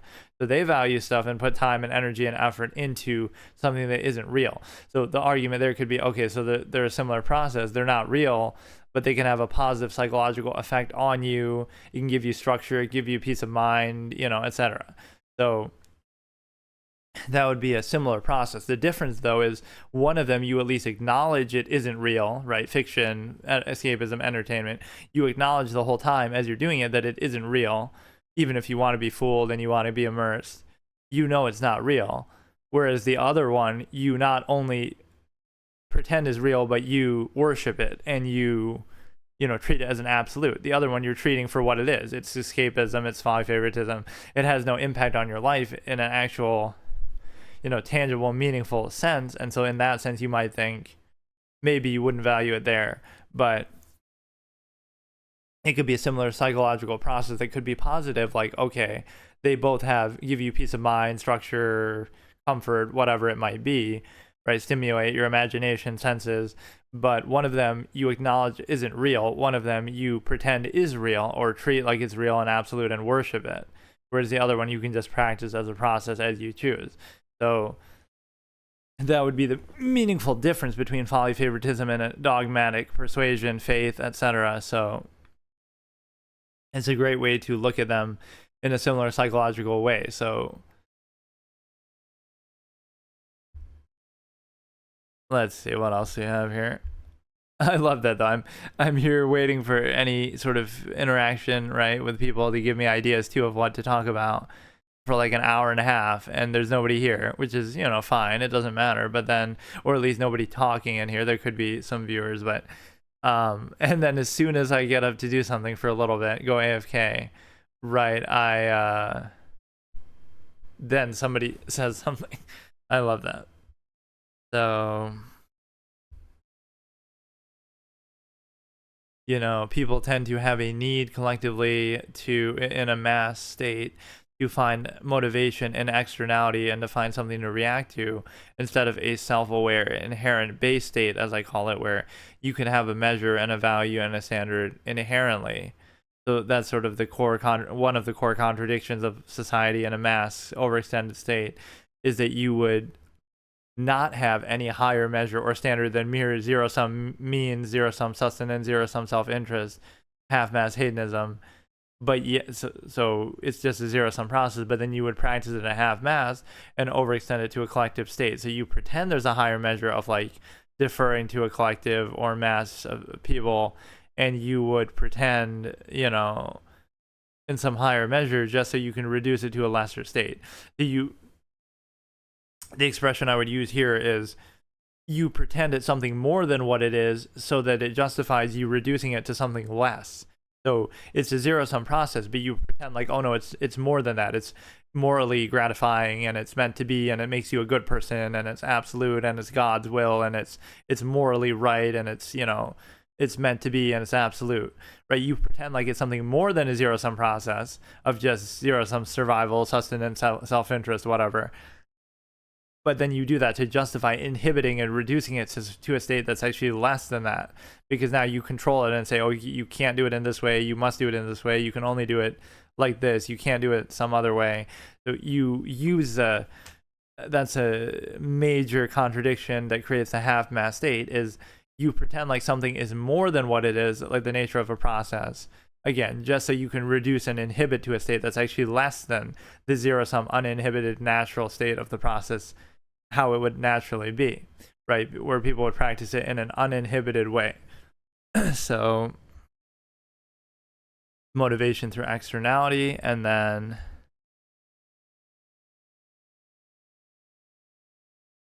you make everything out to be bigger and more than what it is, basically. Not because it actually is, but because you have a need to believe that, like similar to the meaning aspect that I was talking about before. Like, why do you need some special meaning or purpose to life and existence? Why is that such a desire that people have? The main reason, honestly, is that because society restricts and inhibits people so much that now you almost need a way to justify it. The meaning is there to try to bypass your critical thinking, that you would question why you're inhibited and controlled and restricted in so many ways from your inherent natural state, and not truly free, like inherent man, inherent desires, suggested tendencies. So it's a way to almost rationalize and try to justify or seek some out for why you're restricted so much, that you require some meaning and absolute. It's okay that you're restricted so much because God says so, instead of some subjective, flawed human saying, people saying so, because that's the reason why this standard of aboveness or a false absolute is necessary, right? Like, why is it necessary for God to say it instead of just a person saying it, like on a functional level, like, oh, that, society deciding that, or social Darwinism deciding that, etc. It's because it's your word against theirs then. So no matter how many people say something, right, that, oh, you should do this, it's their subjective word against your subjective word. So you could just as easily say, society says doing this thing, right, killing a person or committing a crime, whatever, society collectively could say doing that thing is wrong and it's bad and you shouldn't do it, right? So a million people say that in society, and there's 1,000,001 people in that society, and then one person says, oh no, it's actually right, it's actually okay, it's fine, and then they go out and do it. So in other words, it's their subjective word against your subjective word. So yes, you can operate under social Darwinism, but it doesn't make it's the same level of a process. So it's your subjective word against their subjective word. So no matter how many people are on one side or the other, it doesn't matter, or that's arbitrary too. So in other words, if the million people said the opposite thing, that, oh, doing that thing is actually right, and the one person said it's wrong, now those million, so all it would take is a mere mass of people. So so there is no absolute standard. Whichever side has more people on it, they're automatically right, and whoever has less is automatically wrong. So even if the position was reversed, it's as arbitrary as just convincing or having a subjective collective mass of people subjectively say something. So, but that's really the fear of it, right? It's one subjective idea versus another subjective idea or claim or standard or measure, instead of, oh, you need something above the subjective level to try to shut down discourse and cram it through and get people to accept it blindly without questioning it. So that's why, oh, it's not a million, again, regardless of the number of people, it's not your subjective word against somebody else's subjective word. It's God, or it's an absolute standard that bypasses that. So, oh no, it's not me saying it or you saying it. It's God saying it, or again, some higher empirical basis that bypasses all other standards. So that's why it's important, because it would be just as easy as that to discredit it, that, oh, morality and everything is just subjective, and no matter how many people say it or believe it or try to enforce it, it still is subjective, right? So somebody could just come along, and it's just as simple as that. And in reality, that's what can and does unfortunately happen, is that people could just dismiss it and say, okay, that might be your subjective opinion, but they could just have a different one. And so it's just as easy as that to subvert it, right? It's not actually absolute, because all it takes is one person with a different subjective point of view or practice to do something completely different. So, right, the false inherent contrivance response state, where, again, society and people want to pretend that just because you want something to be true doesn't mean it is, or like the inherent nature of people is inherently good. But the whole reason why we call something good or bad is in response to the inherent nature. So people would do a lot of things that we inherently, right, in their nature, that we would condemn and not want to happen. So that's why we condemn them and call it bad, to try to discourage people from doing it and stigmatize it. And we call other things good because we want to encourage that behavior. So in other words, that shows you right there that isn't the inherent nature of people, because then it wouldn't be necessary. So we react to the inherent nature by condemning things we don't like about it and encouraging behaviors that we want people to do instead. So what that means is that it's not inherent, but that's sort of a pretense that's important, or that people tend to value or try to pretend, is that the response to the inherent state of reality or people is actually the inherent reality. It actually is the inherent reality, even though it's a contrivance response to that inherent reality. Instead, people often want to pretend. So it's like saying, is morality just a human construct that we can use to try to achieve the state that we want to on a functional basis, that we can agree and debate on how to best achieve that? Or is it actually just absolute and inherent and objective, and it goes without saying, but the very fact that we have to subjectively uphold and enforce it would show you that it's not absolute? So that should be always the debate, not whether it's inherent or absolute or objective, but whether it is how we can go about best achieving or upholding that, right, on a subjective level that we have to through, again, human laws and courts and enforcement.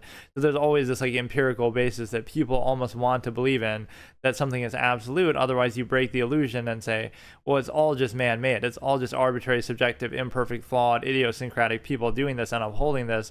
So what people often defer to is not the individual the individual person, but the structure. Like, you know, on a personal level, you'd say, oh, well, this person's flawed and imperfect and subjective, but oh, there's this structure, like this this body, whether it be a government or this you know, a court system or police system. So people defer to invisible authority, or to, you know, someone who's out of sight, out of mind, instead of somebody in front of them, right? They tend to defer to invisible authority, or again, even God, a supposed absolute, because it's easier to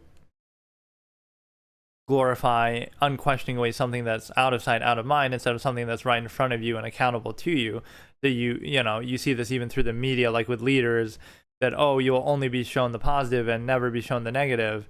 So you act like it's something more than what it is, right? Even though they have flaws and idiosyncrasies too, you try to create this image of that there's some above, you know, there's just this image of aboveness and perfection or something like that. So you have that desire of appearance, even though, again, if you had any self-awareness, you would realize, oh, behind closed doors they have all these flaws and other, you know, idiosyncrasies too. So it shouldn't come down to just that perception, or you shouldn't be so easily taken in by that just because a carefully curated image, right, that you know is carefully curated, but you still buy into it, right? You just take it at face value, which is very alarming that people would be stupid enough to fall for that. So then it shouldn't come down to, you know, cult of personality or optics or things like that, but it should just come to a standard, like, let's just focus on, you know, policy or what we actually want to accomplish, instead of making it a cult of personality basis and contest who can subjectively portray themselves better and control their public image. And, you know, it turns into a contest of contrivance and a, you know, perpetual amount of pretense, like who can keep up, again, appearances better. So there's a lot of fixation on that, and again, the mass majority of people want to be you know, would value false certainty over uncertainty, so they don't, you know, unwillingness to be puzzled, so they don't want to take their base initial external perceptions and their limited senses as absolute, even though you can imagine in your mind easily that, oh, despite whatever is projected and presented, you know, perceptibly, there's more to it than that behind the scenes, and you're aware of that even from your own experience. Like, you know that what you present is with the awareness of, or maybe people aren't even thinking on that layer, but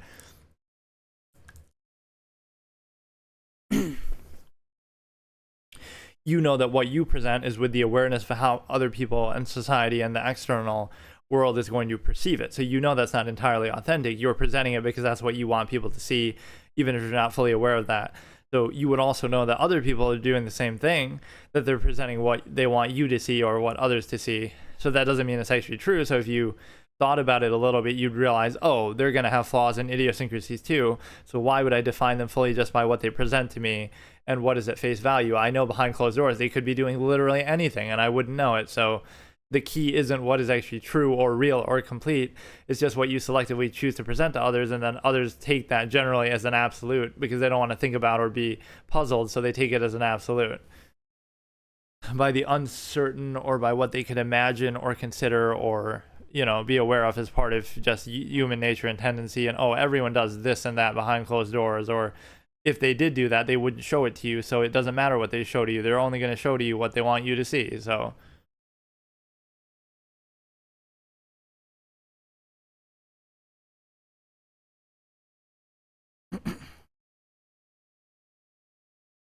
here's a logical razor in a similar collective contrivance social state is that here's one that you can use to understand the nature of sort of gossip and social interactions, is that people always have a need for reinforcement. So it's like you might think, oh, it's just basic social interaction, just what people do. They're just talking about different things, right? But no, there's a strong incentive in it that they almost have to do it to reinforce the state that they're in, that they have some need to appeal to their ego or reinforce something or overcompensate for something. It's like an imbalance overcompensation state where like you're heavily inhibited and then you have to overcompensate to make up for it. So it's like you're heavily inhibited throughout the day at work, at school, and then you want to go act out in some extreme way and party or something. If you were in a state that was balanced and at peace, you wouldn't feel as much of a need to do that, like the party aspect, versus if you weren't so heavily inhibited, you would be free and at peace and in a state of balance all the time. So now you wouldn't have some heavily inhibited state that has to then be overcompensated for by some acting out or doing something, extreme in the opposite direction, party, overcompensating. So the two exist sort of to compensate and balance each other out, or you need one to overcompensate for the other, right? And also it's a case where, again, the impurity of social contrivance. It's not just, they're just people just talking, just going about their day, doing their innocent thing. No, there's a strong incentive to it. You're insisting upon the self. You're trying to specify something for the self. You're trying to achieve something for the self, zero-sum self-interest. So social contrivance is nothing more than a way to overextend self-interest to a collective and try to get something back from it. There's only a functional basis. You're just trying to achieve some zero-sum function with that, which if it was truly efficient, there arguably wouldn't be a need for that. So it's not innocent or pure. So if you were to look at it like that, you could say, you're just being cynical about it, that everything's incentivized, but there's a rational basis to it. So there's this insistence upon the self through the ego, and often it's meant to overcompensate. Like, people wouldn't be okay with the station that they're in, but they try to overcompensate by insisting upon it, which shows you they're not at peace with their state of being. And their words have no actual impact in that way. So if you actually cared about something, you would act on it, and if you didn't care, you wouldn't do anything. But it keeps you trapped in this half-mast state that you can't do anything about it, so you're kind of insisting upon your own powerlessness and trying to make yourself okay with it. Like, you care about something, but you don't care about it enough, or you don't feel you feel powerless, so you can't actually do anything practically in terms of your own actions, right? So you won't act on it because you're inhibited and controlled, but then you also won't not do anything. You'll try to use social contrivance as a placeholder for that and the powerlessness that you have. So for example, you're constantly incentivized, you're constantly appealing to ego, trying to gratify, trying to overcompensate, trying to do self-insistence to make up for the fact that you don't have the impact or control. So you're neither addressing that issue, but you're trying to like sort of cover up or overcompensate or remove the need for it, but not in the absolutist way necessarily.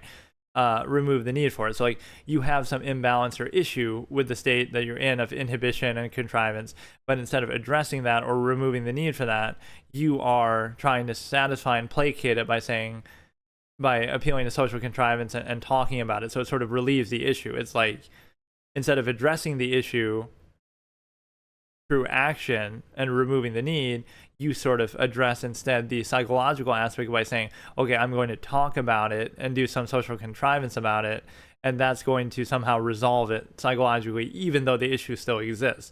So you need this state of constant social contrivance to overcompensate for this imbalance or inhibited state that would otherwise be a conflict that you have. So instead of actually addressing it through actions that have an impact, you try to create a placeholder of social contrivance to pacify you instead. So it's not necessarily a pure process that people are just innocently talking. No, there's a strong incentive and functional basis, overextending self-interest to a collective, but there's also this thing of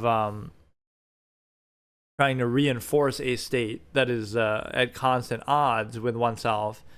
Cognitive dissonance, you're trying to appeal and appease your own ego, right, and basis of value to the self. So people insist upon themselves to one another to try to rationalize and make seem okay what would be considered an objectively adverse state to everyone in finite, which could be that collective contrivance state that inhibits everybody. So again, social contrivance could be seen not only as not a form of value, but actually anti-value, that it tries to undermine what would be a state of value and actively subvert it, because by doing something that is not actually based in impact. So if you actually value something truly and fully, you would act on it and address it through action and impact. And if you don't value it, then you wouldn't do anything. Again, but instead you do this halfway process where you sort of value it, but then you value it in pretense, but then you won't actually do anything about it because, okay, again, maybe you feel powerless or you're inhibited or you're restricted from doing that. So you won't take an action on something in a way that you would value it, but you also won't not value it. So you sort of value it in pretense, but you won't address it. And so you'll only talk about it to try to, again, pacify that supposed value that you have without actually taking any meaningful impact on it. So it keeps you trapped in sort of a half-mast state where everything is in pretense but not in actual practice. So it satisfies your psychological need that, okay, you have some desire, you have some issue with it, some inhibitive state, but then you don't actually do anything, or you're not allowed to somehow do anything. So you try to satisfy yourself psychologically or pacify or, placate yourself psychologically or others psychologically for that need that would normally exist, that would normally require an impact and action to take place, but then somehow because you either aren't willing or able to do it, or you're prevented from doing it, now you, again, use social contrivance as a placeholder instead. Hey, Sills Brew. Thanks for the follow. I don't know if I said that right. Sib Bruo. So, oh yeah, the other topic on that social contrivance was this, which is a simple logical razor of, if people talk to you about others behind their back, imagine what they must be saying about you to others behind your back. So like you think, oh, they're telling me this juicy gossip about somebody else, right, who isn't there. Right, and so now you might think, oh, that's fine. They would never do that about me, but you have to imagine, no, they're probably doing the same thing about you to other people when you're not there. So that shows you sort of the nature of the process, that people are constantly doing that. So let's add another concept here. I wish I could maybe visually show what I'm talking about a little more. I think I tried doing that in the past where I had sort of a voice to text, right? Speech to text, where it would just kind of show what I'm saying so that you have a bit more of a record of it. But I don't know, that it didn't work super well, or it somehow seemed a little clumsy, but that way you'd have a backlog of what I'm saying as I'm saying it. Not only closed captioning, but it would also be a longer record. It'd be a whole page worth, so you could look back and see the context of what I'm talking about.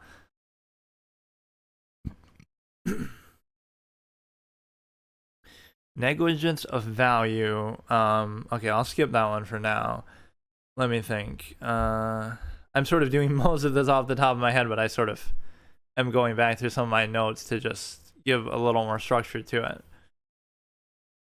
I don't know how long I wanted to do this for either. I wanted this to be kind of a long episode, but it's just so much more fun when there is more, viewer and chat interaction. And again, I just don't have quite a big enough community for I don't have much of a community at all. I mean, again, I'm a small channel, but it's more like most of whatever following I have had, a lot of people just want to see me play chess for whatever reason, or that's somehow a big part of my community. I don't even have so much of the hard mode permadeath community that I used to have for what I would do with that. That's what I was known for more than anything else back in the day.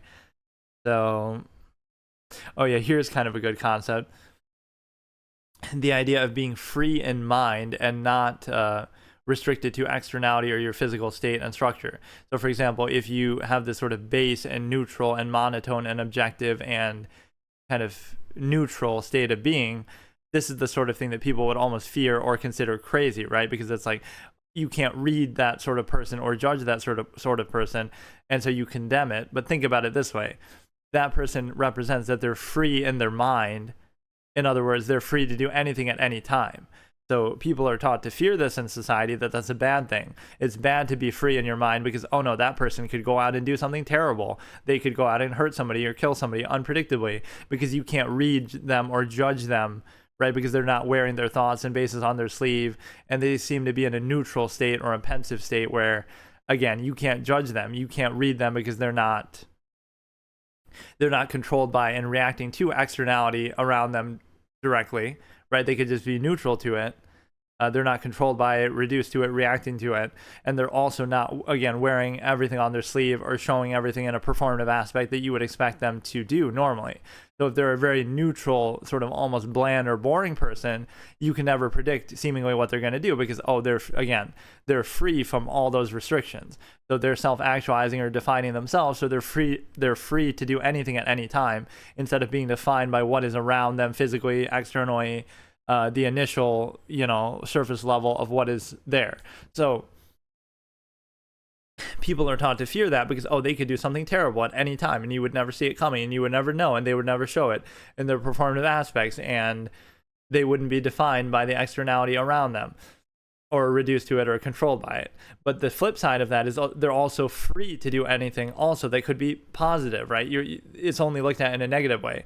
Like, this is like an absolutist creative extrapolation on it that like a character would say in a short story of mine that's like, they would be right to fear, right? The absolutist, meaning they're, again, free in the mind, ability to do anything at any time because, yes, indeed, it could be something terrible, right? That would be harmful to others, but it could also be something positive, right? It could be something, very good. So in other words, just because you're free in mind doesn't mean that you would be guaranteed to do something negative. You would be able to do something negative, but you might need a good reason to do it, or you wouldn't just do it randomly. So again, it's the duality of people assuming it's going to be something negative. They fear sort of the unknown or something they can't predict or control, but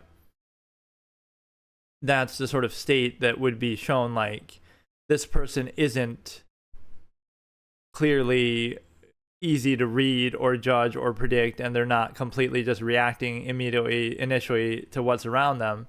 And so therefore, on what I call the initial basis, again, initial just meaning like everything is surface level, everything is what you see is what you get, everything, your physical immediate senses are what define your reality, instead of, oh no, you have your senses, but like, your mind is objective, whereas your body is basically subjective. It's physically limited and reduced to your immediate physical reality and your senses, whereas your mind is objective. So the best, I try to give an example of this, like you could be out in the wild and a tiger could be biting your arm, but you could be thinking about something else completely different, right? You could be thinking about the secrets of the universe and space and Mars and whatever. Now, and that's an extreme example, which you probably shouldn't do that, because you probably should be concerned about the tiger biting your arm instead of thinking about something random.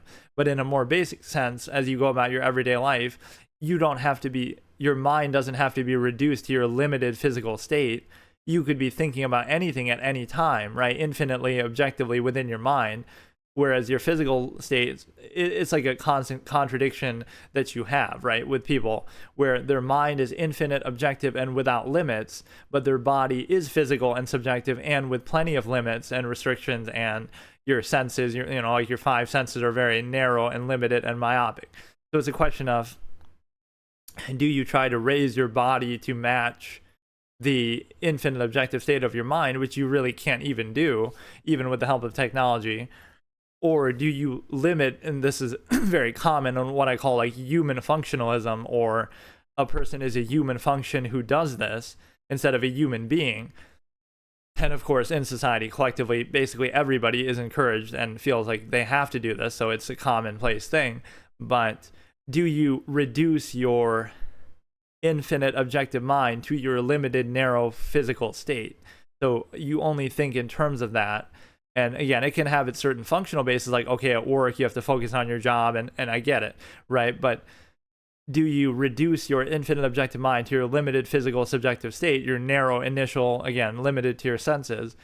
Or do you allow them to exist separate from each other? So just because you have your immediate physical externality reactionary initial state doesn't mean that your infinite objective mind has to be reduced to that. They can exist separate from each other, where you can still be free in the mind, but you can still be limited and physical and reduced and structured in your physical state. So that's the big contradiction, that, again, human beings have infinite objective minds, but they have limited, subjective, narrow, initial, surface level, greatly restricted physical states. So those two things are always at odds with each other, and often the sort of collective mass result is almost like we condemn that. It's a bad thing to think too much. It's a bad thing to be free in the mind or objective, and it's a good thing to reduce your infinite objective mind to that limited physical, narrow subjective state, physical state, again, the senses.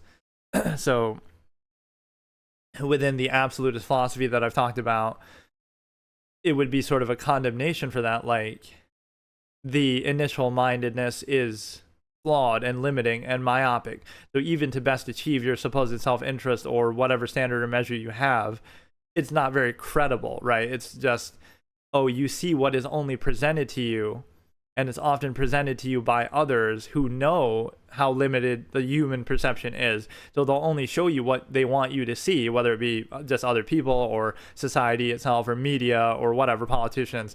So they're only going to show you what they want you to see. And if you take that as the absolute reality, then it's very limited, and you're letting them control your perception, instead of saying, okay, that might be my limited perception on the initial level, but then I can also consider countless other things in my infinite objective mind. I know human history, and I know human tendency, and I know, objectively I can consider this might be what's happening behind closed doors, or whatever. So you hold that in, you hold that with some reservation, and you say, that's just what they're projecting and presenting to me that they know they want me to see. But now I'm going to consider all those other aspects as well. So again, a little skepticism, cynicism, a little reservation about it. That's a pretty good way to explain it. I've explained that same concept many, many times before, but that's my best attempt to recreate it here. That's the one thing I kind of don't like about doing this, is because I end up rehashing some of the same takes and logical razors and concepts that I've said a million times before. But again, because I'm not an established personality, or because, not even so much that, but because I don't have like a great record of these, because I was too lazy, I guess, to ever do that, like to really make a YouTube channel. I do have one for this now, but it only has like 20 clips or 40 clips or something, right, with a few of these concepts in there. It doesn't have like an exhaustive full amount of all of them, but that's part of the reason maybe why I didn't keep a record of it, because it would have just been way too long and way too many of them and way too exhausting, right, where I did hundreds of hours of this sort of thing, and over the years made references to some of these same concepts. So you can understand why it would have been hard to really collect them all together, but that's what ends up happening, is I end up rehashing the same thing, because obviously nobody knows really necessarily what I'm talking about unless you happen to be one of the 20 people who were there in that one stream where I talked about it, or one of the people who maybe watches me on a regular basis. So it would be hard to explain that to people or for them to understand it. So hopefully this will help me do that a little bit. And like I said, I do have this channel, but it has very few videos and just a little couple snippets that I've been trying to keep up with, but it's just not exhaustive to everything that I talked about in this format and that came about, and even from other people, although I tend to stay away from that. Like, I'm not trying to take credit for arguments that other people made, but a lot of it is, again, informed by my, again, logical razors and structure that I kind of created in that. And so I guess that's still fair, because again, it could be me just debating myself within the framework of objectivity and some of these logical razors that, like, you're kind of debating yourself from, I'll make an argument for both sides of a discussion instead of just making it from one or whatever. Like, if you want to personalize, like, oh, my perspective, but it doesn't have to be. I can have a discussion from various points of view that none of them are necessarily my perspective. That's part of the whole objective premise of what this format was about too. Like, it's not about you, it's not about your idea or your limited, again, myopic perceptions, or even like, oh, you think this, so that's what your idea is. But you might realize on the subjective level, like, oh, the only reason why you believe that is because that's just something that you grew up exposed to or around or influenced by something. And often people don't even realize how much influence, everything around them has. So you're embracing sort of that limited state, like, okay, you grew up and you were exposed to a lot of things that you didn't have any control over because you were too young to even know any better or control that. And so now you're defined by heavily the influences that were around you that you didn't choose, that you weren't even aware of, they weren't within your control, and now you're going to let them define your reality for you without even knowing that, or without having any control over it. Instead of now, when you're old enough to think for yourself, you can say, let me neutralize and equalize and negate all of that and just keep it to one side, and let's just reset. And now let me return to a self-aware, inherent, base, objective state, like as if I was born in the jungle, away from influences, away from everything. And now I'll decide for myself what I actually think and how I want to go about it, and define a measure for myself and think for myself and self-actualize and define everything by a criteria that I just set for myself. This is my standard, this is my preference, this is my value, this is my set of ideas, instead of just insisting upon whatever you think is your personality and your subjective level and set of values. But oftentimes, again, those are defined when you're too young to think for yourself. They're defined without any choice or acuity that you have because you're too young, again. And so by the time you're old enough to think for yourself, you're already kind of set in stone. So is the fallacy that I call indignant insistence, where you can either indignantly insist upon what you've already been preconceived to believe, again, that you might not even be aware of, different influences that you were when you were younger, how they impacted you and shaped the way you think, or again, things that you didn't have a choice in, things that you're not even aware of influence you, versus, again, being self-aware of that, being vigilant about it, and saying, okay, now I'm going to actively be self-aware in your adult life or older life, not necessarily even adult, but when you're old enough to think for yourself, whatever age you want to consider that to be. That's actually one thing I never defined clearly, that maybe I should have as a reference point. Like, I'll use a term, I'll make a new term. This is actually something I don't do very often because I'm so often just discussing and rehashing some of my older ones. Like the age of, instead of age of consent or something like that, it's the age of acuity, or age of, critical thinking, or age of self-awareness, whatever, whichever. I like that term, actually, age of acuity, I'll call it. So the age that you're old enough to think for yourself, critically think, be self-aware, self-actualize. Now you go back and try to consider or figure out, okay, the only reason why I think this is because of some experience you had as a kid, or the only reason why some influence you were exposed to that you didn't choose and didn't have any say in. So would you really want that to define your reality? Even if you happen to come to that same conclusion on your own, right, you have the right and the willingness and the ability to let me negate and neutralize all of that, instead of insisting upon it, just things that I didn't choose, things that I didn't control, right, and insisting upon them as though that's you and defines your whole reality. Instead of doing that, you could say, okay, let me define for myself. This is what I think because it's a standard that I have. Like, I value things based on this level, or I'm going to be self-aware and actualize in every moment to think, okay, I value this because of this, or I think this because of this, instead of just, again, people tend to operate on the surface level, the initial level of just, I don't know why I think it, but I'm just going to insist upon it, and I just do think it, and that defines me in my myopic subjective initial layer. So let's see here. That's actually pretty good. I introduced actually a new term and a new concept that I never actually addressed before. Because again, I've talked about the same subject, but I never really had a clear term for that age that I keep talking about. Like when I keep saying like you're not old enough to think for yourself, you're not old enough to critically think or have a choice in what influences you.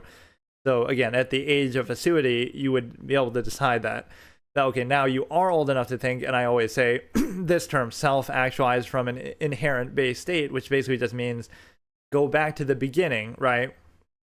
And pretend you were born in the jungle or free from influence of society or parents or anything, even if you think those things are positive or whatever.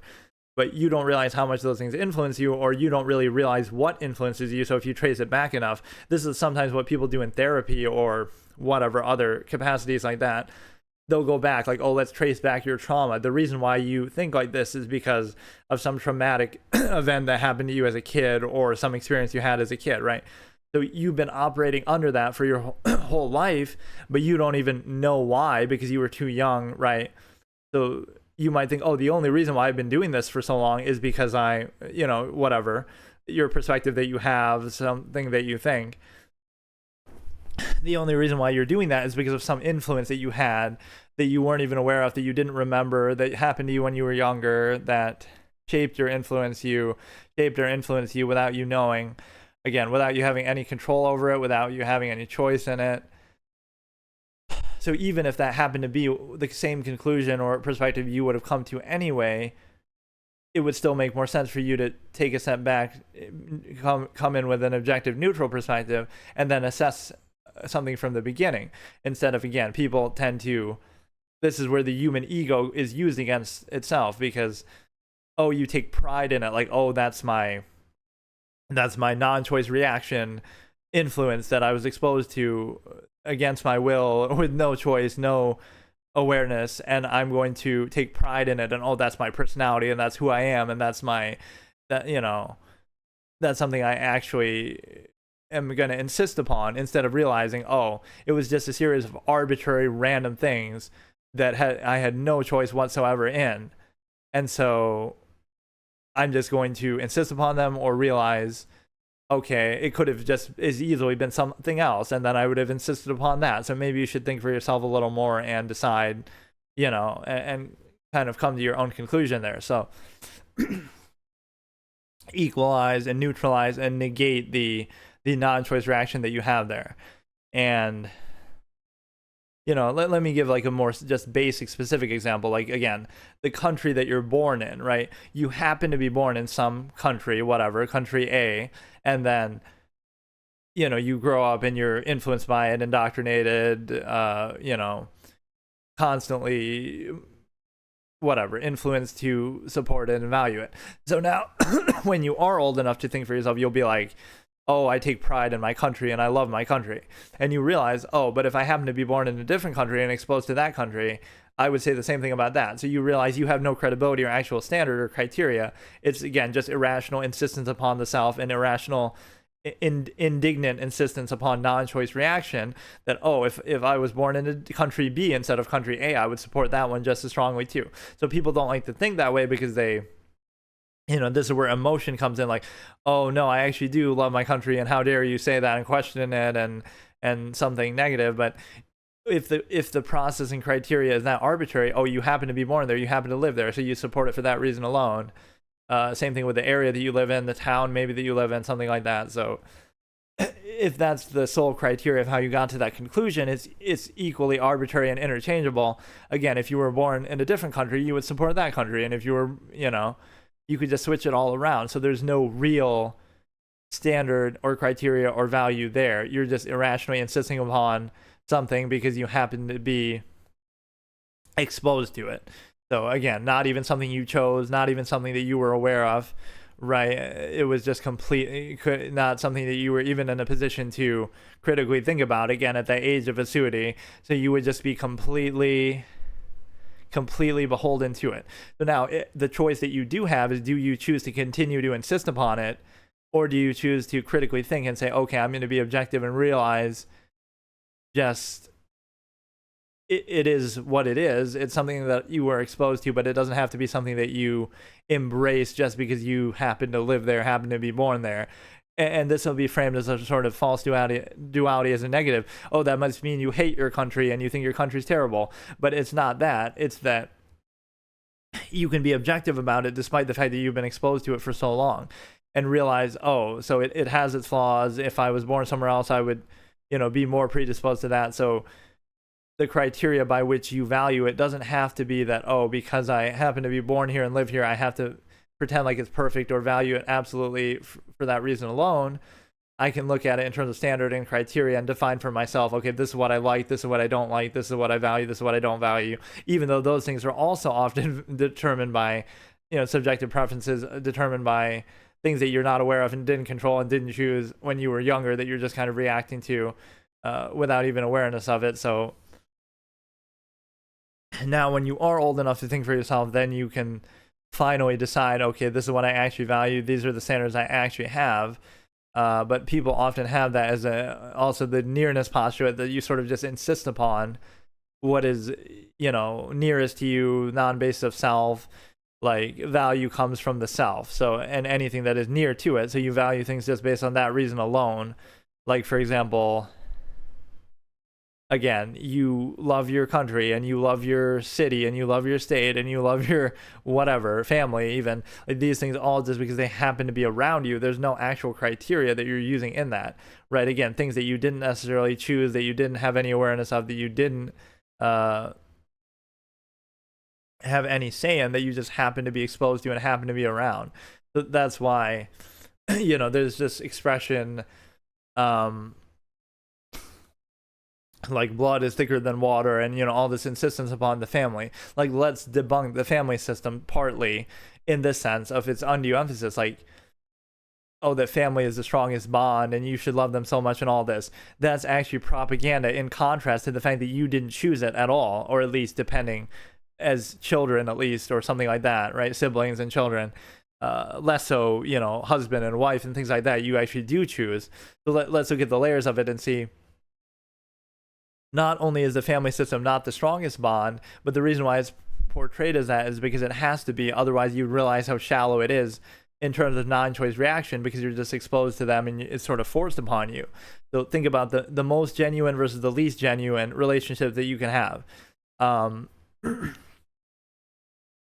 The least genuine is, oh, you happen to be born in this family that you didn't choose. You didn't have any say into that. You happen to be raised by them for a long period of time and exposed to them for a long period of time. Again, arbitrary, interchangeable. So if you happen to be born in a different family, you would be exposed to them the same way and you would love them the same way. So you realize, not only is it not something you chose or has any standard criteria behind it, but it's actually the opposite. The reason why you have to insist upon it, again, emotion is nothing more than irrational insistence upon the self and that which is nearest to the self. In other words, it would be interchangeable. No matter what family you were born into, there's this sort of preconceived notion that, oh, it's the strongest bond, you have to love them no matter what. So there's no actual criteria or standard behind it.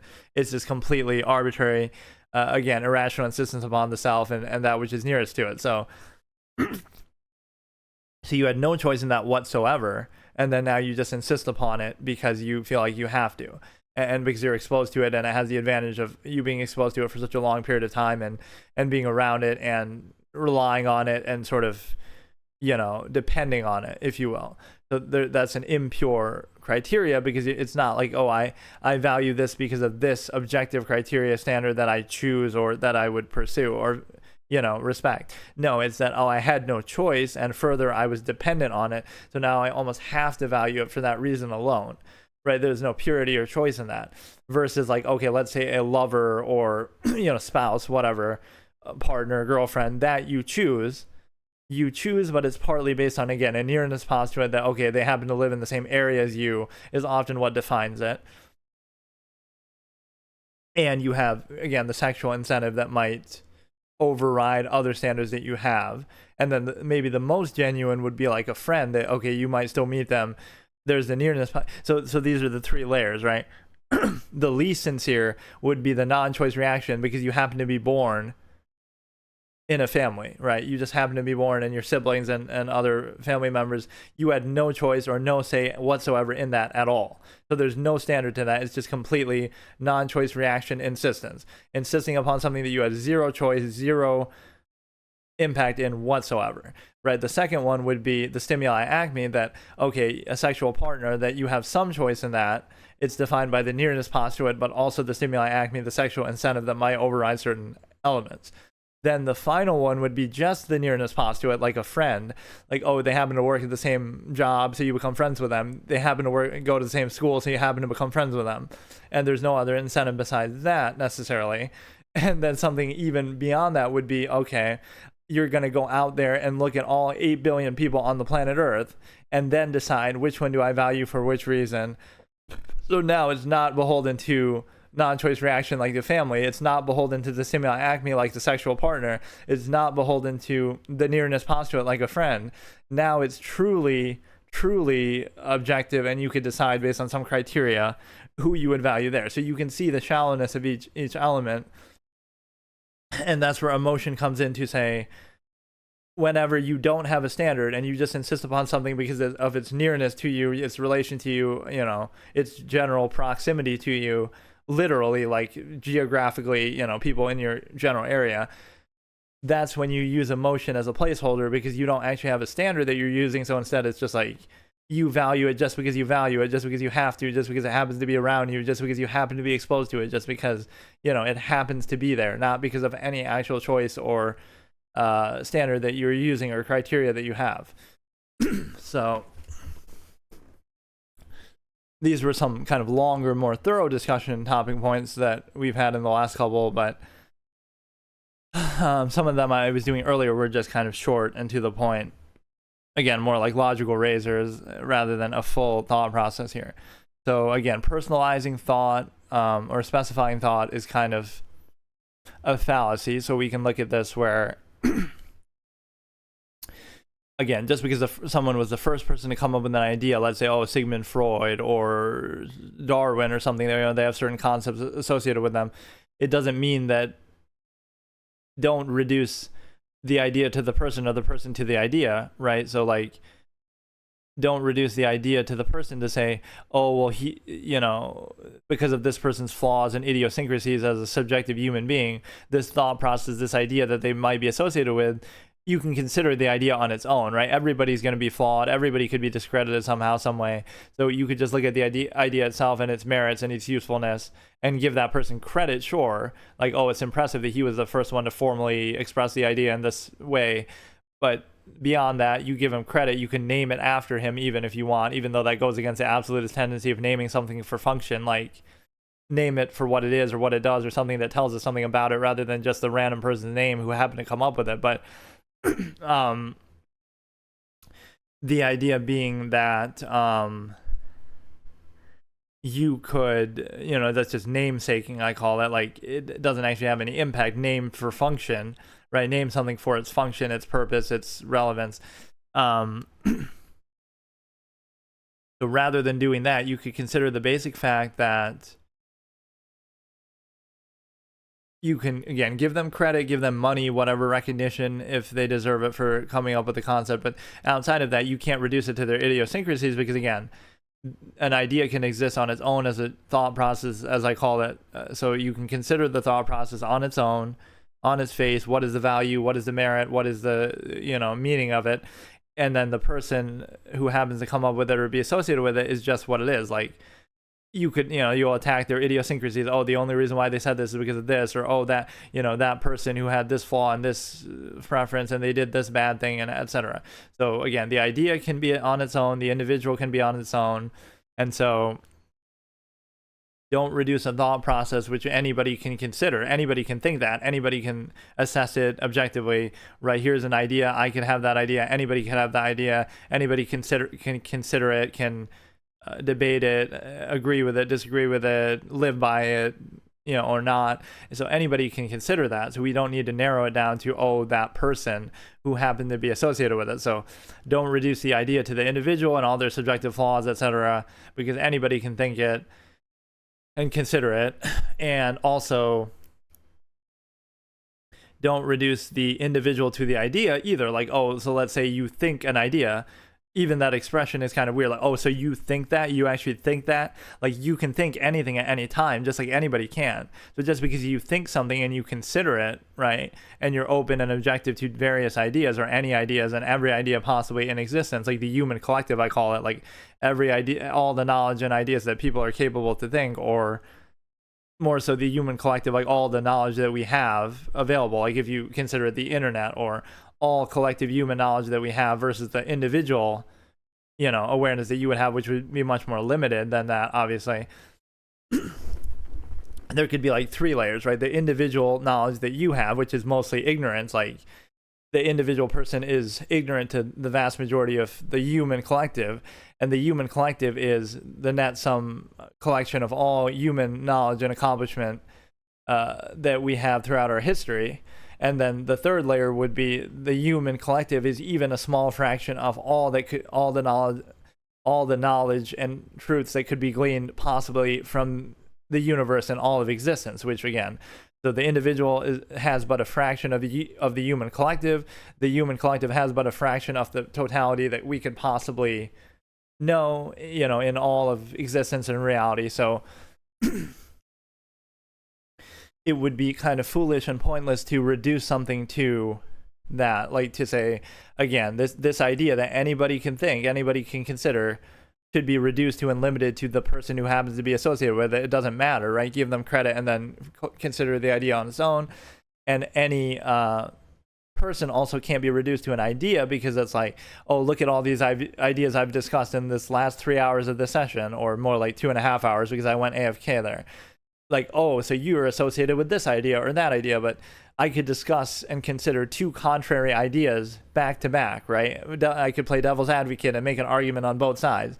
So 1 minute ago, you would have said, oh, you're defined by that idea. But then 1 minute later, I discuss it from the opposite perspective and make a devil's advocate argument against what I just said. So I'm defined by 2 opposite things 1 minute from each other, right? So how can that be, right? Like when you try to label and discredit and negate somebody and define them by a certain thing that they've said or considered. So that's just a way to try to oversimplify and, unwillingness to be puzzled, that you just want some simple label and myopic answer and clear definition. But again, the mind is objective, so people cannot be defined by one idea or one thought or one thing that they do, one action, one thing that they say, right? Like that. That's what people are constantly looking for, is like, oh, look, you see this one person do this one thing this one time, and now you define them by that forever. Like, oh, here, that's the guy who did that one thing. Yes, they also did a million other things, many of which might be in contrast to that, but this is where people are unwilling to be puzzled and just looking for some, I call it myopic marginalization. Like you're looking, or maybe I didn't use that for this exact topic, but it basically just means like you're looking for something myopic to define something by. So you're defining what could be the human variable of countless things that a person could do and does do, or all the potential that they have, that anybody, the human variable, anything that a person is physically capable of doing or mentally capable of considering, again, in their infinite objective mind, that anybody could do or consider that, but yet you'll define them by like one myopic framing or fragment. And even people embrace that themselves, like they define themselves like, okay, my personality is this and the way I think is this, and you just kind of limit yourself, even though you could consider countless other things, again, because people fear that infinite objective aspect, because again, humans exist on a finite, time-based, limited, narrow, myopic, functional, physical, incentivized basis, whereas the mind would be objective. So it's a bit of a conflict between something that is infinite in nature versus something that is very limited. So you kind of reduce yourself to your physical state more so than embracing, again, the unknown, the infinite consideration that you can have in the mind. So that is an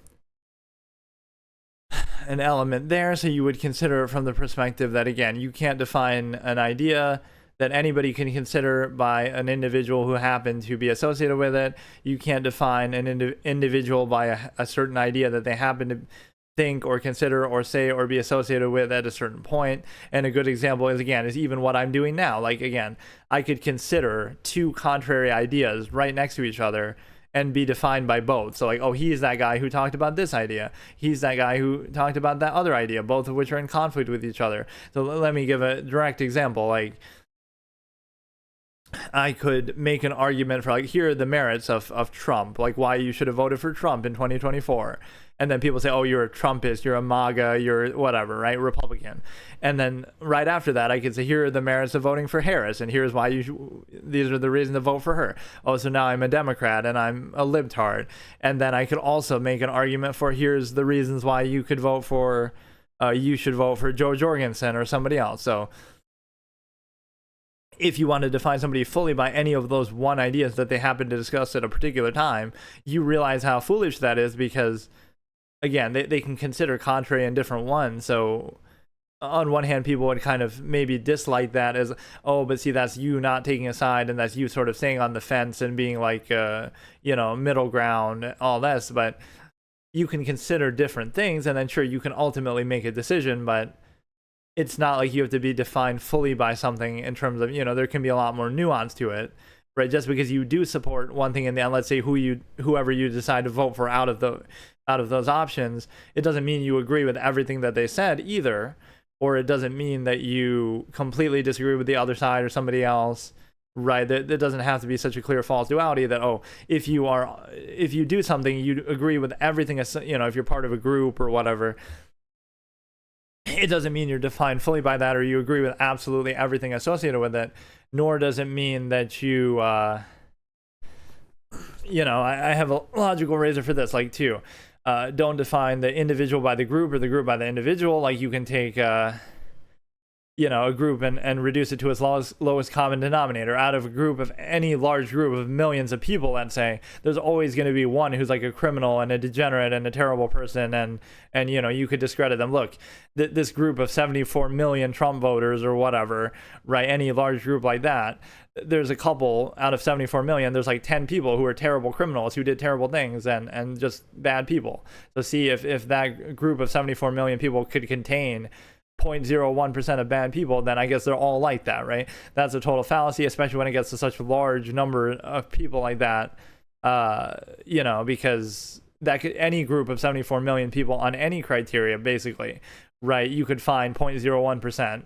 You could do that by Christians. 0.01% of Christians would probably have done something bad, and crimes, etc. 0.01% of any group, right, could be discredited that way. So you can't do that, reducing a group to its lowest common denominator. And also you can't do the opposite, where you say, or you can't do like where you can't necessarily define any individual member of a certain group by their membership of it. Like, oh, you're a part of this group, right? So therefore, you must agree with absolutely everything they say, and you must have no nuance or no ideas of your own, and you're just fully defined by that, right? Instead of, no, you might disagree with a lot of things, but you just, you also agree with certain things, and you have some overall overlap, but you might not agree with everything they say. You might have reservations here. That's why I sort of distance myself from even being a part of any group that way either. Like, you can, you can support something overall, but not support everything about it. You can still have reservations. You can still have nuance. So that's what people are often, and that's why sometimes like people act dumber than what they really are, because like you can't really believe that, right? Like, oh, just because you are a part of a group, it doesn't mean, oh, everything this group does is perfect and I won't question anything and I'm just a blind loyalist. Like, you can't really be that dumb to not realize that obviously there are going to be flaws with it, or even things you don't agree.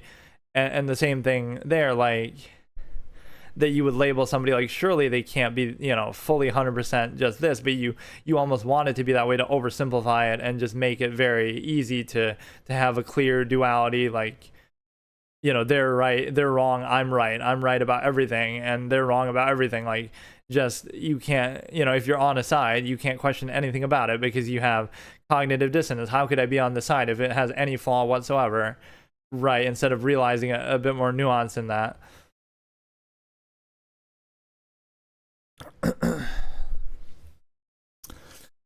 So let's see what else. I feel like there was one other thing on that topic I wanted to discuss, like, again, being a member in groups and being defined by it and labeled by it, and just the idea of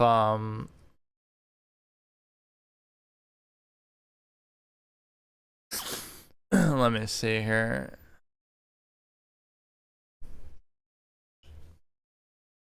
You would have the ability to consider labels and consider groups and all of these things that people want, like oversimplified answers. And oh yeah, like something that you hear on all these podcasts sometimes that I always consider in that same way. Like, people can't really be that stupid, can they? Like,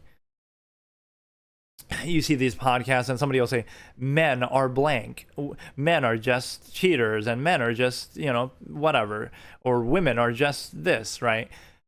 Yes, of course. All 4 billion people, based on their gender alone, are something very specific and defining. Like, even the people saying it as they're saying it cannot really be serious, right? That you actually believe that, or as you're listening. Yes, of course. 4 billion people are all blank just because they happen to be a certain gender, right? Whatever that might be. Again, it's just intellectually dishonest that there's no label that you could really apply to them except for that same one. Like, oh, men are men because they have the chromosomes, and you can define their gender that way, or women are the gender, right? Women are women. But as far as like specific things, personality, behaviors, tendencies, women want blank, like, all 4 billion of them want this, like, want the same thing. Like, all you're doing is looking for like some overly simplistic, oversimplified aspect that is very that is very telling, that you would have a very strange response to, because it's just stupid, right? Nobody really believes that 4 billion people, just based on their gender, are blank, right? I should almost look up a clip as an example, but whatever the generalization is, right, is going to be way too broad.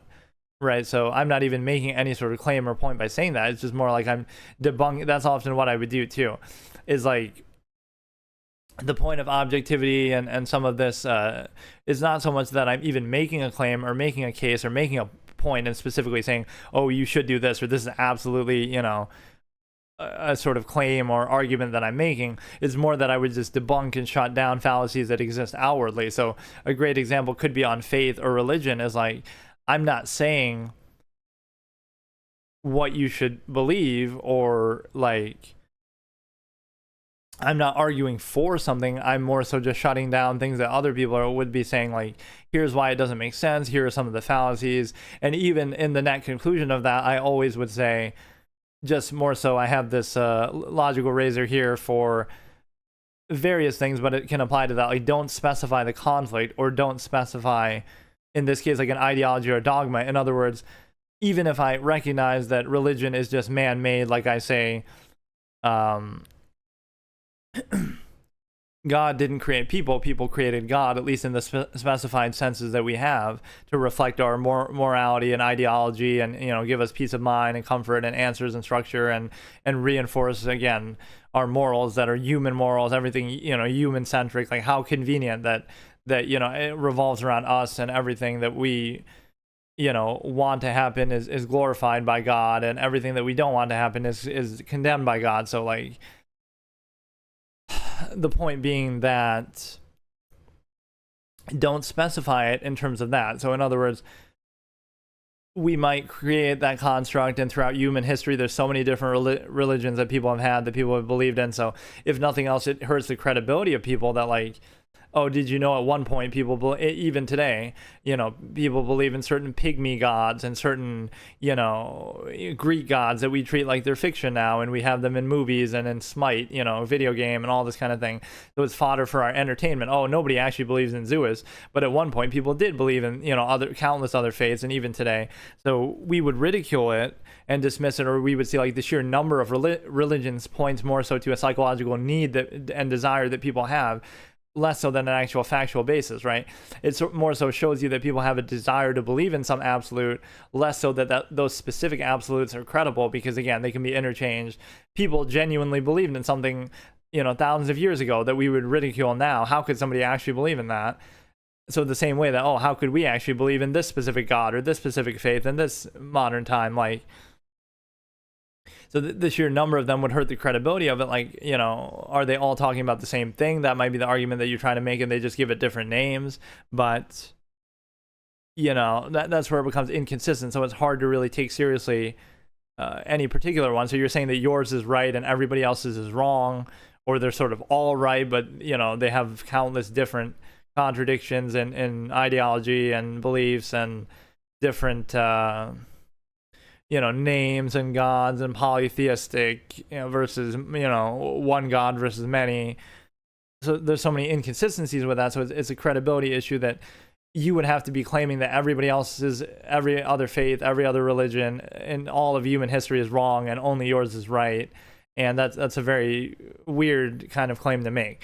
So even in debunking a lot of that, my ultimate conclusion would not necessarily be to dismiss a belief system, because again, I made that folly favoritism argument before. Like, for example, it's not real, but people still value fiction and escapism and entertainment, even though it's not real. So it can still give you peace of mind and structure and have positive psychological effects on you. So if that's what you need, then so be it. So in a similar way, I could point to religion and faiths that way, like to say they might not be real, but they can give you, if they give you structure and positive, influence and behavior and make you happier, give you peace of mind, make you behave in a better way, based on whatever structure and society.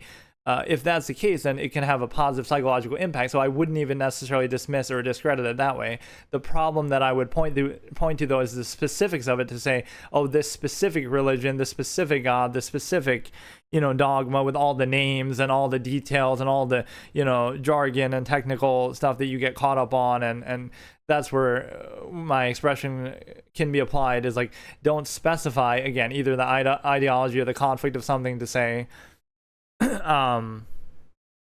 that don't specify it, because then you get bogged down by the details and all these arbitrary things. That's where it kind of loses you, because again, those things are arbitrary. If you have some overall general belief system that, okay, it gives you structure and peace of mind to believe in some absolute and some design, so be it.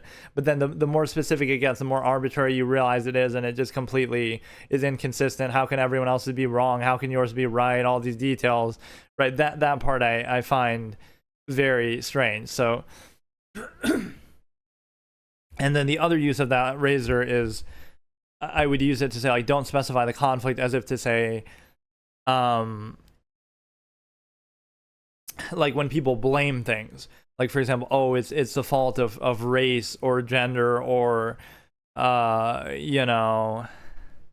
whatever it is that people try to blame something for, like conflict, like, instead of like, oh, it's just human nature, like people of the same race have always been, in human history, you can look at it like, in countries and areas of the same race of people, they still had tribal warfare. They still fought each other. They still conquered and killed each other. The same race of people have enslaved each other. So in other words, it's not the fault of some specific thing, like, oh, it's because of race that people do bad things to each other, or it's because of gender, or it's that they do bad things to each other, or it's because of something else. It was the big bad Europeans who came over and did all these bad things, or it was, when you try to specify it, you realize, oh no, but those same things were happening everywhere all the time between all kinds of people, no matter what, right, to varying degrees. It's just more so, did they have the technology to do it to this degree, or did they have the, different cultures clashing, or different, countries clashing, more so than that. So you realize, oh, it's just human nature that people would always fight each other. People would always have those tendencies. It's not really the fault of, oh, if everybody was the same race and everybody was the same gender and everybody was the same ideology and everything, there'd still be conflict, because you've seen that throughout human history, that there could be, again, it can be used as a pretense, like, when it's explicitly said, like, okay, in segregation and things like that, obviously it's using race as a rationale for why it's doing that, why it's mistreating people and separating them. But even if it's used in that, again, it's ultimately, it can be used as a pretense for it, but ultimately, right, you can never just specify and say, oh, the only reason why conflict exists is because of the differences, specific difference, instead of realizing that, oh, there's always going to be some right? It'll be present regardless, right? Even if all those things were completely equal, right? None of those things existed to divide people. There's still going to be conflict. That's what we've seen, throughout history. There would be, so you're kind of missing the point that it's not really about that specific thing that you're trying to blame, right? That that specific whatever it might be, identity or whatever the case may be. So maybe I'll do one more segment here at the end.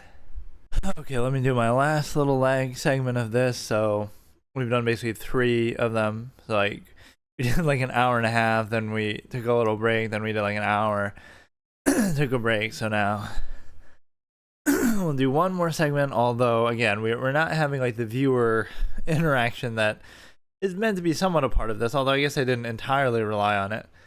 Oh yeah, and I have the other art that I could use for this too, even though it wasn't exactly the same format. It was the the objective podcast one. So let me try to think, like, what other concepts could we go through? I mean, it's so broad that I don't even know where to start sometimes, but maybe I should just play something. Like, we've done enough of this, I guess. I was just trying to introduce this as a possibility. Or again, I like that idea of like, you're leaving it so that if people want to come in and suggest stuff, they can, but I just never, if I'm doing something else, it'll be less likely that you get that kind of response. So I would have a poll option. In fact, I think I still do have that. One of my poll rewards or whatever, you can use like channel points to do, is like suggest a topic for a debate. So I would always just do those on a whim if somebody would do it, which would mostly just be Nightmare, one of my regular viewers, who would like just do that to troll or whatever. He would do these kind of funny topics.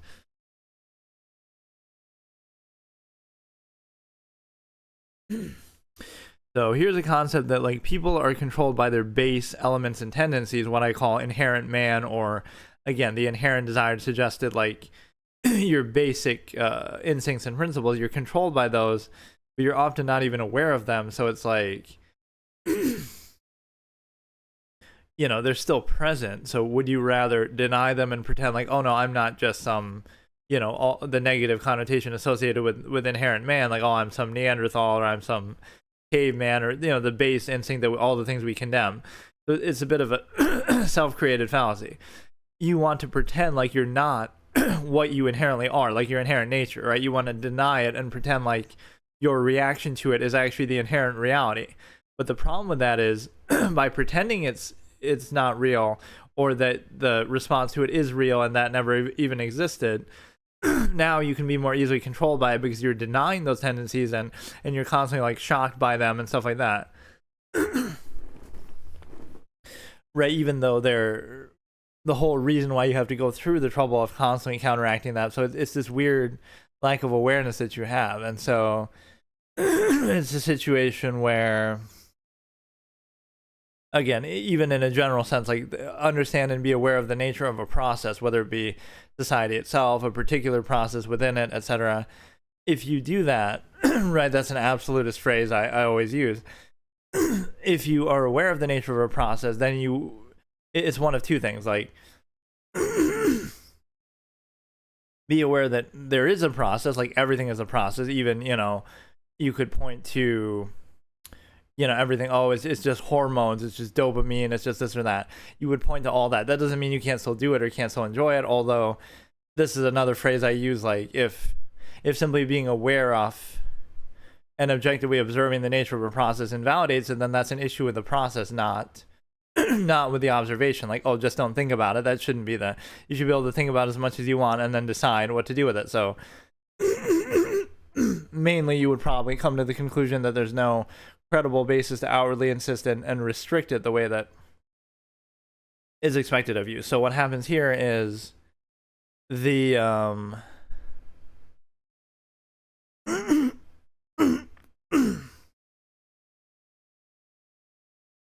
what happens here is you're put in a position where you're able to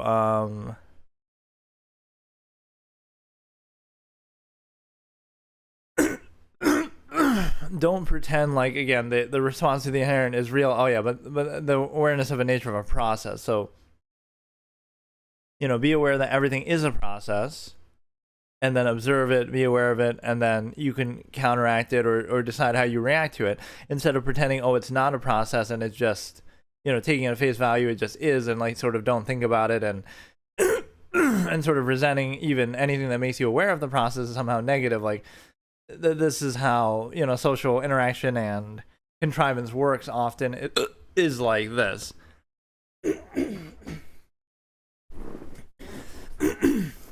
It treats itself as though it's not a process, like it's just face value. It goes without saying, right? Even though it is an active outward process. And so now anything that makes one aware of that there is a process or the nature of the process, that's the negative. So it's this initial basis that you want to be kind of fooled, and you want it to be overcompensated for, or have it bypass your cognitive dissonance and awareness.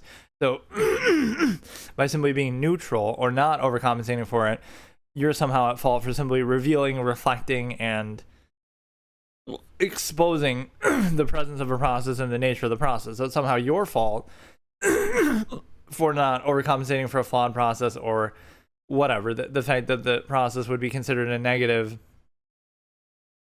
is it's present either way. So it's like, would you rather pretend there is no process and be controlled by it, or be aware of it and then you can be in control of it a bit more? Either way, it's still present.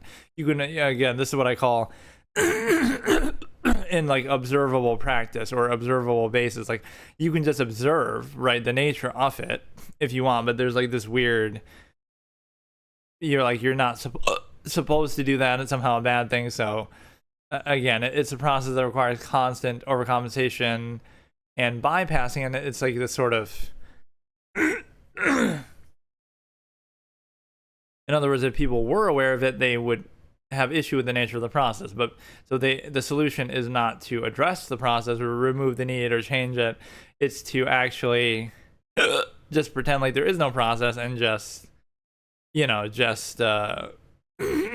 constantly circumvent it, overcompensate for it, bypass awareness of it. So that's why non-neutrality, things like that, would be a negative to an outward contrivance state, because it would require some sort of overcompensation for its unnatural, imbalanced state. Yeah, that's a key phrase. It's like if all it takes to invalidate a process is to simply observe it objectively, fully, and think about it, then don't blame thinking. That's like shooting the messenger. That would be, just a reflection of the process. You should be able to think about it as much as you want.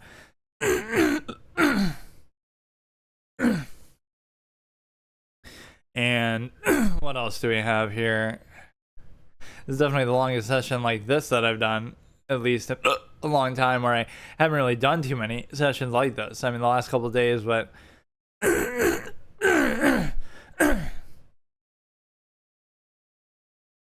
let's see. It's just annoying because this is the kind of thing that would be more interesting to do if there's more people, but then again, maybe not, because they might just end up saying really dumb things and not really, well, whatever. You try to at least feed off that for ideas for subjects and stuff like that.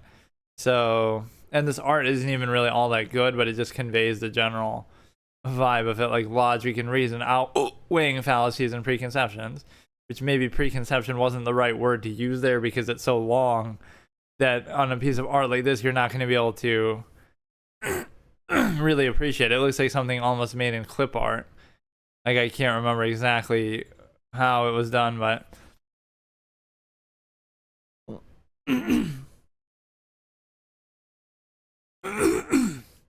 yeah, like, don't pretend something is true just because you want it to be. The best way to achieve it is to realize it's not so, so you can best make it so. So this is the fallacy of like optimism.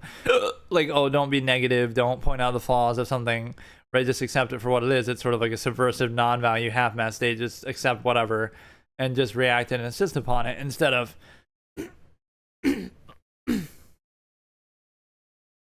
like, you realize the flaws so you can improve them. So this is the fallacy that you see, like, people, just because they want something to be the case, they'll pretend it is the case, and then they'll neglect actually trying to make it so, because they imagine like it already is.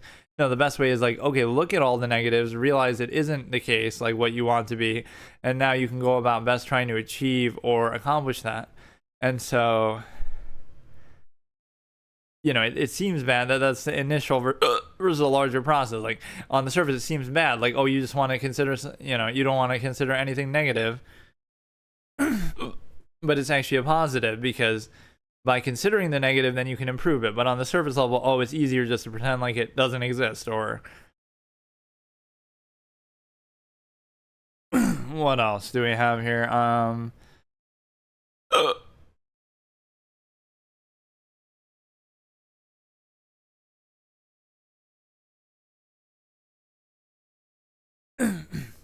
We can look at like certain standards as like it's all artificial, but then we sort of take it seriously to varying degrees. So none of it is absolute in the sense that you'd be looking at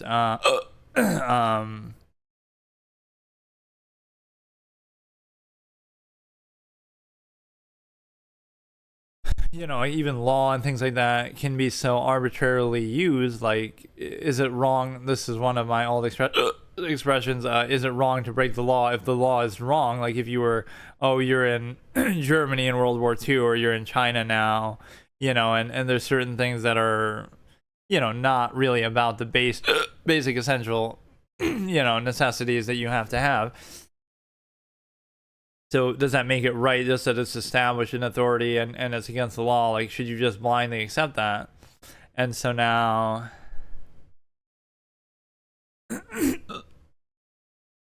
let's see, I almost am satisfied with the length of this. I was almost trying to wait to see if we get like some sort of response. We had somebody message us much earlier, and I wasn't here. That's when I was AFK. Then somebody followed, but it's tough to do this just on a whim. I don't know. If I do it like every day for a long time, if I upload it to YouTube, maybe it might go somewhere. But I need, again, sort of maybe a little better structure itinerary where I'm not relying so much on I guess I'm not relying on it, obviously, but I'm sort of expecting it or wanting it, that people will come in and suggest things to talk about. Which you would think over such a long stream, you would get that more. But okay, let me do like maybe one more topic here. So you have the ability to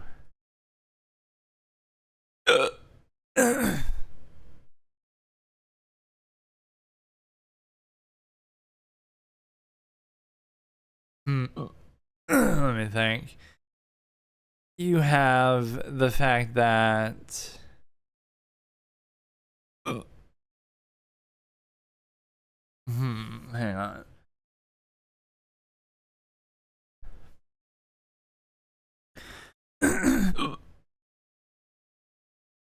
Like the equalizing factor of technology and the machination process to the inhibition. Like, oh, look at all this technology and relative comforts you get in society in the modern day, let's say, or in general, but then that's a small concession to try to make up for all the inhibition that comes along with contrivance, often using a lot of that same technology to enforce that and inhibit you all the more.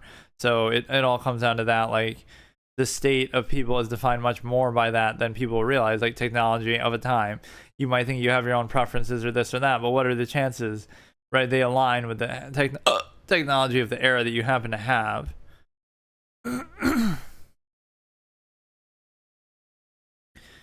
So, or like imagine this state. Imagine a lifestyle where you would go around thinking all the time. You're always self-aware, you're always thinking, you're always objectively observing, aware of everything around you, fully experiencing everything, not inhibited, not reduced to structure.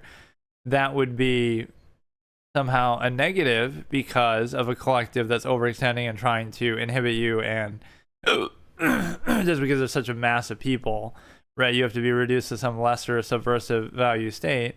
And so, again, a structure that would tell you thinking is bad or just not practical, as if, again, you're shooting the messenger. Like, it's not the thought, it's not the brain that is to blame, it's the process that would be revealed by it, or that would be requiring you not to think. So that's part. Also, the initial basis is like it's just not even credible is the point, like what you perceive in a myopic sense. But again, people are, that's, you know, you could use ignorance is bliss to say, would you rather think about and understand the nature of a process, or would you rather just blindly practice the process?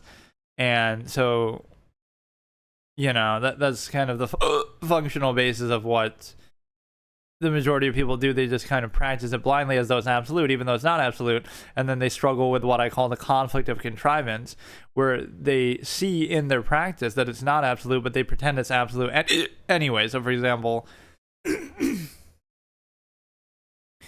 you know, you'd say, like, let's use a relationship as an example. Like, oh, it's love and it's meant to be, and you're with one person and they're your soulmate, but then you constantly still complain and have fights with them, or you have, you know, something that you struggle with. So you might think, oh, it doesn't mean it has to be perfect for you to do it, but in the framing of it being a supposed absolute, especially used to specify and limit and inhibit, etc., your tendency there, you would expect it to be that way. So it's being framed and posed as an absolute. And then from there, you are observing in actual practice that, oh, it's not absolute at all, because you have all this conflict and reservation and inhibition. So the absolute is nothing more than a pretense to convince yourself that, to, again, specify the process, in that case, inhibit, restrict it. So anytime there's a false absolute, it's just a way to bypass critical thinking. It doesn't mean it actually is absolute. It means it's not absolute, but it's just a way for people to appeal to their ego and bypass any thought. So you take a process that would be an inherent process, like hedonism there, and you would turn it into something more, use that as a pretext for and again, it's such an absolute process that, oh, then why do so many relationships end in divorce and so much conflict and fighting? And again, it doesn't have to be perfect for you to practice it, but like to be in a relationship, but it has to be perfect for you to claim it as an absolute and use to rationalize and specify something like all the sort of dogmatic way that you're meant to do it and not meant to do it.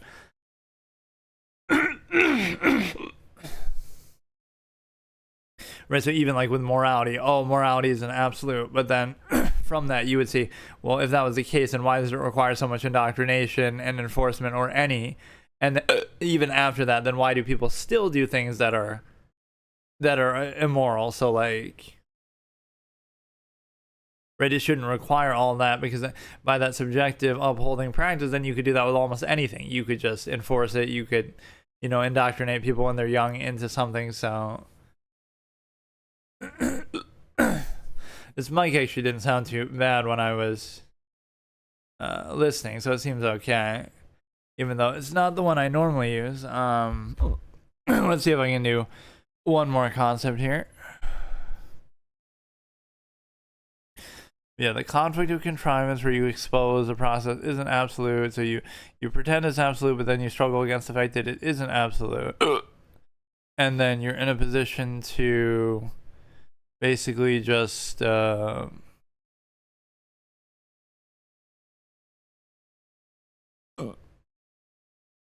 like opposite interpretation, even though I think I already explained this. Just the idea that two people can look at the same thing and have vastly different responses to it. Like, let's say you see you know, something bad. I won't even say what, like a crime being committed, like in a game or a show or a movie or something. And then it's like, oh, that's a bad influence. Again, really young kids, maybe notwithstanding, because they can be so impressionable, but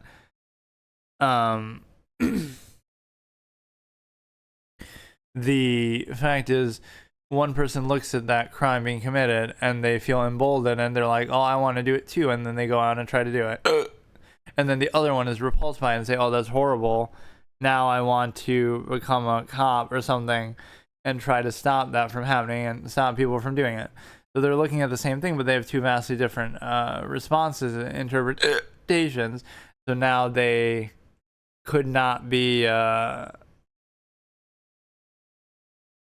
you cannot blame the influence there, because you see how the influence is the same, but somebody will be repulsed by it, somebody will be emboldened by it, so that says more about them than it does about the actual thing.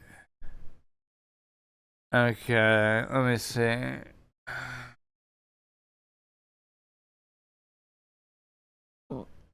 I don't even know where to upload this really right now.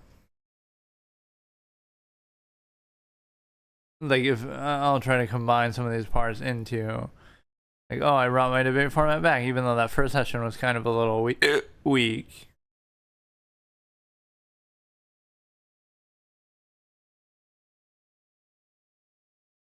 All right, maybe that's good enough. Let me think of one more topic. It's at least easy to do this because you don't have to actually do anything. Like all I'm doing is talking. It's not like I'm playing something or moving anything.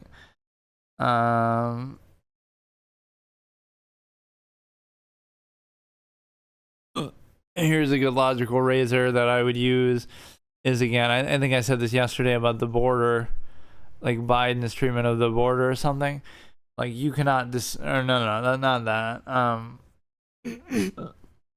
Whether through error or ulterior motive, something that is bad is still bad. So, for example, whether you think, oh, it's a conspiracy and it's being done on purpose, they're letting it happen, they made it happen, they wanted it to happen, or whether it just happened anyway, it's like either way, either they are so incompetent that they let it happen, which is still bad and they should be held accountable, or they wanted it to happen, in which case that's still bad. So don't get bogged down by that, like, oh, it's a conspiracy and it doesn't matter. Either way it's bad, and either way it should be addressed and dealt with.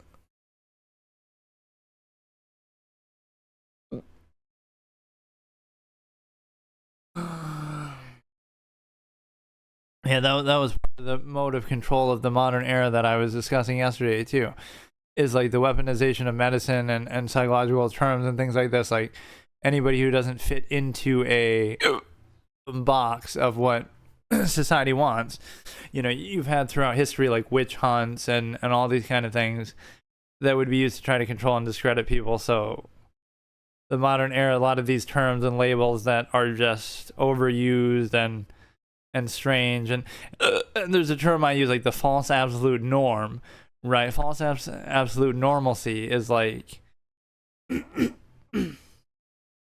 that there's like some state of being that is just perfect and meant to be, and everyone is meant to be that way, but everyone, if you closely observe, has idiosyncrasies and flaws and stuff. So if you really pay attention to that, you would see that you know, there is no real normalcy, or there is no absolute standard there. It's just all, you know, idiosyncrasies to varying degrees. And so you would understand that, you know, there's no uniform way, and even normalcy then could be mediocrity, because if you're truly exceptional, you wouldn't be normal at all either, right? That's part of the realm limiting kind of LCD state.